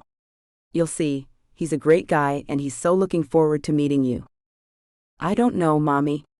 Lily turned around on the edge of the bed and looked down at her feet. What if he doesn't like me? What do you mean, what if he doesn't like you? Why wouldn't he like you, baby? Roxie brushed blonde hair from her daughter's face, a face that was the perfect blend of her father and mother's best features, a beautiful, trusting face that just wanted reassurance. Because I'm not into sports, or I don't know, maybe he doesn't like kids and that's why he wasn't around before. Lily shrugged as if it didn't matter, but the way her shoulders stooped spelled it all out for Roxie. Lily was worried she wasn't good enough. Listen, your dad wasn't around because, well, I thought it would be better if it was just you and me and Aunt Katie. He knows about you now, though, and he wants to be in your life. He's going to adore you, Lily, and I think you'll love him too. Roxie pulled her daughter tight to her side and censored the top of her head. You'll see, honey, this will work out just fine. I hope so, Mommy. I love you, and you and Aunt Katie are all I really need, you know? Lily's blue eyes captured her mother's, and Roxie felt something tug in her. censored. She really loved this little girl with all her heart. I love you, baby. Now get some sleep. It's late, and tomorrow's a big day. Roxie tucked Lily in and turned off the bedroom light. She left the door cracked with a smile, noticing that Lily had already fallen asleep. The sleep of the innocent, if only it were that easy as an adult. Roxie joined Aunt Katie out on the balcony, bringing 2 blankets to fight off the evening chill. It's lovely here, Roxie. Thanks, Aunt Katie. A friend of mine is letting me use this place for now. Roxie took a deep breath and blew it out slowly. I can't believe this is happening. I thought it might happen one day, Aunt Katie said with a slight nod. Lincoln Young was never one to let much get past him. No, he's not, but I thought I'd covered my tracks well. Nathan messed everything up. I knew I shouldn't have allowed that man into my life. I was so stupid. Roxie stuck her knuckles in her mouth to shut herself up, and to hide the shame she felt over letting Nathan get the better of her. You didn't know he was a dud, honey. And maybe he wouldn't have been without the addictions, but he hid even that from you for a long time. Aunt Katie was the one who pulled Roxie into a hug this time, her chair directly to Roxie's left. You've been my little girl since your parents hired me so many years ago, honey. I know you didn't deliberately let a man into your life who was totally wrong for you, or that would bring you so much grief. And you're not stupid at all. You were in love, and that makes us all blind sometimes. Not Lincoln Young, Roxie said with a snort. Or maybe he doesn't love me. I thought he might, before all of this. I thought we were heading somewhere, but now? I'm surprised he even looks at me now. Give it time, things will settle down and you'll both have a talk about what's possible and what's not. I know you will. I haven't seen Lincoln for a long time, but that boy adored you when you were both teenagers. You just never noticed it because you were too busy hating him, Aunt Katie teased gently, her lips twisted up in a smile. I saw it, don't look at me like that. He really did have it bad for you. I never suspected a thing, Roxie said quietly, sitting away from Aunt Katie now. It's too late now, but maybe if I'd known back then, I'd have made different decisions. Oh, you wouldn't have listened if anybody had told you that back then. You were doing only what you thought was best for Lily and Lincoln. How were you to know it was going to turn out this way, with all this animosity and anger? So many men nowadays don't want any part of fatherhood, or the responsibility, or the child support for that matter. You were doing him a favor in a way, and saving yourself the headache of fighting him for anything. Aunt Katie contradicted herself slightly, but Roxie didn't point that out. In a way, Aunt Katie was right though. Far too often men dodged child support, ran away when babies came along and didn't want to be parents. Okay, so of course Lincoln had to be different. How was Roxie to know that back then? That's not why I didn't tell him though, Roxie said, after some thought on it all. I've always been honest about that. I didn't want us to be a burden to him. I know that, sweetie. I just think there's more than one side to this tale, and Lincoln Young better listen or I'm going to bop him right on the nose. The tall, plump woman with large hands poked at the air in a way that might have made Lincoln's eyes water but wouldn't have done much else. You've suffered enough. Now, honey, get to sleep. We'll sort all of this out tomorrow. I hope so, Roxie said and walked into the living room with Aunt Katie. They exchanged one more hug before Aunt Katie went into Roxie's bedroom. Roxie sprawled out on the couch, lost and worried about what the next day might bring to them all. Chapter 14. Roxie. Do you want me to stay? Nick asked, and Roxie looked up at him with a frown of doubt. I don't think Lincoln would appreciate you being here, Nick, Roxie said from her seat on the balcony. He'd come over with breakfast for all of them, a smile on his face, but with misplaced hope in his eyes. Roxie knew what that hope was about, but she couldn't do anything with it. Nick wasn't the man for her, a friend definitely, but not her man. She didn't want to lose his friendship, not for anything. Still, she couldn't seem to make him understand that friendship was all she wanted from him. Today wasn't about him or her even, it was about Lincoln and Lily. That's why she'd pointed out that Lincoln wouldn't like him being there. He had to know he antagonized Lincoln, though she suspected he did it on purpose, just to annoy the other man. I don't care if he would appreciate it or not, Roxie. I care about you. Do you want me to stay or to leave? Nick prompted again, and Roxie looked away, using the excuse of putting her hair up in a bun to remain quiet. Do you, Roxie? I don't think it would be a good idea, Nick. My daughter is meeting her father for the first time today. It wouldn't be fair to Lincoln. No, it's best if you leave us. He's not violent, and he won't hurt me, so there's no reason for you to be here really. Roxie looked at him, quiet strength and resolve burning in her eyes. I understand, Nick sighed and broke away from her eyes to stare out at the sea. Maybe I'll take the yacht out today, get away for a little while. That sounds fun. Roxie let the moment pass, and brought her bare feet up to rest on the seat. Will you do any fishing? It was nonsense chatter, but it kept them off the subject of Lincoln. That was just fine with Roxie. Maybe. I don't know. I might just go down to the Strip and pretend to be a tourist for a little while. We'll see, Nick said evenly, his face unreadable now. Thanks for bringing breakfast. It saved me making anything. Roxie changed the subject. Her heart was broken, she was eaten up with guilt, and getting into her feelings about anything right now wasn't her idea of a good time. It was my pleasure. I know how much you love French toast and coffee, Nick answered, making Roxie smile.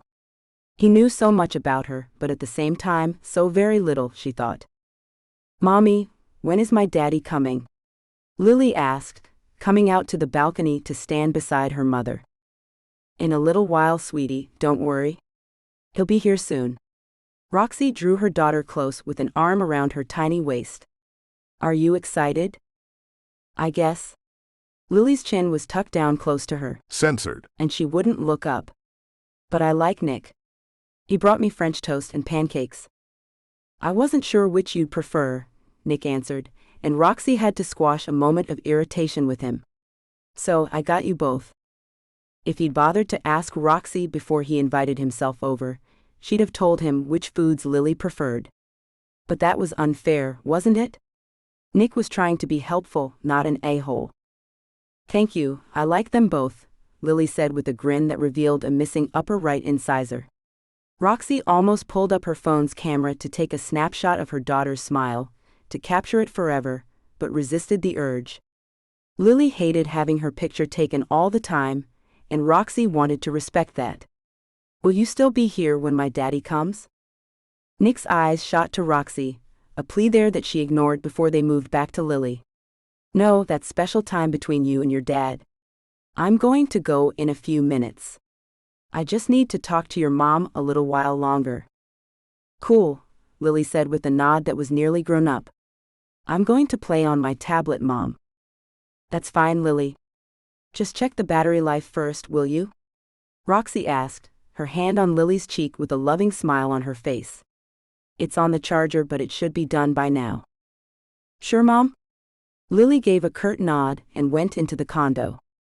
Aunt Katie came out then, interrupting Roxie as she was about to politely point out that Lincoln would be there very soon, and Nick should go. Now.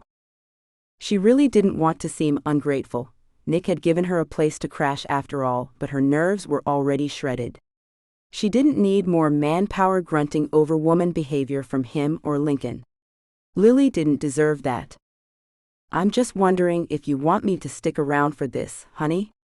I know it's a special moment, and perhaps some privacy is in order. Aunt Katie stood there, her face impassive, but her left eyebrow up as she faced Nick, but didn't actually look at him. Score one for the older generation, Roxie thought with an inner grin. That sounds good, actually, Roxie replied, her eyes on the woman who'd almost replaced her mother. Not quite, nobody could really take that place, but Aunt Katie had done a good job of filling in when Roxie needed her most. It might be better for them both. Nick cleared his throat, seeming to take the not-so-subtle hint Aunt Katie gave him. I guess I should be off too then. Roxie stood up to see him out, thankful that he was on the way out the door now. Maybe she could hurry him along. Oh, what if I bring dinner over later? Nick came to a sudden halt just as he was at the door, and Roxie couldn't keep the glare from her face any longer. That won't be necessary, Nick. And Lincoln might want to take Lily out for dinner, or something else may come up with them. I'll figure out dinner, Roxie said with more anger in her voice than she wanted there to be. But damn, why was he being so annoying? Or was it her, she wondered. Maybe she was just irritable about all of this. Of course you're right. Nick went to open the door just as the doorbell rang. Roxie saw Lincoln's face turn to stone as he saw Nick walking out of the condo. Luckily, Aunt Katie barged through them both and called out over her shoulder. Nick, you can drop me off since you're leaving too. I'll see you later, Roxie. Nick didn't say anything, he just glared at Lincoln for a moment, then moved on. Roxie breathed a silent sigh of relief and held the door open for Lincoln. Come in. If you're sure your boyfriend doesn't mind, Lincoln said coldly, and Roxie had to take another deep breath to clamp down on the blunt "F you" she was about to give him. "Lincoln, you're here to meet our daughter, not comment on my private life. Please don't make me regret this." She looked at him, waiting for the moment when he either walked away or gave in and acted like a grown-up. She saw the moment he capitulated and closed the door. Can you just give me a minute, Roxie?" Lincoln asked, backing up to the door, staring up at the ceiling. "What's wrong?" She stepped closer to him, worry flaring to life. "Are you all right?" "I'm fine, he paused, pinched the bridge of his nose and frowned. "I just need a minute. I have a headache." "Too much beer last night?" she asked, but without malice. "No, just too much happening at once," he said, so low she almost didn't hear him.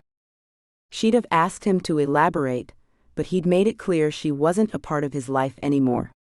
"Want some ibuprofen?" "Please." He nodded and looked back down at her. For a moment she thought she saw regret in his eyes, but then he blinked, and it was gone.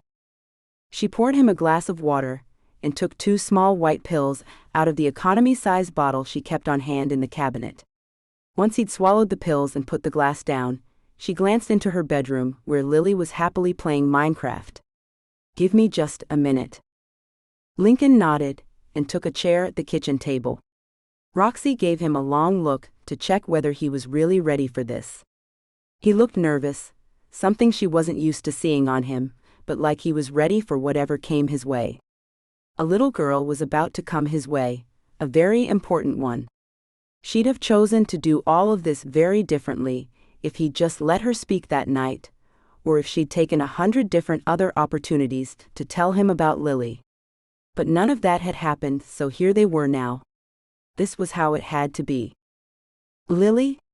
Roxie called out gently to her daughter. Lily was facing away from the door, but rolled over when her mother called out. "Is he here?" Lily sat up, pulling down the lilac sleeves of her long-sleeved t-shirt that she'd paired with blue jeans and multicolored socks.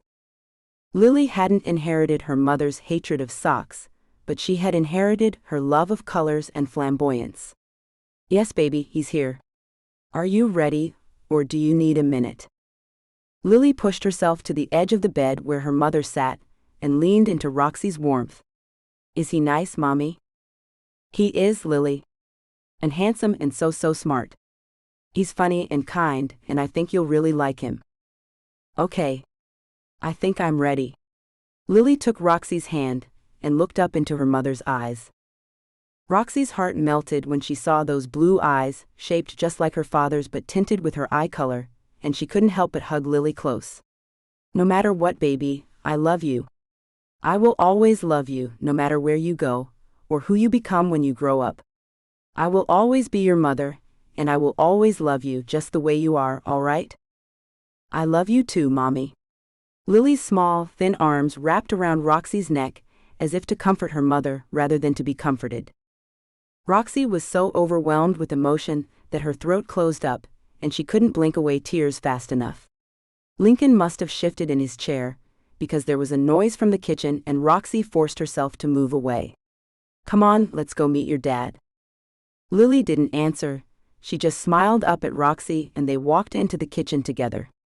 "Lincoln," Roxie called out with cheer that she didn't actually feel. "This is Lily, your daughter." "Hi, Lily," Lincoln replied, his eyes on the little girl.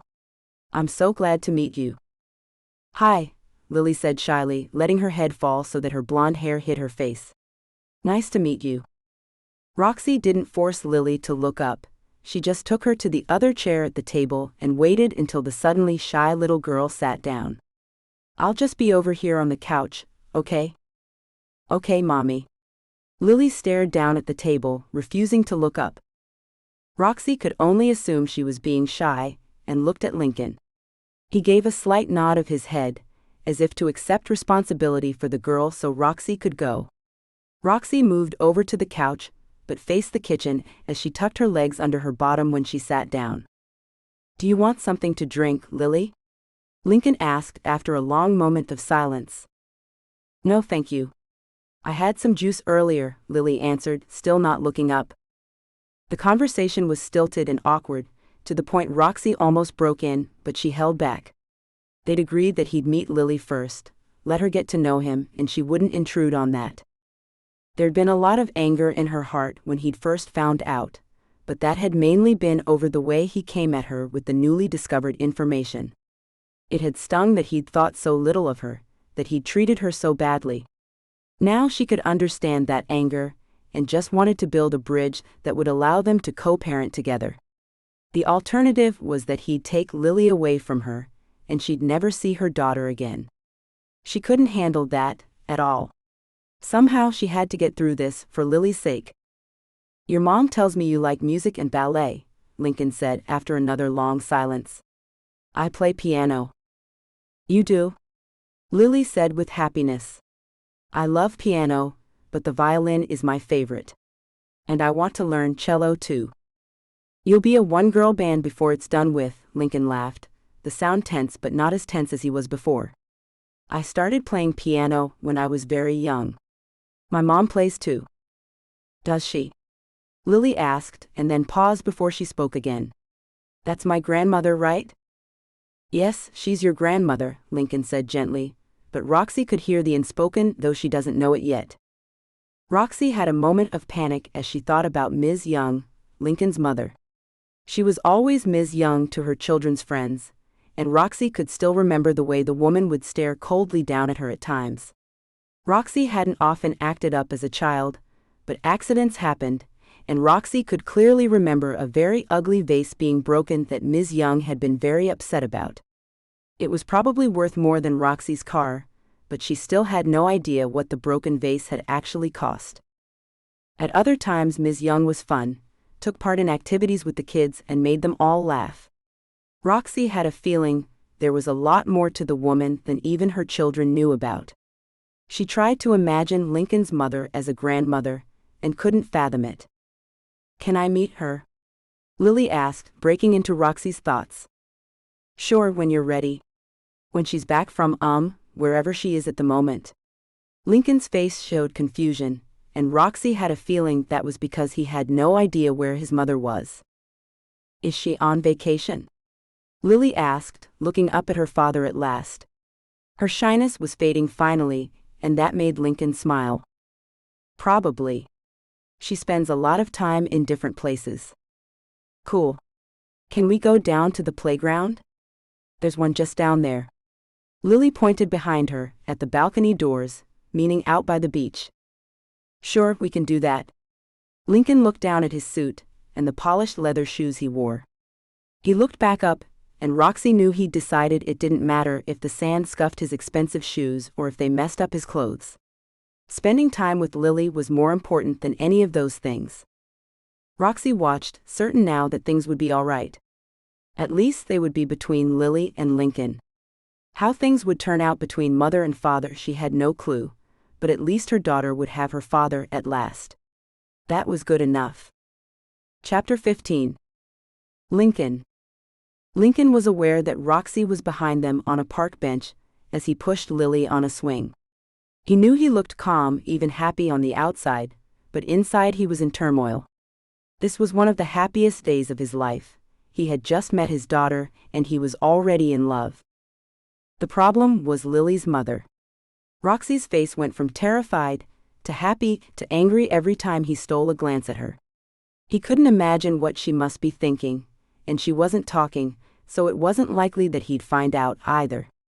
He'd really upset her the last few times they'd seen each other, and part of him regretted that. There were much better ways to handle the situation he'd found himself in. He should have given her the benefit of the doubt, but he hadn't. He'd stomped all over her feelings, treated her terribly, and had then insulted her on top of all that. To be fair, it was a surprise that she was allowing this at all, after his threat to take Lily away from her. He still planned to claim his daughter and ask for custody of her, but that was for Lily's protection, not to get back at Roxie. When he'd first told her that was his plan, he'd spoken in anger and with the need to hurt. He'd wanted to see her in as much pain as he'd been in at that moment. Now he just wanted to protect the little girl who'd been so shy when they first met. But once she'd figured out he wasn't an ogre, she'd started to talk. He now knew that she had a dozen favorite colors, that her best friend was named Millie, and that she hated boys because they were always picking their noses. She liked all kinds of music, and her favorite things to watch were documentaries and an old television show Aunt Katie liked called Bewitched. Lincoln told her his favorite color was the blue shade of her eyes, and when she asked what his favorite dog was, he told her that his favorite was the beagle, even though he didn't have a dog. But you're a grown-up, you can do what you want. Why don't you have a dog? Lily asked, dragging her feet on the ground to slow down and turn back to look at him. Well, my mother never allowed pets in the house, and I move around a lot too, so it wouldn't be fair to the dog really. It would have to travel a lot. Lincoln was making the excuses up on the fly, but now that he thought about it, he wondered why he didn't have a dog. His mom hadn't even allowed one of those expensive, decorative cats in the house when he was a kid. When he grew up, it hadn't occurred to him that he could have a pet at last.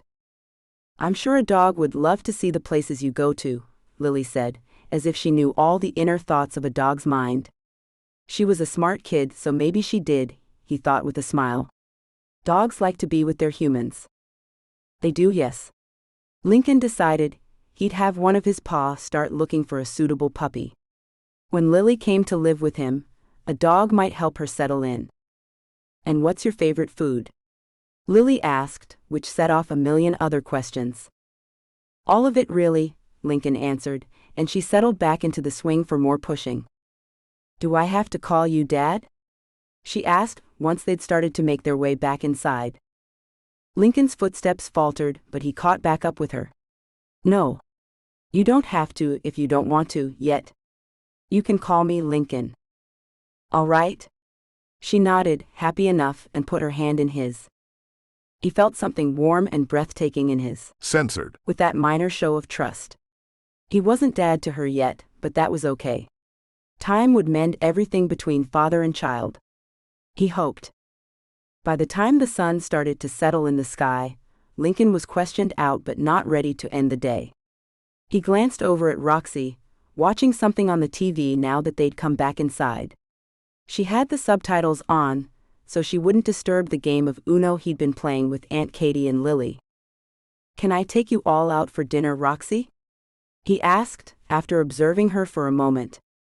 She was engrossed in whatever it was she was watching, but looked over with her eyebrows raised when he spoke. What? For a moment, a smile lingered at the corners of her mouth, but then it disappeared. Oh, food. Sure, if Lily wants to go somewhere. Can't we just order something, Mommy? Lily left the game to come and sprawl out against her mom's legs. I'm tired. It's up to your dad, I guess, Lily. Ask him. Roxie brushed hair away from Lily's face, gently tweaking her daughter's earlobe, which made Lily giggle and sit up. Can we do that, Lincoln? Lily asked, using the name they'd agreed to use until she was comfortable with something else. Lincoln really wanted to hear her call him Dad, but now he knew that when he did hear it, he'd have earned the title. Sure, what do you want? He waited for an answer, certain she'd say pizza, but she surprised him. Tacos. She cried out happily, and ran to him to bounce on her feet in excitement. The ones with sour cream, please. And some chips and salsa and guacamole, don't forget that. You are your mother's daughter, Lincoln laughed and pulled up a food ordering app on his phone. What does everybody else want? I'll just have a sandwich and go to bed, but thank you, Lincoln. It's been a long day, and I'm a little tired. Aunt Katie got up from the table and Lincoln watched her, wondering if she was all right. Are you okay? He asked softly, and she turned to nod at him. I'm fine, I'm just 74. I'm not a spring chicken anymore. If I ate tacos at this time of night, my stomach would make me pay dearly for it. Enjoy your dinner, I'll be fine. All right, but if you want anything, just let me know. Lincoln turned to look at Roxie, and he was surprised to catch her watching him, studying him really. Her face smoothed out the instant he turned to her, but he'd caught the look on her face. She approved of how he'd treated Katie then. As you said, I'm your daughter's mother. I'll have the same thing she's having. Roxie added to the order he was building, but didn't move from the couch. He'd really like it if she'd come and sit with them at the table, but it had been clear all day she was leaving him to get to know his daughter. She stayed close, in case Lily wanted her, but she'd left him to get on with getting to know Lily. By the time the food arrived and they'd all eaten, Lily's eyelids were starting to droop. She'd had a shower while they waited for the food, and now she was quickly falling asleep on the floor in front of the couch. She'd settled down there to play videos on her tablet, while Roxie and Lincoln finished eating. "I'll put her to bed," Roxie said and got up from the table. "Say good night to Lincoln, honey." "Good night, Dad," Lily called out, a yawn interrupting the word dad, but he heard it. That was enough, for now. Roxie came back in a few minutes later and started to clear away their garbage. "She's out like a light." "It was a long day for both of us, I guess." Lincoln stacked up empty bottles of water in the bag she'd pulled out from under the sink and held out for him. "Has she got any health problems?" "No, why?" Roxie had started to move away, but stopped. "Would that change anything?" "No, I just wanted to know. If she needed some kind of care, I wanted to make sure I knew about it. That's all. She's a healthy 9-year-old girl, who sometimes has way too much energy and a million questions about everything, but that's normal too." Roxie finished clearing up the table and put the bag by the door before she sat back down. "As far as I know, she has no major health problems, though her dentist is trying to convince Aunt Katie she'll need braces. We'll get her a dentist here." Lincoln dismissed the New York dentist and went on to his next question. "When are they going back?" "Well, I don't know yet. I'm going to talk to Lily tomorrow and find out what she feels. She likes the idea of being able to see me whenever she wants to, but I don't think she realizes what she'll be leaving behind in New York if they come down here." Roxie's lips pulled in for a minute but then relaxed. "I would like to have her here, where I can be near to her, see her when I want to, but it's up to her. We aren't giving her a lot of choices at the moment, but this part has to be her decision." "I agree," he mumbled, thinking about when he was 9 and how many places he'd lived by then. He didn't want to drag her all over the country, the way he'd been moved about like baggage. "If she wants to stay down here, I'll do what I have to." "Thank you. And thank you for promising I can see her when I want to." Roxie didn't look at him. Instead, she got up and took a bottle of white wine from the fridge. "Do you want a glass?" "No, I'll be going in a few minutes. I just wanted to say, well, thank you for today. I didn't like the idea at first, but it makes sense.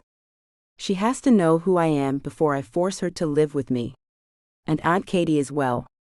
Lincoln tapped a manicured finger against the table and wondered what his next move should be. "If she wants to stay down here, we'll find them a bigger place to stay temporarily." "That might be better," Roxie conceded. "This wouldn't have been my first choice of place to bring her to, but my apartment is even smaller." "I know, that's why I thought a bigger place might be better. That and she wouldn't have to see Nick if she wasn't here," he thought. But then another thought struck. What if I find somewhere else and you go to my place with them?" "Oh?" Roxie leaned against the couch, took a sip of her wine, and then stared down into the glass. "She'd be used to your house by then. The only change would be you'd come to stay later and I'd leave." "Yes," Lincoln said, trying to ignore how sad it made him to hear that she'd leave again. That had been his choice though, hadn't it? Even if he did regret it now. "That would work." Roxie nodded and looked up from her wine finally. "I'll talk to Aunt Katie in the morning." "Good. I guess I'll be off then." He stood up, looked around one last time and put his hands in his pockets. "You'll call me tomorrow?" "Yeah, sure." Roxie didn't move from the couch. She just took another sip of her wine, staring out towards the balcony. For a moment, Lincoln wanted to go over, take the glass from her, throw it against the wall and pull her into his arms. He wanted to tell her he'd made a huge mistake, and he regretted it. But she was in another man's condo, and clearly didn't want him near her. She hadn't even moved to walk him out the door. She was still upset. He'd have to live with that. "All right, talk to you then." He opened the door, ready to go, but he stopped and turned back to her before he closed it. "Good night, Roxie." "Good night, Lincoln," he heard her say, but she didn't look up. He'd hurt her deeply, and now they were both living with the consequences. She'd looked so lonely, leaning against that couch. He almost went back in to beg her to forgive him. But maybe she'd moved on. Nick had been there when he'd arrived earlier. Had he stayed the night with her? Lincoln couldn't see her having a man over when her daughter had only just arrived, but what did he know? Maybe she needed the comfort the other man could give her. Lincoln wanted to smash something, but knew it wouldn't accomplish anything. And he'd end up in jail if that something was Nick's smug face. The bastard. The house was dark. He'd forgotten to leave any lights on when he left earlier, and far too quiet to be comfortable. Lincoln turned on some music and opened a bottle of beer once he'd changed into some pajamas. Sitting at the kitchen table, he opened his laptop and started looking for a short-term rental property. If Lily needed some time to get to know him, he'd give it to her. He might know nothing about being a father, but he knew a lot about how to not treat a child. She'd get love, attention, and respect from him for the rest of her life.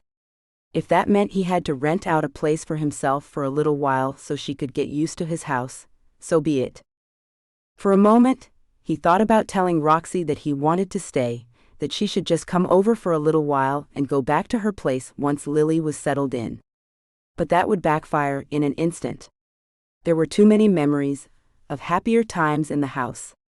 Memories that would complicate the situation more than it already was. Chapter 16. Roxie. "So she's out with Lincoln now?" Wendy asked as she helped Roxie pack up her stuff to take to Lincoln's. "Yeah, he offered to take her to his house while I got everything packed. Aunt Katie is with them," Roxie answered automatically, her mind a million miles away. "What's wrong?" Wendy asked from the door of the bathroom, staring out as Roxie folded clothes and put them in a suitcase instead of the dryer.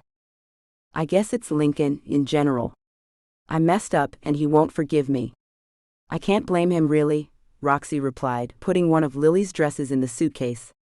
"Now, I have to go live in his house again. Do you realize how many times I've moved in the last few months? And I still have the apartment. I wish I could help. Do you need me to bring anything from the apartment? I know you may end up back there, but just in case, do you want me to bring anything?" Roxie smiled for the first time since Lincoln picked up Lily and Katie earlier that day.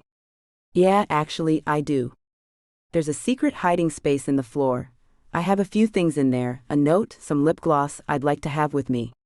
They're just mementos, but I don't want to lose them." "Notes and lip gloss? What's that about?" Wendy asked, going back to placing toiletries in a plastic shopping bag. "It's just stuff from my childhood," Roxie answered vaguely, on purpose. She didn't want to talk about it, and Wendy let it go, thankfully. "I swear, I'm moving in there when you finally do move out," Wendy joked, but Roxie had to wonder if she actually meant it. "You know, I think you'd be safe if you moved back in there." Wendy let the words trail off, and Roxie looked at her with a puzzled look. "What do you mean?" "Well, I have a connection. There's someone watching the place all the time now. I'm aware of the under-the-table stuff that happens at Lemon Fresh, Wendy. It's one of the reasons I chose the place. It's like there's this invisible force protecting the place because of whatever business it is your parents are involved in." Roxie shrugged, then went on. "It's a force not to be messed with, and I'm sure your parents stepped up security since all the shit with Nathan happened." "You're right, they have. They miss you, you know?" Wendy said, sniffing a bottle of shampoo before putting it in the bag and coming out of the bathroom. "I'm all done in there. I can't see anything else that needs to go." "What is it your parents are actually doing, Wendy?" Roxie stopped folding clothes and looked over at her friend to see her holding out a hand, palm up. "I don't know any more than you do. I just know that there's an agreement between my grandfather and some other guy. They saved each other's life back in the day, and they look out for each other now. That's carried over to my dad, and that's about all I know." Wendy put the bag with the rest of Roxie's stuff by the door and sighed. "What else can we do?" "You can tell me if they have any dealings with people in New York," Roxie said carefully, an idea forming. Maybe she could find out who it was that had been after her parents, and put a stop to all of this. End the hiding, the worry, and finally be able to live a normal life. Maybe even go back to her old name. Wendy turned around slowly, her face an unreadable mask.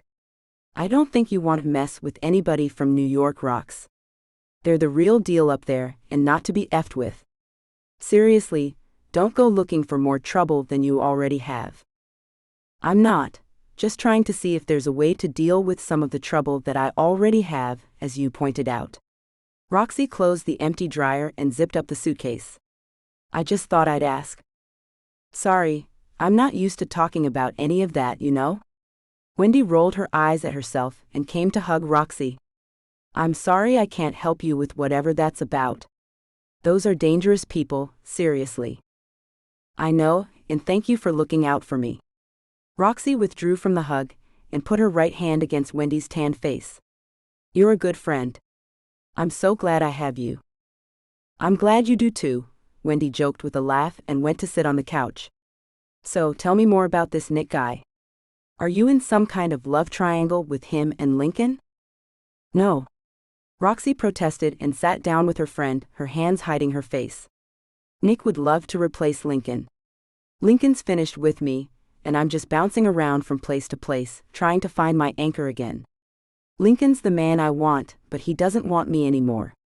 Nick is a really good friend, and he'd make someone a really good husband, but I'm not ready for anybody after all of this shit with Lincoln. So why's he single?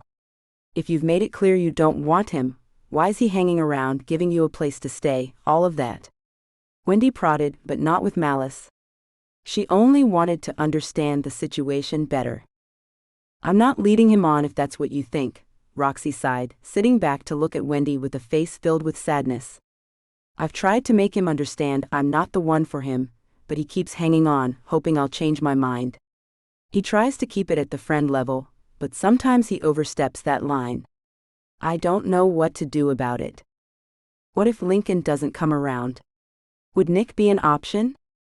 Wendy poked a little further, a tiny smile curling the corners of her mouth up. I don't think so. I mean, he's hot, smart, kind, and so considerate. Roxie paused as if confused about why she didn't find him attractive in a romantic way. He's a catch really, but there's something missing for me. Danger maybe? Or wild. Censored. Or you're just not that into him? Wendy teased again, pulling at Roxie's right hand with her own. Whatever the reason, you know what you want and don't want. He has to respect that. He does, and he tries, but sometimes I'm just on the verge of screaming at him to stop it, Roxie admitted, tightening her grip on Wendy's hand. Why are men such morons sometimes? The same reasons we are, I guess. Wendy rolled her eyes again before she continued. I mean, we do a lot of stupid shit sometimes too, us women. We do. Like fall in love with men that don't want to be near us anymore, Roxie answered quietly, as if she really didn't want Wendy to hear, but Roxie knew she had when sadness clouded Wendy's brown eyes. I'm sorry, my friend. I wish I could fix that. But the way you explained it, it made sense to me. I mean, you could have gone after him for child support and everything, but you didn't. Most men would be happy about that. Wendy dropped Roxie's hand and pushed her black hair behind her shoulders. You wanted to keep Lily safe. How can he not understand that? He's been through a lot lately, Roxie protested, but Wendy shook her head. No, don't make excuses for him. He has been through a lot, but so have you, for a very long time in fact. Hopefully, he'll come around and see the light. If not, F him. Nobody's good enough for you, as far as I'm concerned anyway. Wendy grinned and pulled Roxie in for another hug. Roxie lost it then and tears formed in her eyes. Wendy loved her so much, and that love overwhelmed her defenses. Sobs tore from Roxie's throat as she let some of the pain she felt, the guilt she held, and Lincoln's rejection all come flooding out. Wendy held on, bless her, not letting go as Roxie's tears flowed freely and she clung to her. I can't believe this is happening. I know, honey. I can't either, and when I see him again, I'm kicking him in the balls so hard he'll never be able to get his Censored. Up again, not without needing a crank of some kind, Wendy said with vicious glee. He won't be able to F another woman ever again without thinking of me. Oh, don't do that. Roxie gave a watery laugh and pulled away, wiping at her face with a tissue from the box on the table in front of her. Just breaking his jaw might be better. Then he won't be able to tell another woman he loves her or anything else. I like that, Wendy said, and gave Roxie a questioning look. Are you okay? No, but I will be, Roxie answered and stood up. We can't sit here all day fantasizing about what we do with Lincoln. I need to get over to the house and make sure Lily's settled in. She's fine, Roxie. Katie is with her, and so is Lincoln. Let her have some time with her dad. You need some time to get used to this new living situation too, you know? I know. Roxie heaved a sigh and let her head fall back. I can't believe I'm going back there without him. That's exactly what I mean. Wendy pursed her lips and frowned at Roxie. If he hurts you again, I really will crush his balls, Rox. I'm not joking. I don't think there's much chance of that, Wendy. He's already got a temporary place. I'll stay at the house for a few weeks, let Lily get used to it all, and then go back to my place above Lemon Fresh. He's interested in getting to know his daughter, not rekindling a relationship with her mother. Romance is not in the cards. I really hate that for you. I know how much you care about him. Wendy looked away, her own eyes a little shiny now. When he was missing, it became obvious just how much you feel about him. Knowing he's broken it off with you is so sad. I can't force him to forgive me. I can't make him love me. I thought for a while that maybe he did, you know? That I was different and maybe there was something more in store for us, but it's over and I have to face facts. I'm nothing more than Lily's mother, and that's all. I'm so sorry, Roxie, Wendy said with evident regret in her voice. I was really hoping it would work out for you two. That's life, right? Roxie swiped at her face with another tissue and took a deep breath. I'm a big girl, I'll get back to my business, see my daughter more often, and somehow I'll get over all of this. I don't know how, but I will. You will. I'll be there for you, Wendy said, and Roxie knew she would be. Well, let's get out of here before Nick comes back and tries to convince me to stay. He's not happy I'm going back to Lincoln's. Roxie got up, swiped a hand over her bun to make sure her hair was in place, and breathed deeply again. That was a conversation I don't want to have to repeat. I bet, Wendy answered as she got up and pushed down the dark blue silk dress she wore, smoothing the lines until the dress came down to her knees in a pretty flare. Was he, censored? To you? Not to me, but he was angry. He mentioned Lincoln's balls too, in fact. Roxie grinned and slipped on a pair of loafers. She was dressed in blue jeans and a black slouchy blouse for comfort, not to impress. I thought I'd have to call the police to go over to Lincoln's and protect him. Oh no, that would have been bad. Wendy winced, but grabbed up plastic bags in one hand and a suitcase handle in the other. Got the keys? Yes, I'm leaving them in the mailbox. He has the key for that. Roxie grabbed her purse, 2 suitcases, and looked around one last time to make sure she hadn't left anything. At least I wasn't here long enough to get settled in. I'd miss that view, Wendy said as she opened the door. But that's about all. I'll have all the ocean I can stand at Lincoln's place. For a little while at least, Roxie answered, closing the door and making sure it was locked behind her. Let's go. She dropped the keys off while Wendy loaded Roxie's car. When Roxie came back, Wendy gave her another hug and looked at her carefully before she let go. You know I'm only a text message away, right? I do, and the same goes for you, Roxie replied, meaning it. You've done so much for me already, I feel bad asking you for more help. Anytime you need me, Roxie, ask. I'm more than happy to help. Wendy dug around in her own handbag and pulled out her keys. I'd better get back to the shop. Mom and Dad will be wondering where I am. Thanks, Wendy, for everything. Roxie waved as Wendy started to walk backwards towards her car. Wendy waved and turned around, getting into her car without another word. Roxie watched her friend pull out of the parking garage with sad eyes and a broken heart. She'd been able to keep the tears at bay for a little while, and it was nice that Wendy was there for her when the walls cracked a little. But now, standing there alone, wondering what the hell fate had in store for her next, Roxie almost got in the car to drive far away and leave it all behind. Lily had her father now, Lincoln had his daughter, and he'd keep her safe. Meanwhile, the only thing that would make Roxie smile from now on was her daughter.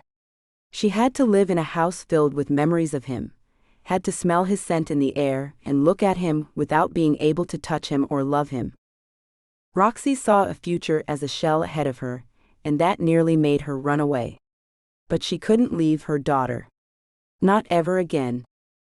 Chapter 17. Roxie. Before she could even start her car, there was a tap at her window that made Roxie jump and scream. She was furious when she saw it was Nick, standing there with a confused smile on his face. "What made you jump like that? It's just me," he asked, opening her car door. "I thought you might need a hand loading your stuff up, then saw you sitting here in the car. Are you all right?" "I'm fine," she said with a censored off snip in her voice. "You just scared the ever-loving shit out of me. Holy F." With her right hand over her censored Roxie tried to calm down her racing heart. "Sorry, after all you've been through, I should have known better than to do that." Nick stood up to let Roxie get out of the small SUV and opened his arms, expecting a hug. Roxie felt bad about being so angry with him and hugged him back. "It's all right, you didn't mean anything by it." It felt nice to be in his arms, he was her friend after all, and he smelled good. Roxie relaxed as she stood there, wishing she could give him the relationship he wanted. But Lincoln's face floated into her mind, and she pulled away. "I'm all packed up, ready to go." She was still in his arms and she could see it on his face, he was going to censored her. Stunned, she just stood there, letting his warm lips touch hers without protest. Maybe if she let it happen, she'd feel something for him. Which was exactly when Lincoln pulled up in his car behind them, his face a mask of fury. "F," Roxie whispered, pulling away completely now, her irritation and anxiety on full alert. "I came by to see if you needed a hand with your belongings." "I guess you have your hands full already," Lincoln said when he stepped out of the car and glared with malice at Nick. "Don't be rude, Lincoln. This is Nick's place. He has a right to be here, and he was just saying goodbye." "That didn't look like goodbye to me," Lincoln muttered, his eyes on Roxie now, hurt dwelling somewhere in the angry depths, but she knew that hurt wouldn't be there for long. She was right and knew it when Nick spoke up, making it 1,000 times worse. "What happens between Roxie and I is none of your business, Lincoln." The hurt disappeared, replaced with a simmering rage. "Shut the F up, Nick. You have no say in what I do or don't do." "Actually, this is Nick's property, Lincoln, and he does have a say. Besides, he's not the one who's had somebody tailing me for the last couple of days." Roxie brought up the one subject she tried to ignore because she wasn't sure if it meant Lincoln still cared about her, or if he was just trying to get dirt on her. "What? What the hell are you talking about?" Lincoln turned to her, real confusion scrunching his face up. "The PI, or one of the guys from your boys' club that's been following me around everywhere I go without you. It's kind of rude, Lincoln. I can't believe you have someone following her." "That's effed up, man," Nick added, disgust written all over his face. "You're the one that told her to get out. Why would you do something like that if you're done with her?" "I don't have anyone tailing you. It must be your imagination after everything that's happened." Lincoln dismissed the whole thing and went back to his car. He glared at Nick, a threat on his face that he didn't verbalize. Roxie didn't like the way Lincoln's jealousy made her feel, like she had a chance of getting him back, because she knew she was just a toy to Lincoln. One he'd thrown away. The only reason he was jealous now was because someone else wanted to play with her. "F that. F I freaking hate you, Lincoln," she hissed. "Nick is a very good friend to me, and you're over here acting like the biggest censored ever created. Stop it. Just go back to the freaking house, I'll be there soon." "Sure. Whatever, Roxie," Lincoln answered with a sneer that made her want to slap him. Why was he being such an a-hole? Lincoln got in his car and sped off without another look. Roxie slumped back down into the car and looked at Nick. I don't know how I'm going to get through this. He's acting like a child. He's just regretting a very stupid decision, Rox. He'll calm down, Nick responded, shocking her with his insight. He still cares, he's just being a massive. Censored. Because he doesn't know what to do about it. That's a strange thing for you to say, she replied, wondering at the sudden change in his attitude. I know you care about him, Roxie. And I know he's broken your heart. I wish it wasn't so, but it is. All I can do now is try to help you get through the part that comes next. It's a strange situation, and you're all going to have a lot to deal with. I've been acting like a chump myself, trying to convince you to be with me. I've been Censored. too, and I'm sorry. It's fine, Nick. Roxie dismissed the apology, but took his words to heart. She needed a friend, and he'd realized that finally. Well, I saw the way you looked at him, like you wanted to explain why I just Censored. you and how it didn't matter. That's pretty definitive proof that I've been overstepping, and you aren't ready for anything from me. I'll try to stop that from now on. Thanks. I guess I should go now. Roxie didn't turn to start the car though. If I'm honest though, I'm not sure I want to go anywhere. If you want, we can go across the street, get some coffee. As friends. You don't have to do this alone, you know? Nick leaned against the open door nonchalantly, not a threat at all, just a concerned friend. Roxie considered the offer, looked out of her windshield, and really thought about what she was about to do. Lily would be out of her control, really out of her control. Lincoln would see to that, no matter how she might fight him. He'd use her career, her past, her lack of riches against her. This stupid plan of his was the only way to ensure she had some kind of interaction with her daughter in the future. It'll be fine, Nick. I'll give you a call soon, let you know how it's going, all right? She said, feeling something broken inside shatter a little bit more. I should go. Okay, Roxie. But just know, I'm here if you need me. Roxie smiled and closed the door. Everybody that she felt she could count on had said those words to her a dozen times lately. She knew they meant them too, but none of them could help her. Not against Lincoln Young.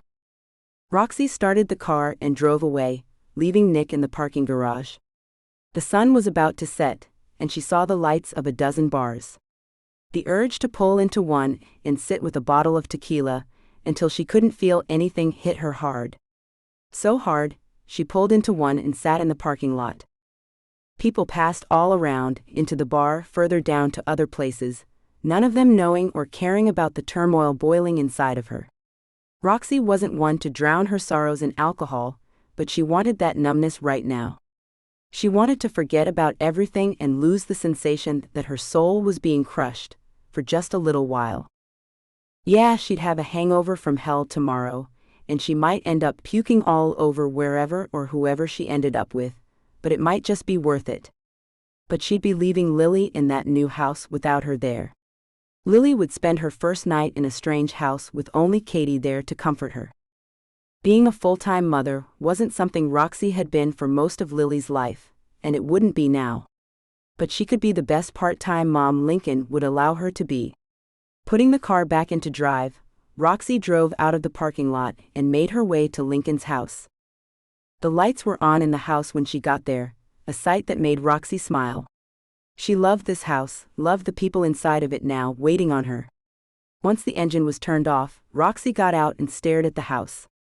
She hadn't expected to ever walk back through that door, but here she was, a new chapter in a story that had been fractured but calm, until Lincoln Young came back into her life. It would be great having Lily so close from now on, but at what price? Could she really do this? It won't be so bad, Roxie. Lincoln's voice came out of the shadows around the porch, startling her.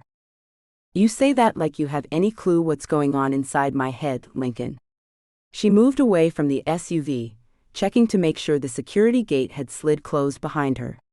Taking each step slowly, she walked up to him and looked down at a man who was as unknowable as he'd been the first day she saw him again after their long separation. I know you very well, Roxie. More than you think. He stood and looked down at her. His face was unreadable, and not just because it was dark on the porch. He'd closed off. We'll manage this if you can keep it together. I'm not going to fall apart just because you dumped me, Lincoln. I've had worse pain in my life. She dismissed him and turned to open the door. I've said goodnight to Lily. See you tomorrow. Lincoln stepped off the porch with a wave. Good night. Good night, Lincoln, she said, wishing silently that dreams of her making him come 1,000 different ways would haunt him all night. A hole. Mommy, you're here. The beach is just outside. Lily cried as soon as Roxie closed the door, running to hug her mother's legs. I know, baby, isn't it a beautiful house? Roxie took Lily's hand and headed to the kitchen, the place where she'd spent so much of her time before Lincoln ended things with her. It's my favorite house ever. Lily cried and went to stand on the back deck. I want to live here forever. Well, luckily, your father agrees. Roxie smiled at her daughter's enthusiasm, even though her heart censored terribly. I've got a chicken casserole in the oven, Roxie. Are you hungry? Aunt Katie asked as she came into the kitchen, a faint smile on her face. I am, yeah, Roxie said, even though she wasn't. She'd eat to keep Katie from worrying. Besides, Katie's chicken casserole was heavenly, even when you didn't want to eat. Good, it's almost done. This is a nice house.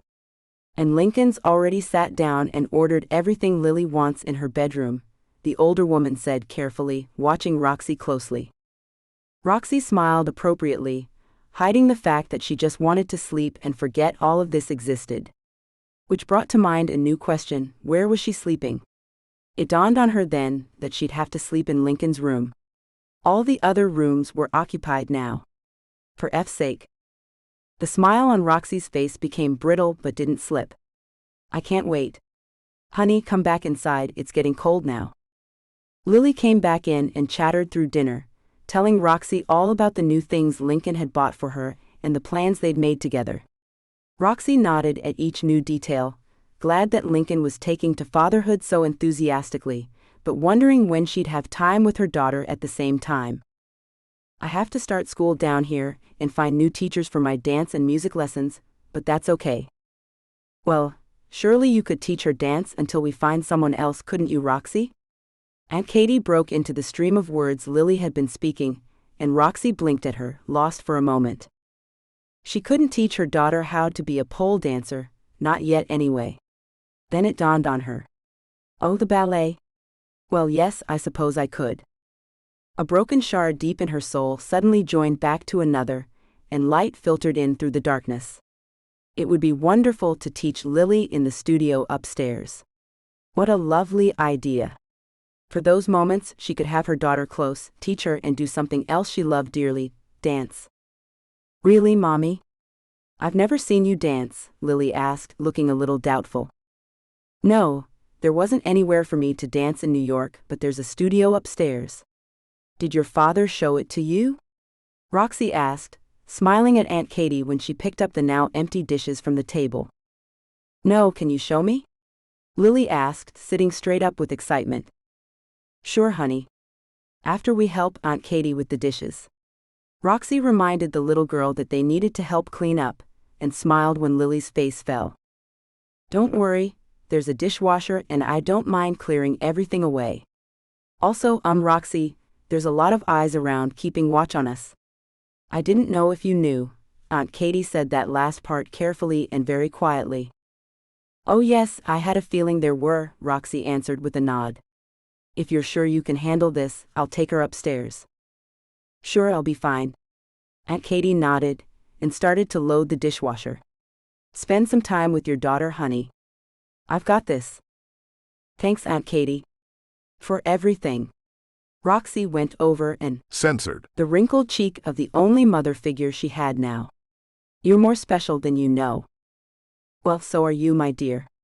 Go on now, have fun. Katie patted Roxie's cheek and went back to the dishwasher. Do you have any dance outfits for me here? Lily asked as they walked up the stairs, hand in hand. No, but we'll get you some, Roxie said, ignoring the door with the padlock on it, even though memories called to her with a fierce tug that nearly took her breath away. I can't wait. Oh, Mommy, this is beautiful, Lily cried as soon as Roxie turned on the lights of the studio. I can't believe I have my own studio. Roxie didn't tell Lily that her father built the studio for her mother.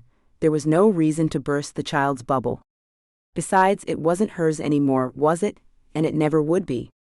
Blinking away her tears, Roxie let her daughter run around the studio, holding herself together with tiny threads that hadn't broken yet, but just might if she wasn't careful. She'd have to be very careful, for Lily's sake. Lily was all that mattered now. Chapter 18.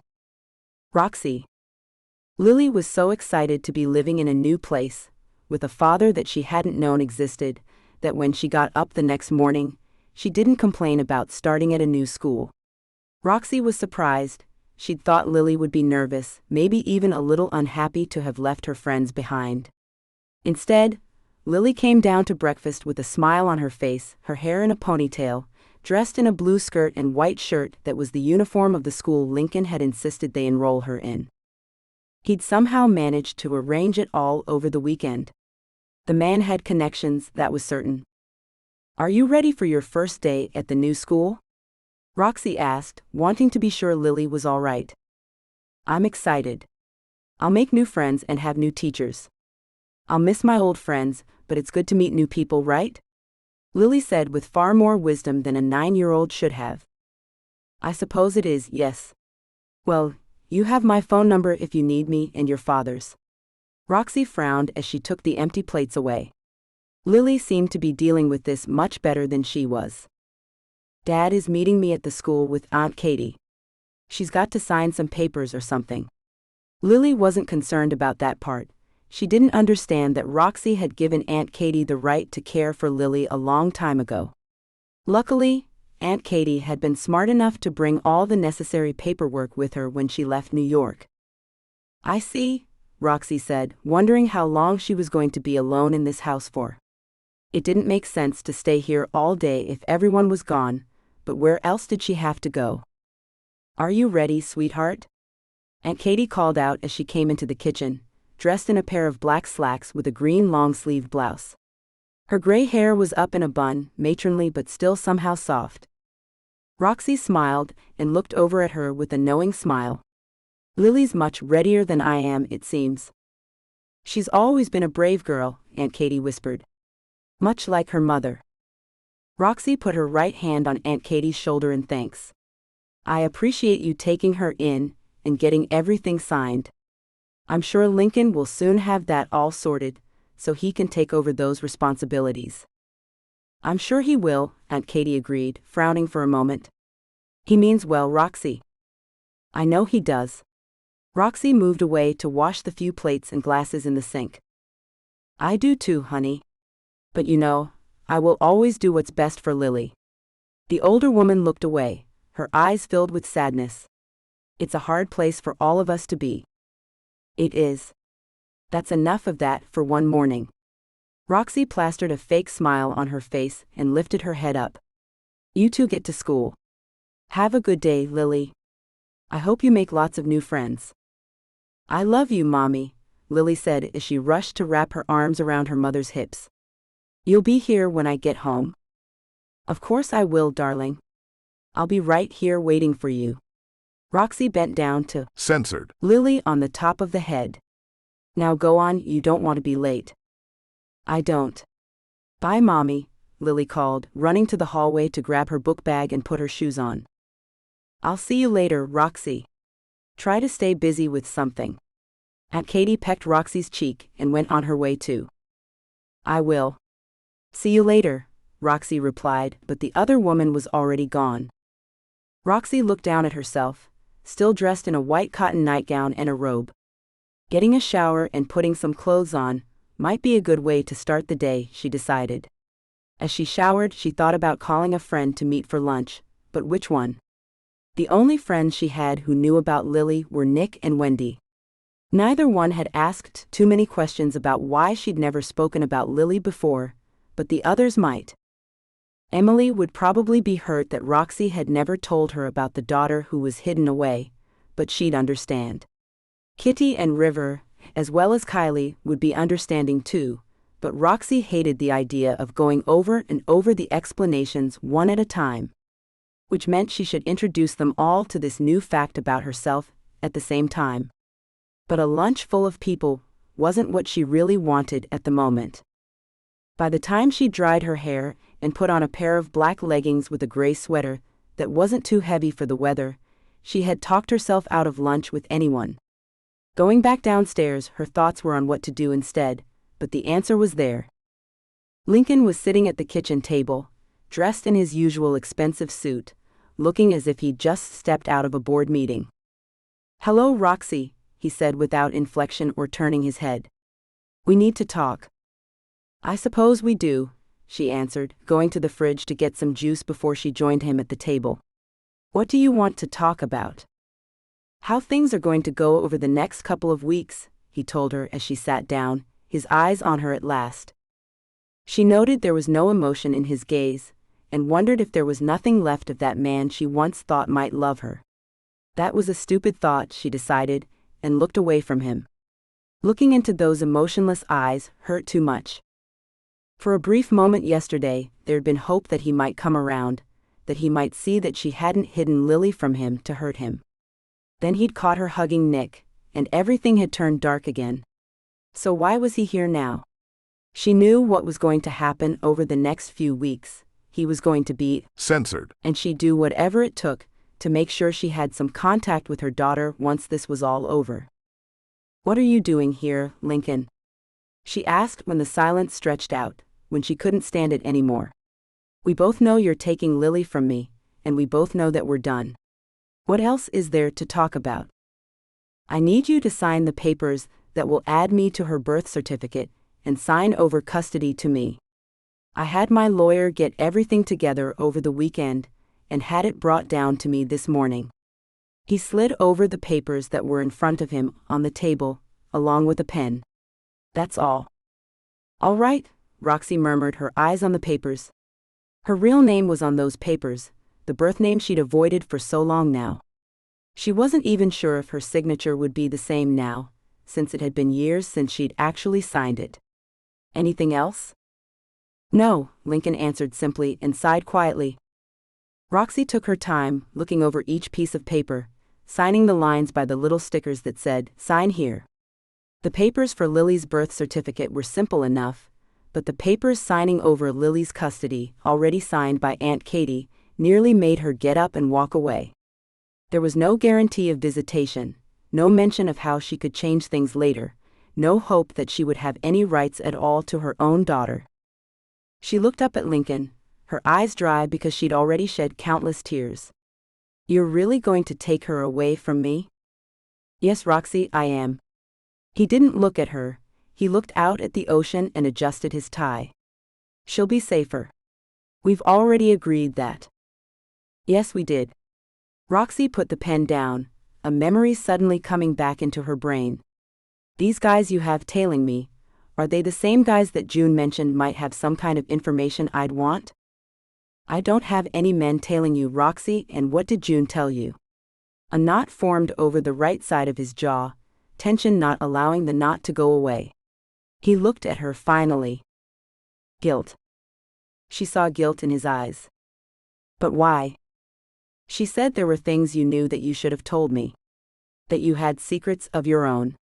I'd forgotten about it until now, because of everything that's happened." "What did she mean, Lincoln?" Roxie watched him, noting his expression. "Your parents didn't kill themselves," he said after a long moment where she wondered if he'd get up and leave. "I know who killed them." Roxie stared at him, unable to do anything but gape. "You knew they didn't kill themselves? Or that my father didn't kill my mother and then himself, as the news people reported? You knew this, and you didn't tell me? And holy freaking moly, you know who killed them?" Roxie threw the papers at him and walked away from the table. "All this time you knew how I wanted to prove they were murdered. You knew how much this all hurt me, how it changed me, forced me to live in fear for my life and Lily's, and you said F all to me?" It didn't matter if she was screaming at him in his own house, or if he got angry and told her to leave, or better yet walked away, because whatever she might have hidden from him, she'd done out of fear for Lily. This was some whole next-level bullshit. I wanted to find the proof that would convict them, Roxie, before I told you, he started, but she held a hand up, stopping the flow of words. You're no better than me, Lincoln. Only I'm not trying to hide your daughter from you anymore, or take her from you. You knew a secret that could change my life, set me free, but you chose not to tell me. And on top of that, you want to take my daughter from me? No, this is not happening. She walked out of the kitchen, but he stopped her, grabbing her arm to turn her around. I did it to keep you safe. You mean like I did to keep Lily safe? Only you shattered my heart and then set it on fire with your demands for custody. Do you mean like that, Lincoln? Is it because you hate me, or because I hate you? Because I can tell you this for nothing, I will never ever forgive you for this. Any of it. Roxie, he started, but she shook her head. No, I don't want to hear it. I don't know what I did in a past life to deserve the absolute F me over fest my life has been, but I'm done with it. I'm done letting you treat me like shit, because I tried to protect our daughter, and I'm done being treated like dirt by men.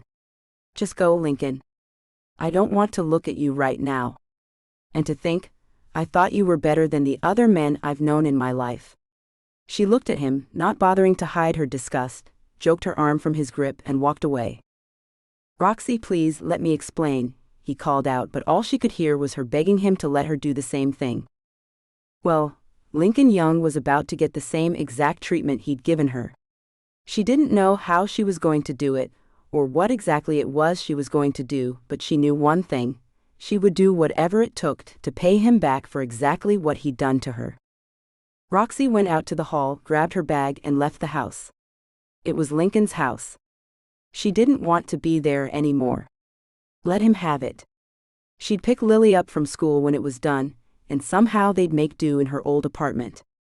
Thankfully, she hadn't signed any of the custody papers.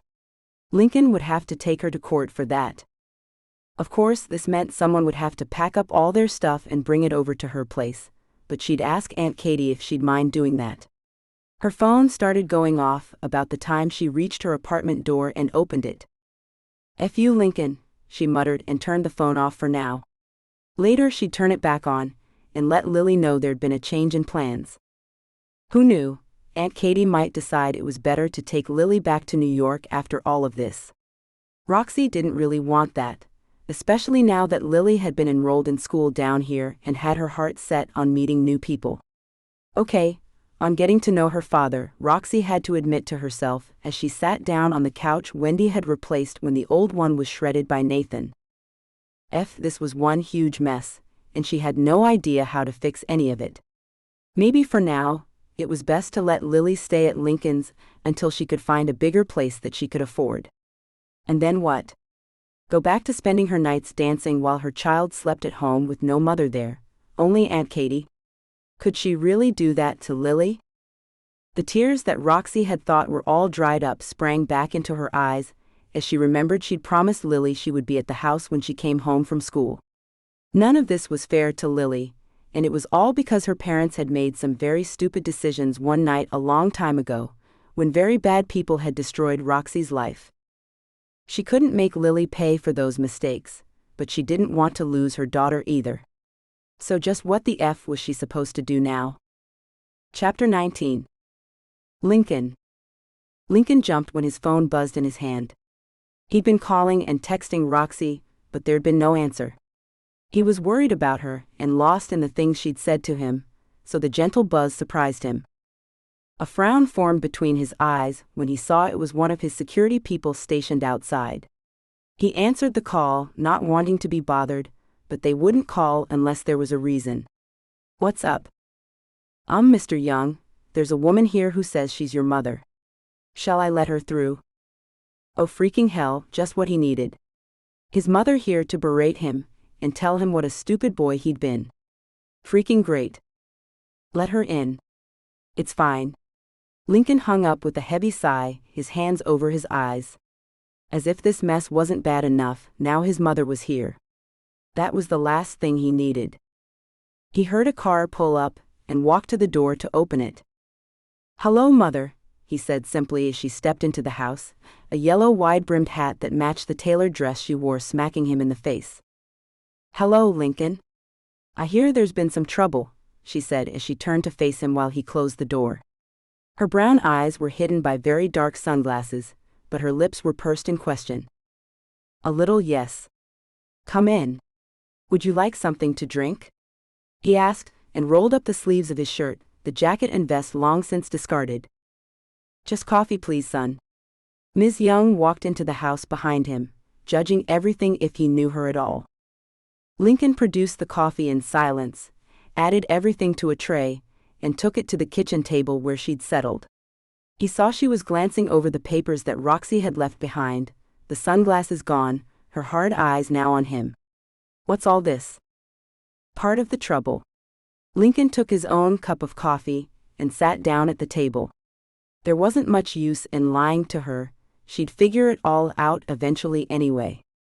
"Who is this Roxie woman June told me about?" Ms. Young asked, pushing the papers away, obviously not worth her time, so she dismissed them. "Roxie is Chloe's mother. Chloe Abshire." Lincoln nodded at the papers, but kept his eyes on his mother. "Chloe Abshire, is she that girl you had a crush on in high school?" His mother tapped at her chin, lost in thought before she brought her eyes back to her son. "The one that disappeared?" "No, I didn't have a crush on her in high school, but yes, she's the one that disappeared," Lincoln responded, trying not to get impatient. His mother had her ways, most of them annoying. "Oh, I could tell you were in love with her, Lincoln. A mother knows." She smiled at him, that grin of knowing that infuriated him sometimes. At other times it just left him amazed. "You didn't have a steady girlfriend all through school, and the girls were around you like flies with your pretty face and swimmer's body." Lincoln felt himself flush as his mother talked about his body, something he wasn't exactly comfortable with. "I didn't have time for a girlfriend, Mother." "Protest all you like, but I saw how you watched June's little friend whenever she was at the house. Besides, I saw the notes. You adored that girl." Ms. Young waited for his denial, the smile still there, but her eyes watching him. "What notes?" he asked, his skin blanched and he suddenly felt sweaty. She couldn't mean those notes. "The notes she thought were from Liam, my love," she finally answered, and he felt his stomach plunge somewhere around his feet. That knowing look was back in place, and Lincoln wanted to just disappear into a dark void. His mother had read his notes to Chloe? Freaking hell, this was worse than he'd thought it would be. "Why couldn't you have respected my privacy, Mother? Why did you have to read those notes?" Anger was replacing embarrassment now, and he didn't bother to hide it. Normal mothers don't read their children's love letters. "Oh, we all do, son, don't be fooled. Besides, would you rather I didn't tell you I'd read them? Mothers always know what their children are up to, I've told you that before." She finally picked up her coffee, sipped at it, then put it down to look at Lincoln. "There's nothing abnormal about keeping an eye on your children. There is when it's about love and Censored. teenage." He waved his hands, not wanting to say the words, but her silence forced him to. Censored. "That's nothing to be ashamed of, Lincoln. She was a lovely girl, and quite the handful now from what I hear from June." His mother's smile was back in place, but there was nothing catty or knowing in this smile. It was just a smile. "Mother, seriously. Please don't. You've always been the coolest mother in the world, but this is none of your business, and having you in my business now is kind of weird. Are you or are you not still my child?" she asked with a raised eyebrow. That eyebrow was a warning that he didn't heed. Still, she went on. "Your grandfather would have said I don't behave like a good Chinese woman should, but look where that's got most of them." Lincoln didn't say anything, and finally his mother took off her hat, slipped out of the black heels on her feet, and looked at him. "You're tired and aren't eating enough." She got up and looked in cupboards until she found an apron and put it on. He knew it was useless to protest, as she looked through the fridge and freezer to find the ingredients to make his favorite meal. "So, this woman had a child for you?" "Yes, her name is Lily," Lincoln answered, turning to watch his mother chop vegetables. "And you didn't know it?" Ms. Young continued to chop, but her eyes were on Lincoln. No, she hid the girl from me. Like you hid me from my father. That was for a very good reason, Lincoln, Ms. Young answered, pointing the knife at him. Who was my father, mother? He asked, wondering if now would be the time when she would finally reveal the truth. You're old enough now, I suppose you can know the truth. She sighed as if she had the world on her shoulders before she shrugged. His name was Colin Firth. Colin Firth? Colin Firth, the actor? Lincoln sputtered, then glared at his mother. Stop messing with me, mother. Fine. Ms. Young lifted her hands in the air and glared back at him. His name was Colin Fuller. Colin Fuller. Okay. Lincoln had no idea who that might be, the name wasn't one in their circle. But then it wouldn't be, would it? We had a lot of fun together at first. We were young, wild, experimenting with alcohol and other things I don't care to remember. Ms. Young shuddered, and Lincoln knew not to push. Then I realized I was pregnant. I stopped drinking because of you, but your father didn't. Lincoln kept quiet, letting his mother work her way around the story he'd waited decades to hear. I wanted to be the best mother to you that I could be, even before you were born, so I tried to eat good food and not drink anything bad. Your father kept at it, and I came to realize being with him wasn't so fun anymore, but I had you to think of. I wanted more for you and to have a home, but we had no money, and everything became so stressful. Really stressful. Ms. Young paused, her hands still as memories played across her face as emotions. Your father got violent, especially when he was drunk. Very violent. Only, he'd forget the next day and ask me what happened to my face. Of course, he'd apologize, swear it would never happen again, then act like nothing had happened. Only it happened over and over again, until I finally ran one day. She came back to reality for a moment, looking at him with so much love it nearly melted his heart. I couldn't let him hurt you the way he was hurting me. I knew he would if I stayed, so I ran away. I thought about giving you up once you were born, but I couldn't. I wasn't speaking to my parents at the time, so I couldn't ask them for help, but I found a job at a Chinese restaurant. The owner let me live in the apartment upstairs, even though it was cramped. It was a 2-bedroom apartment, one for men, one for women. There were already 3 other women in the girls' room, and 2 men in the other. I decided we couldn't stay in that situation, and with the help of the restaurant owner's wife, I found a rich man to marry. That was the first man I thought was my father, Lincoln said, his memories of that man not very pleasant. Not terrible, just not pleasant. No, I thought things with him would be fine, even if I didn't love him. Then I found out that he really didn't like you. That changed things, Ms. Young said with a shrug of her shoulders as if one man was as good as the next.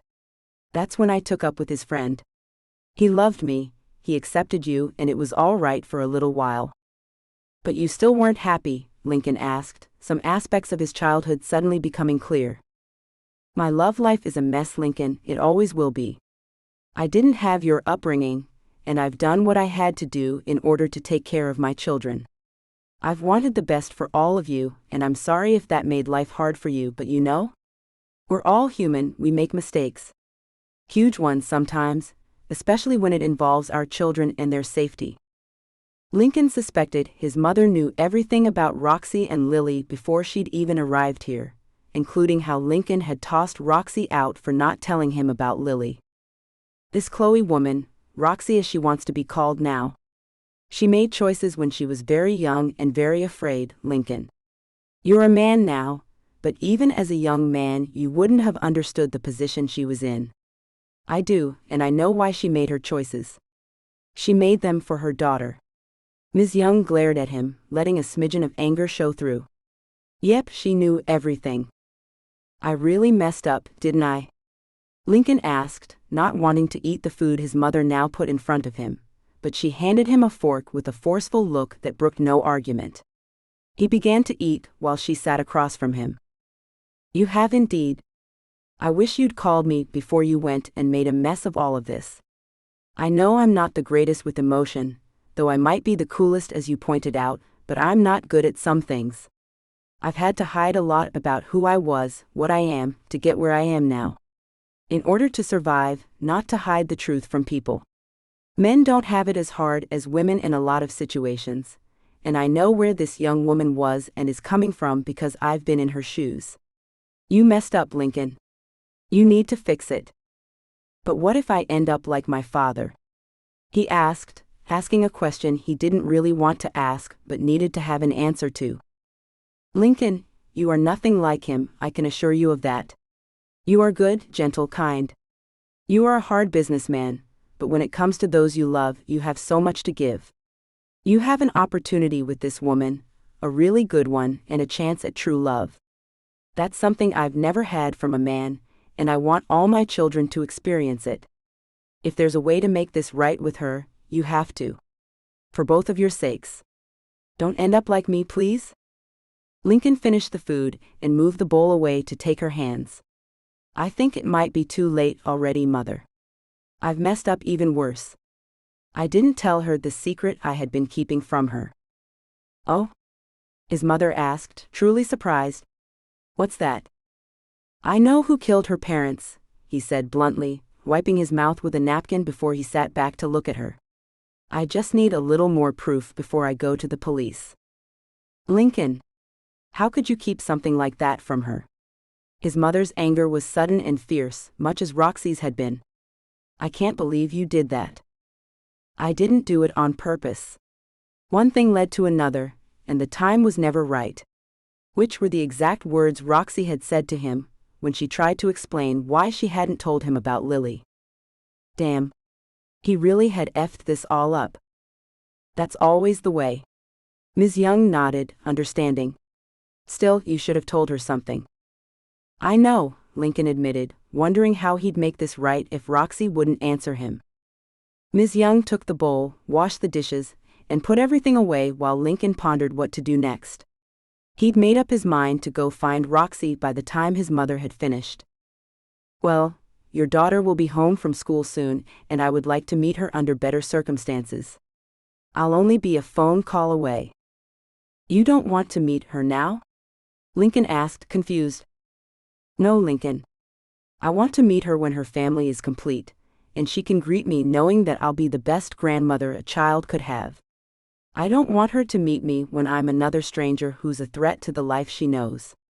She, Censored. the top of his head, patted his shoulder and moved away. You see? A mother always knows. I guess you do, thanks. Lincoln squeezed her right hand with love before she left the kitchen. He decided he'd wait for Lily to get home with Aunt Katie, then he'd go find Roxie. His mother was right. It was time to make his family complete. Without Roxie here, there wasn't much of a family, and he wanted only the best for his daughter. That included having her mother at his side, in the relationship he'd wanted since he'd first loved her as Chloe. Chapter 20. Lincoln. Where's Mommy? Lily asked as she came into the house, a smile on her face. I want to tell her about my new friends. And my new teachers. She's not here, honey. She had to sort some things out, so I stayed here to wait for you. Lincoln lied, hating himself for it, but he couldn't really explain the argument with Roxie to a 9-year-old. Oh, I'll tell her later then. Do we have apple juice? Lily went to the fridge while Katie came in with bags filling her hands. There's juice in the fridge, young lady. Hello, Mr. Young, Katie said, putting the bags down. Hello, Katie, and please call me Lincoln as I've asked, he said kindly, noting how the woman's cheeks were flushed with exertion. You should have told me you had all that. I'd have come to help you. Oh, it's just uniforms for Lily and some clothes for when she's not at school. I also got her some more school supplies and a few other things, Katie answered, and went to check Lily hadn't made a mess with the juice. I'll take them up and put them away. I'll help you, Aunt Katie, Lily said happily, and Lincoln smiled. Actually, I have an errand to run if you two are good for a little while. Lincoln looked at his daughter and Katie, who both nodded. We'll be fine, Lincoln. Katie blushed, her pretty pale cheeks turning bright red. I'll start dinner, shall I? If you'd like. My mother was just here, and fed me enough to feed all of us, so don't worry about me. I may be a little while, so don't wait up. Is everything all right, Lincoln? Katie asked, her brows together in worry. Had it been something she said? Roxie and I had a bit of a spat earlier. I'm just going out to find her, Lincoln whispered so that Lily wouldn't hear. I understand. No worries, we'll entertain ourselves this evening. Katie nodded and shooed at Lily. Grab a bag, girl, and let's get upstairs. See you later, Daddy, Lily called, and Lincoln couldn't help but smile. See you later, Munchkin, Lincoln answered as he left the house. Now where would a very censored off woman who'd just been completely heartbroken go? Back to Nick's? He drove over to the building, but didn't find Roxie's car there. He thought about the hotel she used to stay at, but she wasn't there either. Next, he drove over to her apartment above Lemon Fresh, but her car wasn't there either. Lincoln drove away, thinking as he drove, going through the names in his contact list. His first call was to Wendy. Hey Lincoln, how are you? Wendy asked, though it was obvious in her voice that she was confused why he was calling her. I'm fine, Wendy. I'm just trying to locate Roxie. You haven't seen her, have you? He asked as nonchalantly as he could. No, Wendy said, drawling out the word. But now you have me worried. I'm sure it's nothing. I didn't mean to worry you, but call me if you hear from her, all right? Lincoln said, suddenly remembering how Roxie had said there'd been cars trailing her lately. He dismissed it, assuming she was either being paranoid or the people had been with Nick. But what if she wasn't paranoid, and they weren't Nick's people? He flicked through phone numbers until the one person he didn't want to call showed up on his screen. Nick. Lincoln pulled into a parking lot and stared at the name. She'd run to the guy when Lincoln kicked her out of his house and said he was one of her best friends. Lincoln knew for a fact the man wanted much more than friendship from Roxie, but she didn't seem to notice that. Not even when he'd caught the guy. censored Her. Even then, she'd acted like it had been nothing. She was madder that he'd acted like a censored to Nick than she was about the guy. censored Her. It was obvious that's who she'd run to now, so as much as he might hate it, Lincoln knew he'd have to call the a-hole. Hello? Nick asked when he picked up the call. Hi, Nick. It's Lincoln Young, he said, trying not to sneer into the phone. Lincoln. What can I do for you? Nick asked, as calm as he always was, even when Lincoln was antagonizing him. Prick. You can tell me where Roxie is, Lincoln said, leaving off the slurs he really wanted to use. Pardon? Nick asked, obviously unperturbed by the barely there veil of civility Lincoln was using. Roxie left the house earlier, and she's not back yet. Is she with you? No, Lincoln, she's not. I haven't heard from her today. Right, like you'd tell me if she was standing right there in front of you, Lincoln said, wanting to knock the guy's teeth out. Look, Lincoln, it's no secret I don't think you deserve Roxie, but she sees something in you. I don't see it, but I'm not her. Nick laughed, a laugh that had a very definite F-U in it, but Lincoln let it go. I'm at my apartment now, you can come here if you'd like, to prove I'm being honest. Fine, give me the address. Lincoln jotted it down and drove to Nick's place, knowing that he was probably going to make another mistake doing this, but he needed to know for sure that Roxie wasn't with Nick. If she wasn't, that might mean something much worse was going on. Something he didn't want to think about. At all. Nick met him at the door to the penthouse, holding it wide open for Lincoln to see. Have a look around, she's not here, man. Yeah, right, Lincoln said, storming through the place until he finally had to admit Roxie wasn't there. Did she leave knowing I was on my way? Not at all, as I said to you on the phone, I haven't heard from her today. Nick lounged against the wall, his face bland and unbothered. You've obviously effed up again, and if she hasn't contacted me, then she doesn't want to talk to anybody right now. The best thing to do is respect that. Listen, I've had about enough of you. She lets you run your mouth about me, but I can't do the same? F you, Nick. Lincoln started to walk away, but Nick chuckled, a sound that just irked Lincoln too much to ignore. No, F you, Lincoln. As I said, you don't deserve her, and hopefully she's had enough of your bullshit now and will let me give her the life she deserves." Lincoln didn't exactly mean to do it, but he didn't do anything to stop the fist that was suddenly racing at Nick's right cheek either. Nick took the punch, landed a few of his own, but Lincoln had the upper hand. Nick was pinned to the ground, Lincoln sitting on top of him when Nick spit out blood against the wall with a laugh. "You really think this will impress her? You really don't know anything about her, or the life she's lived all these years, do you?" Nick continued to laugh and pushed Lincoln away. "Let me tell you a little bit about the Roxie you think you know." Nick went into the bathroom while Lincoln slouched against the wall. The fight was all out of him, and he had a feeling he deserved whatever Nick was about to tell him. "I've known her for years now. She's always beautiful, always happy, and you'd think her life is perfect, that she's doing well. But on the inside, that girl has some serious baggage that you're a part of. Can you imagine being her? Her parents were killed, she winds up pregnant and alone, doesn't want to ruin your life, and is so afraid of whoever those men were that beat up her dad that she runs away, even from her child." Nick's voice was muffled as he ran water in the bathroom, but became clearer when he came out with 2 wet washcloths and handed one to Lincoln.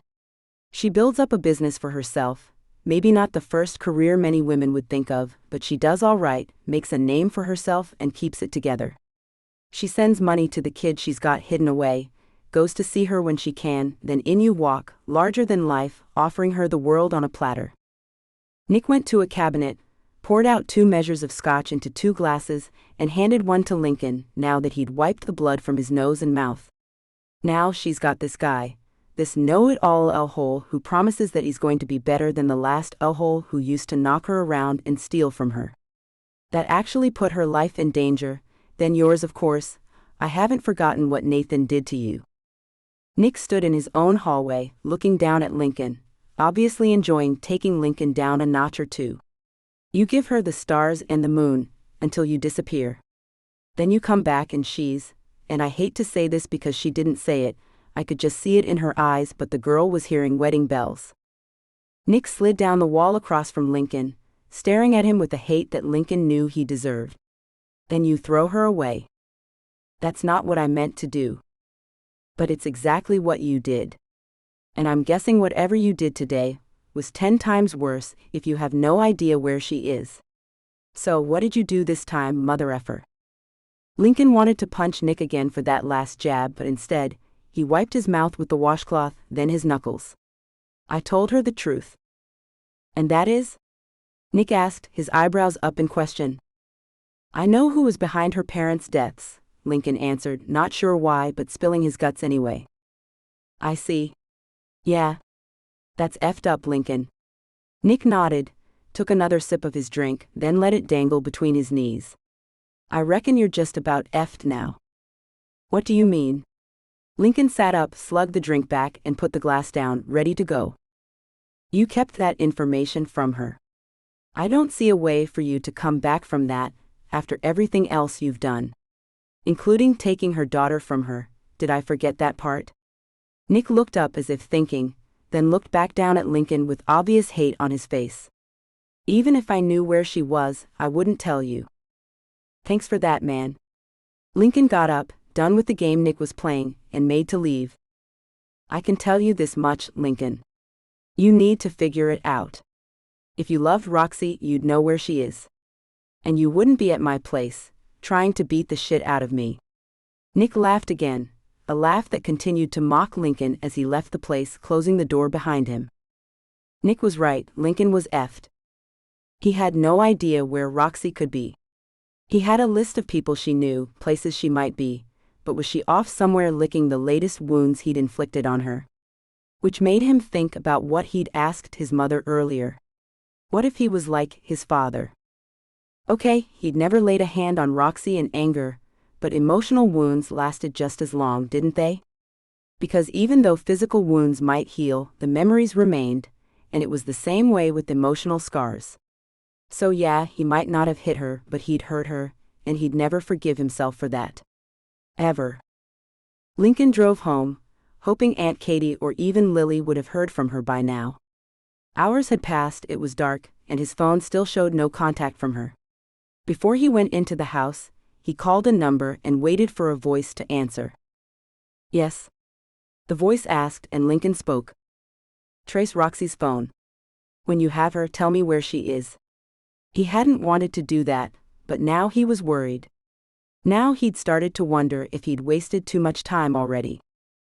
Lincoln walked into the house and found Lily asleep on the couch with Katie in a recliner not far away. He looked at her questioningly, but she shook her head. He nodded toward the kitchen, and Katie followed him in there. I'm worried. She should have contacted you, or Lily. Have you checked Lily's phone since she's been asleep? Lincoln whispered, getting enough ice from the freezer to fill a bowl. He stuck his hand in it and sat down at the table. I have, and no, she hasn't contacted Lily either. Not since she fell asleep anyway. What is going on? Lincoln winced as the ice stung his skin knuckles, but relaxed when it began to soothe the censored away. I've effed up, excuse my language. No problem. What do we do? Katie asked, staring at the bowl and Lincoln's hand in it. I call my people. We start searching for her. And if someone has her, they better hope I don't find them. Lincoln stood up with the bowl and headed up to his room. I'll be back down in a bit. I have some calls to make. Lincoln called Kai first, then Tanya to get her working on calling Roxie's friends. They'd all become friendly when Lincoln was missing, so that wasn't a problem. Kai was tracking her car and setting up a team to see if they could figure out Roxie's movements since she'd left Lincoln's house earlier that day. Lincoln really wanted her to be holed up at Kitty's or drinking her cares away in some dive bar downtown, but his gut told him that wasn't going to be the situation. No, he'd been stupid, really freaking stupid over the last few days, and hadn't paid attention to the things Roxie had said to him. Now he suspected she was in real trouble, far worse trouble than he'd been in with Nathan. Her life might actually be on the line, and he'd been too eaten up with jealousy and petty anger to hear what she'd said to him. But please, he beamed out a desperate plea to the universe in general, if anyone is listening, please just let her be. censored Often drinking herself stupid and not where he suspected she was, in the clutches of a snake. Thank you for reading Dancing with Guilt. I hope you loved Roxie and Lincoln. Their story continues in Dancing with Redemption. Lies beneath the lovers. Lovers beneath the lies. Custody battles are never easy. Especially when the father is a powerful, wealthy man like Lincoln. Roxie could only blame herself. She was in the wrong for keeping their daughter, Lily, from him. But did that justify taking a child from their mother? He was no saint either. He hid the truth about her parents. The thing that had caused her to run. Not to mention the countless sleepless nights. Fearing for the safety of Lily, herself, and everyone around her. Lily is her only chance left to have a happy family. She used to think that Lincoln could be a part of that picture. Until she realized that he wasn't the man she once thought he was. Enough is enough. She's sick of all the lies and secrets. She needs answers. She needs closure. She needs to come out from hiding. For once in her life, she's decided to fight back and face her demons head-on. Download Dancing with Redemption now. Or keeping reading for an excerpt. Roxie. Liam's dad had a new fiancée. Her brain finally reminded her once she was standing in front of Dr. Bennett's house, her finger poised over the doorbell. Was the woman matronly and nice? Or was she the young, snotty, and resentful of her future stepchildren kind? Roxie hoped she was nice, as someone came to the door and opened it. You must be Chloe, come in. The older woman with long steel gray hair, her eyes bright gray, smiled at Roxie. She was probably in her late 50s, but wore it well, Roxie decided. I'm Olivia, George's fiancée. Liam called me to ask if I'd meet you here. Come on in. Roxie blinked for a moment, trying to remember who George was before it dawned on her. Right, George Bennett, June and Liam's dad. Roxie stepped into the house, and memories immediately flooded through her mind. The millions of times she walked or ran in with June, so they could escape to June's room and talk about boys or their classmates in secret. The holidays they'd spent together, here and at Chloe's, the night she almost censored. Liam all came flooding back into Roxie's mind. Roxie smiled at the other woman and held out her hand as the memories began to fade and reality came back to her. Sorry, I wasn't expecting to be hit with a walk down memory lane. Yes, I'm Chloe Abshire. The name felt wrong on Roxie's lips, foreign somehow, the name unfamiliar and alien. Still, that name was who she was for the first 18 years of her life. It was what Liam and George Bennett knew her as, and using anything else with them would seem strange. June would use the name she'd taken if June was in town, but that would be all right. It would all get explained somewhere along the way. You're an old friend of June's? Olivia asked, as she walked in the direction of the room the family had always used as the family living room. There was a more formal sitting room, or used to be, for visitors, so Roxie was glad when the woman took her to the non-formal family area. It meant she respected Roxie's place in the family. We used to be inseparable, really. Roxie looked around as she walked, noting the changes made over the last 10 years, and wondered if that was from the divorce when Ms. Young left Mr. Bennett, or if that was just the sign of time passing. Probably both, Roxie decided, as she took a leather wingback chair as a seat. I see. Will you be staying here with the kids?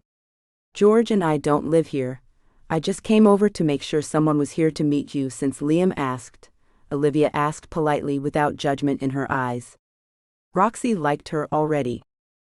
I don't know. I hadn't got that far yet, she answered honestly, feeling at ease with the woman immediately. This was kind of an impulsive trip, and I'm sorry, I haven't got everything straight yet. It's no problem. Only Liam and June keep bedrooms here now. The rest are all open to guests anytime, especially old friends. Let me know, and we'll get you sorted out later. Are you hungry or thirsty? Roxie settled into the chair, while Olivia went to get her a glass of tea. She would have looked at her phone, but she'd have to turn it on, and she knew what would happen if she did.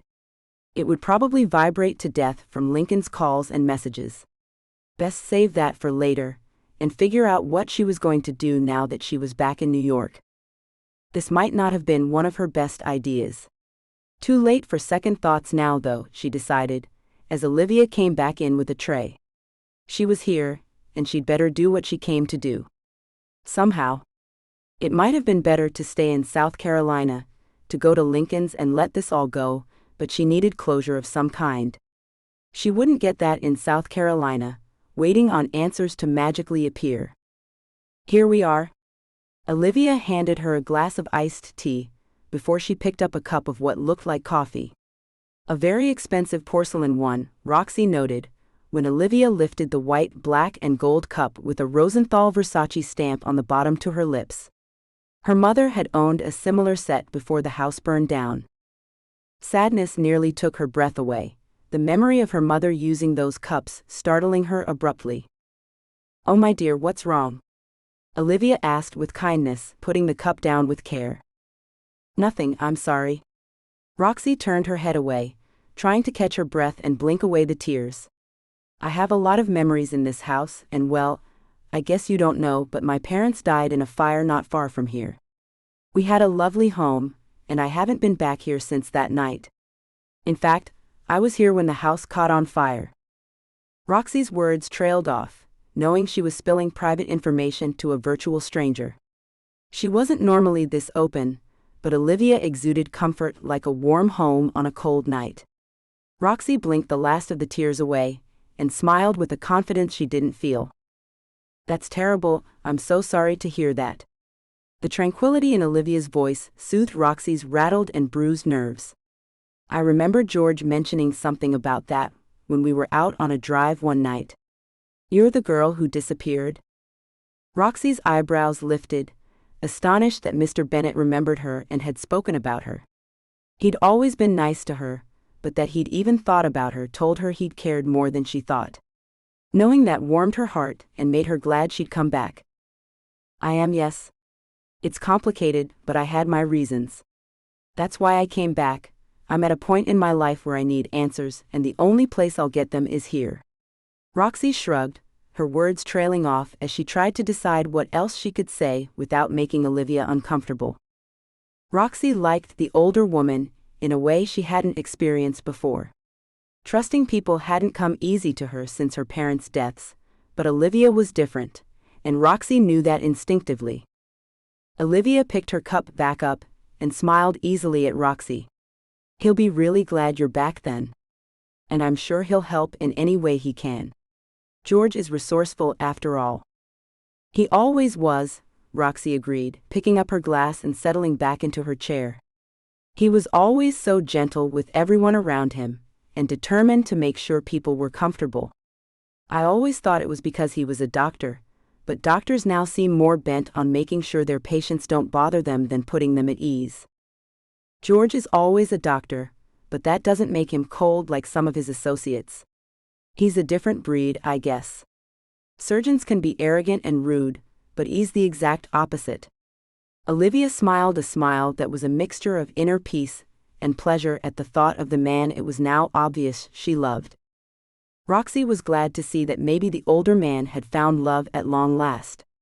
Lincoln's mother was a hard woman to love, but even Roxie had seen that Mr. Bennet had loved her. It was good to know he'd found a woman like Olivia to share his life with. If only Roxie could find that same kind of peace with Lincoln. "No, you aren't thinking about him right now," she chided herself and put the glass of tea down. "He's a very kind man." That seemed a lame statement, but it was true. "He is." Olivia nodded. The conversation was about to become awkward, but Olivia inhaled and changed directions. "I have to go out for a little while, but feel free to make yourself at home." "Oh well, maybe I'll go for a walk then," Roxie replied with a polite smile, not sure of what else she should say. Roxie hadn't expected to be left in the house on her own, but it seemed Olivia had made a judgment that meant the unknown younger woman wouldn't rob her of her possessions. That was nice too, being trusted like that. Of course, Liam had called ahead, so maybe he'd reassured Olivia that Roxie was to be trusted. Either way, Roxie was at loose ends now with nothing to do. She'd suggested she'd take a walk, so perhaps that's just what she would do. "Just leave your glass there, the maid will pick it up. I really do hate to leave you, but I have an appointment I can't miss. If you need anything, or decide you will be staying the night, just let the maid know and she'll get you settled. She's normally in the kitchen at this time of day, but if you can't find her, just press the top button on the white panel by the front door and it will call her. The door is unlocked, so you're free to come and go as you please." Olivia stood up as she spoke, her mind obviously on whatever her next task was. She clasped her hands and focused on Roxie once more. "It's been really lovely to meet you, and I hope you do decide to stay. I know George would be pleased if you did, Chloe." That name jarred her again, but Roxie hid it with a bland smile. "Thank you, Olivia, I may just do that. I hope everything goes well with your appointment." "Thank you, Chloe. I'll see you soon." Olivia gave a slight nod of her head before she headed out of the room. Roxie sat there, trying to adjust to being called that name again. It wasn't easy hearing it like that, even though she knew it was her name and it had been used often lately. Still, that wasn't who she was now, though that would be hard to explain to those who used to know her. When the front door closed and a car zoomed away, Roxie got up and looked around the house. She found everything familiar, but somehow different. Time and Olivia had changed most of the decor.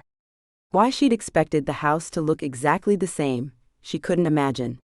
Well, it was her imagination that did that, wasn't it? She'd kept the house the same in her mind all these years, even if she knew things would probably have changed. That's how the past was. Houses, people, places stayed the same, until you visited them all again and found out everything had changed. Sunlight streaming through the windows drew her outside to walk around the grounds. The pool was still there, even if the furniture around it was changed. Where there used to be teal and purple cushions, there were now colors Roxie would call oatmeal and almond, decorating the umbrellas, tables, and chairs. There was even new paint on the pool house. Gone was the dark wood stain, now replaced with a light stain that lifted the mood around the place. A further walk revealed a new stable with 6 horses inside. Roxie wasn't sure which of the family members was into horses, but it was obvious one of them was. The horses were top-notch, well-bred animals, judging by their shiny coats and striking features. She didn't know much about horses, but she did know the difference between a plow horse and a thoroughbred. Roxie left the stable and headed in a familiar direction, the path that would lead her home. She paused, noting that the birdhouse had been replaced along with the fence. Stone stood in the place of wood, and the birdhouse was now a marble griffin. Another sign of time passing, she thought, her fingers tracing over the griffin. It was doubtful Mr. Bennet had any idea how important that birdhouse was to Liam and Roxie, but still, she was sad to see it was gone. Everything seemed smaller as she walked up the road and turned down the road that would take her to where the house she'd lived in used to be. She hadn't meant to walk down to the place, her feet had brought her here from muscle memory alone. From her short trip earlier she knew that the house had been replaced. There was no sign of the old place really, just that old tree and not much else. She didn't go into the grounds. She didn't want to trespass, especially when she could see no real sign that anyone else had ever lived there, no indication that another house was once here before it burned to the ground. She wondered if anything at the back of the house was still the same, but didn't dare cross the driveway to find out. There were no cars up front, but that didn't mean anything. There might be someone home who would allow her to walk around and seek out signs of what used to be, but sense took over before she could embarrass herself like that. The lost house was another part of the past that could not be brought back to life. She wanted to continue to look around, but decided that she'd had enough for the day. She'd run away from Lincoln, from the future which looked far too bleak, and come back here looking for answers. There were no guarantees she'd get any answers, but she knew she'd never find a clue about what had happened if she kept spending all of her time here waltzing through the past. That made her smile as she turned from the house and headed back to the Bennet residence. Waltzing through the past indeed. She always had some form of dance on her mind. Even now when she had nowhere to dance. It wasn't likely there was a studio here for June. The girl had grown up to become a woman in medical school and then a doctor. Roxie doubted June did very much ballet anymore, if she did manage to find spare time. Roxie spoke with the maid when she got back inside the house and asked for a room. When the woman opened the door that used to be Lincoln's room, Roxie wondered if fate really hated her that much. Still, she thanked the woman for her assistance and threw her bag on the bed. There wasn't much in the bag. Pajamas, necessities, her handbag, another pair of jeans, and a few shirts, but nothing fancy. She hadn't planned to stay long, and she hadn't planned to do much more than visit the police station that had investigated the deaths of her parents and the fire. After that, she didn't know what else she could do, but she was determined to do something. There was a television in the room, so she turned it on, found a movie, and watched it while she waited for the family to come home. Liam arrived first, knocking at her door. "Laura told me she'd put you in here. Is everything all right? Do you need anything?" Liam asked from the door, not coming into the room. He'd always been a gentleman. "No, I'm fine," Roxie said and shook her head no. "What are you doing now?" "I thought I'd have a drink after I change, if you'd like to join me?" Liam asked, his hand still on the doorknob as if to keep him safe from falling into the room. Roxie couldn't help the smile that idea gave her, and agreed to a drink. "Just let me know when you're ready." "Of course." Liam nodded and closed the door softly.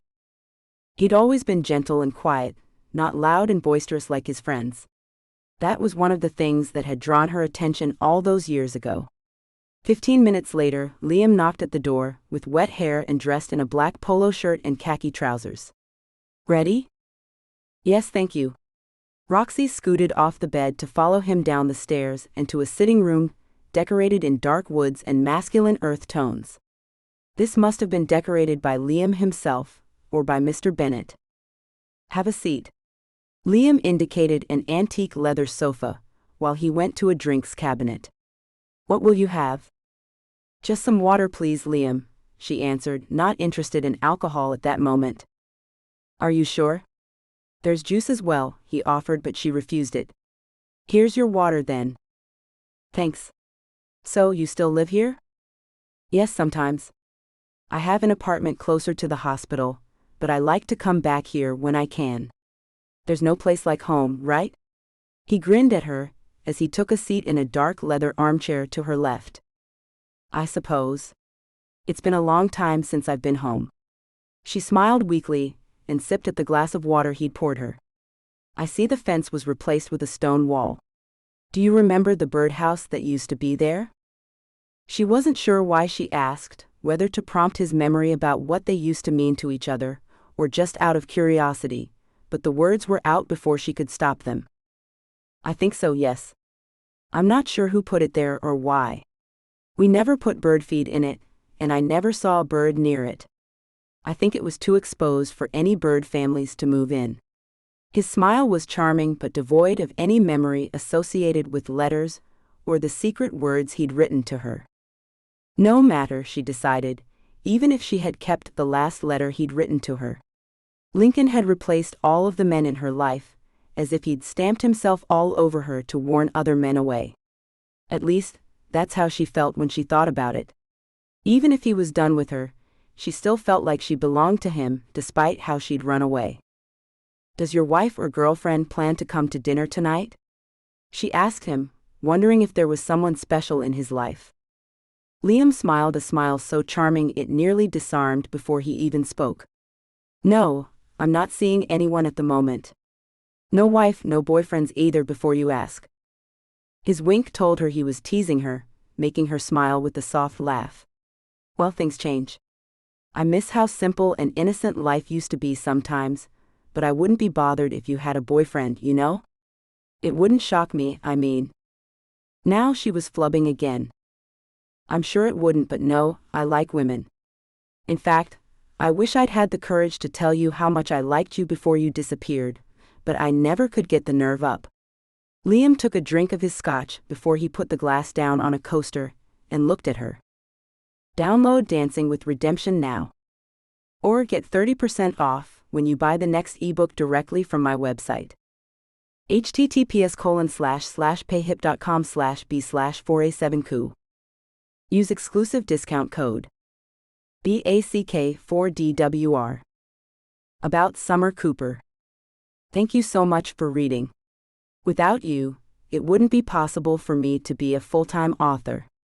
I hope you enjoy reading my books as much as I do writing them. Besides, obviously, reading and writing, I also love cuddling my dogs, shouting at Alexa, being upside down, aka yoga, and driving my family cray-cray. Follow me on Facebook, Instagram, Goodreads, BookBub. Get in touch at hello@summercooper.com. www.summercooper.com. Closing credits. This has been Dancing with Guilt. Written by Summer Cooper. Auto-narrated using Google technology. Copyright 2024 by Lovie Books Limited. Production copyright 2024 by Lovie Books Limited.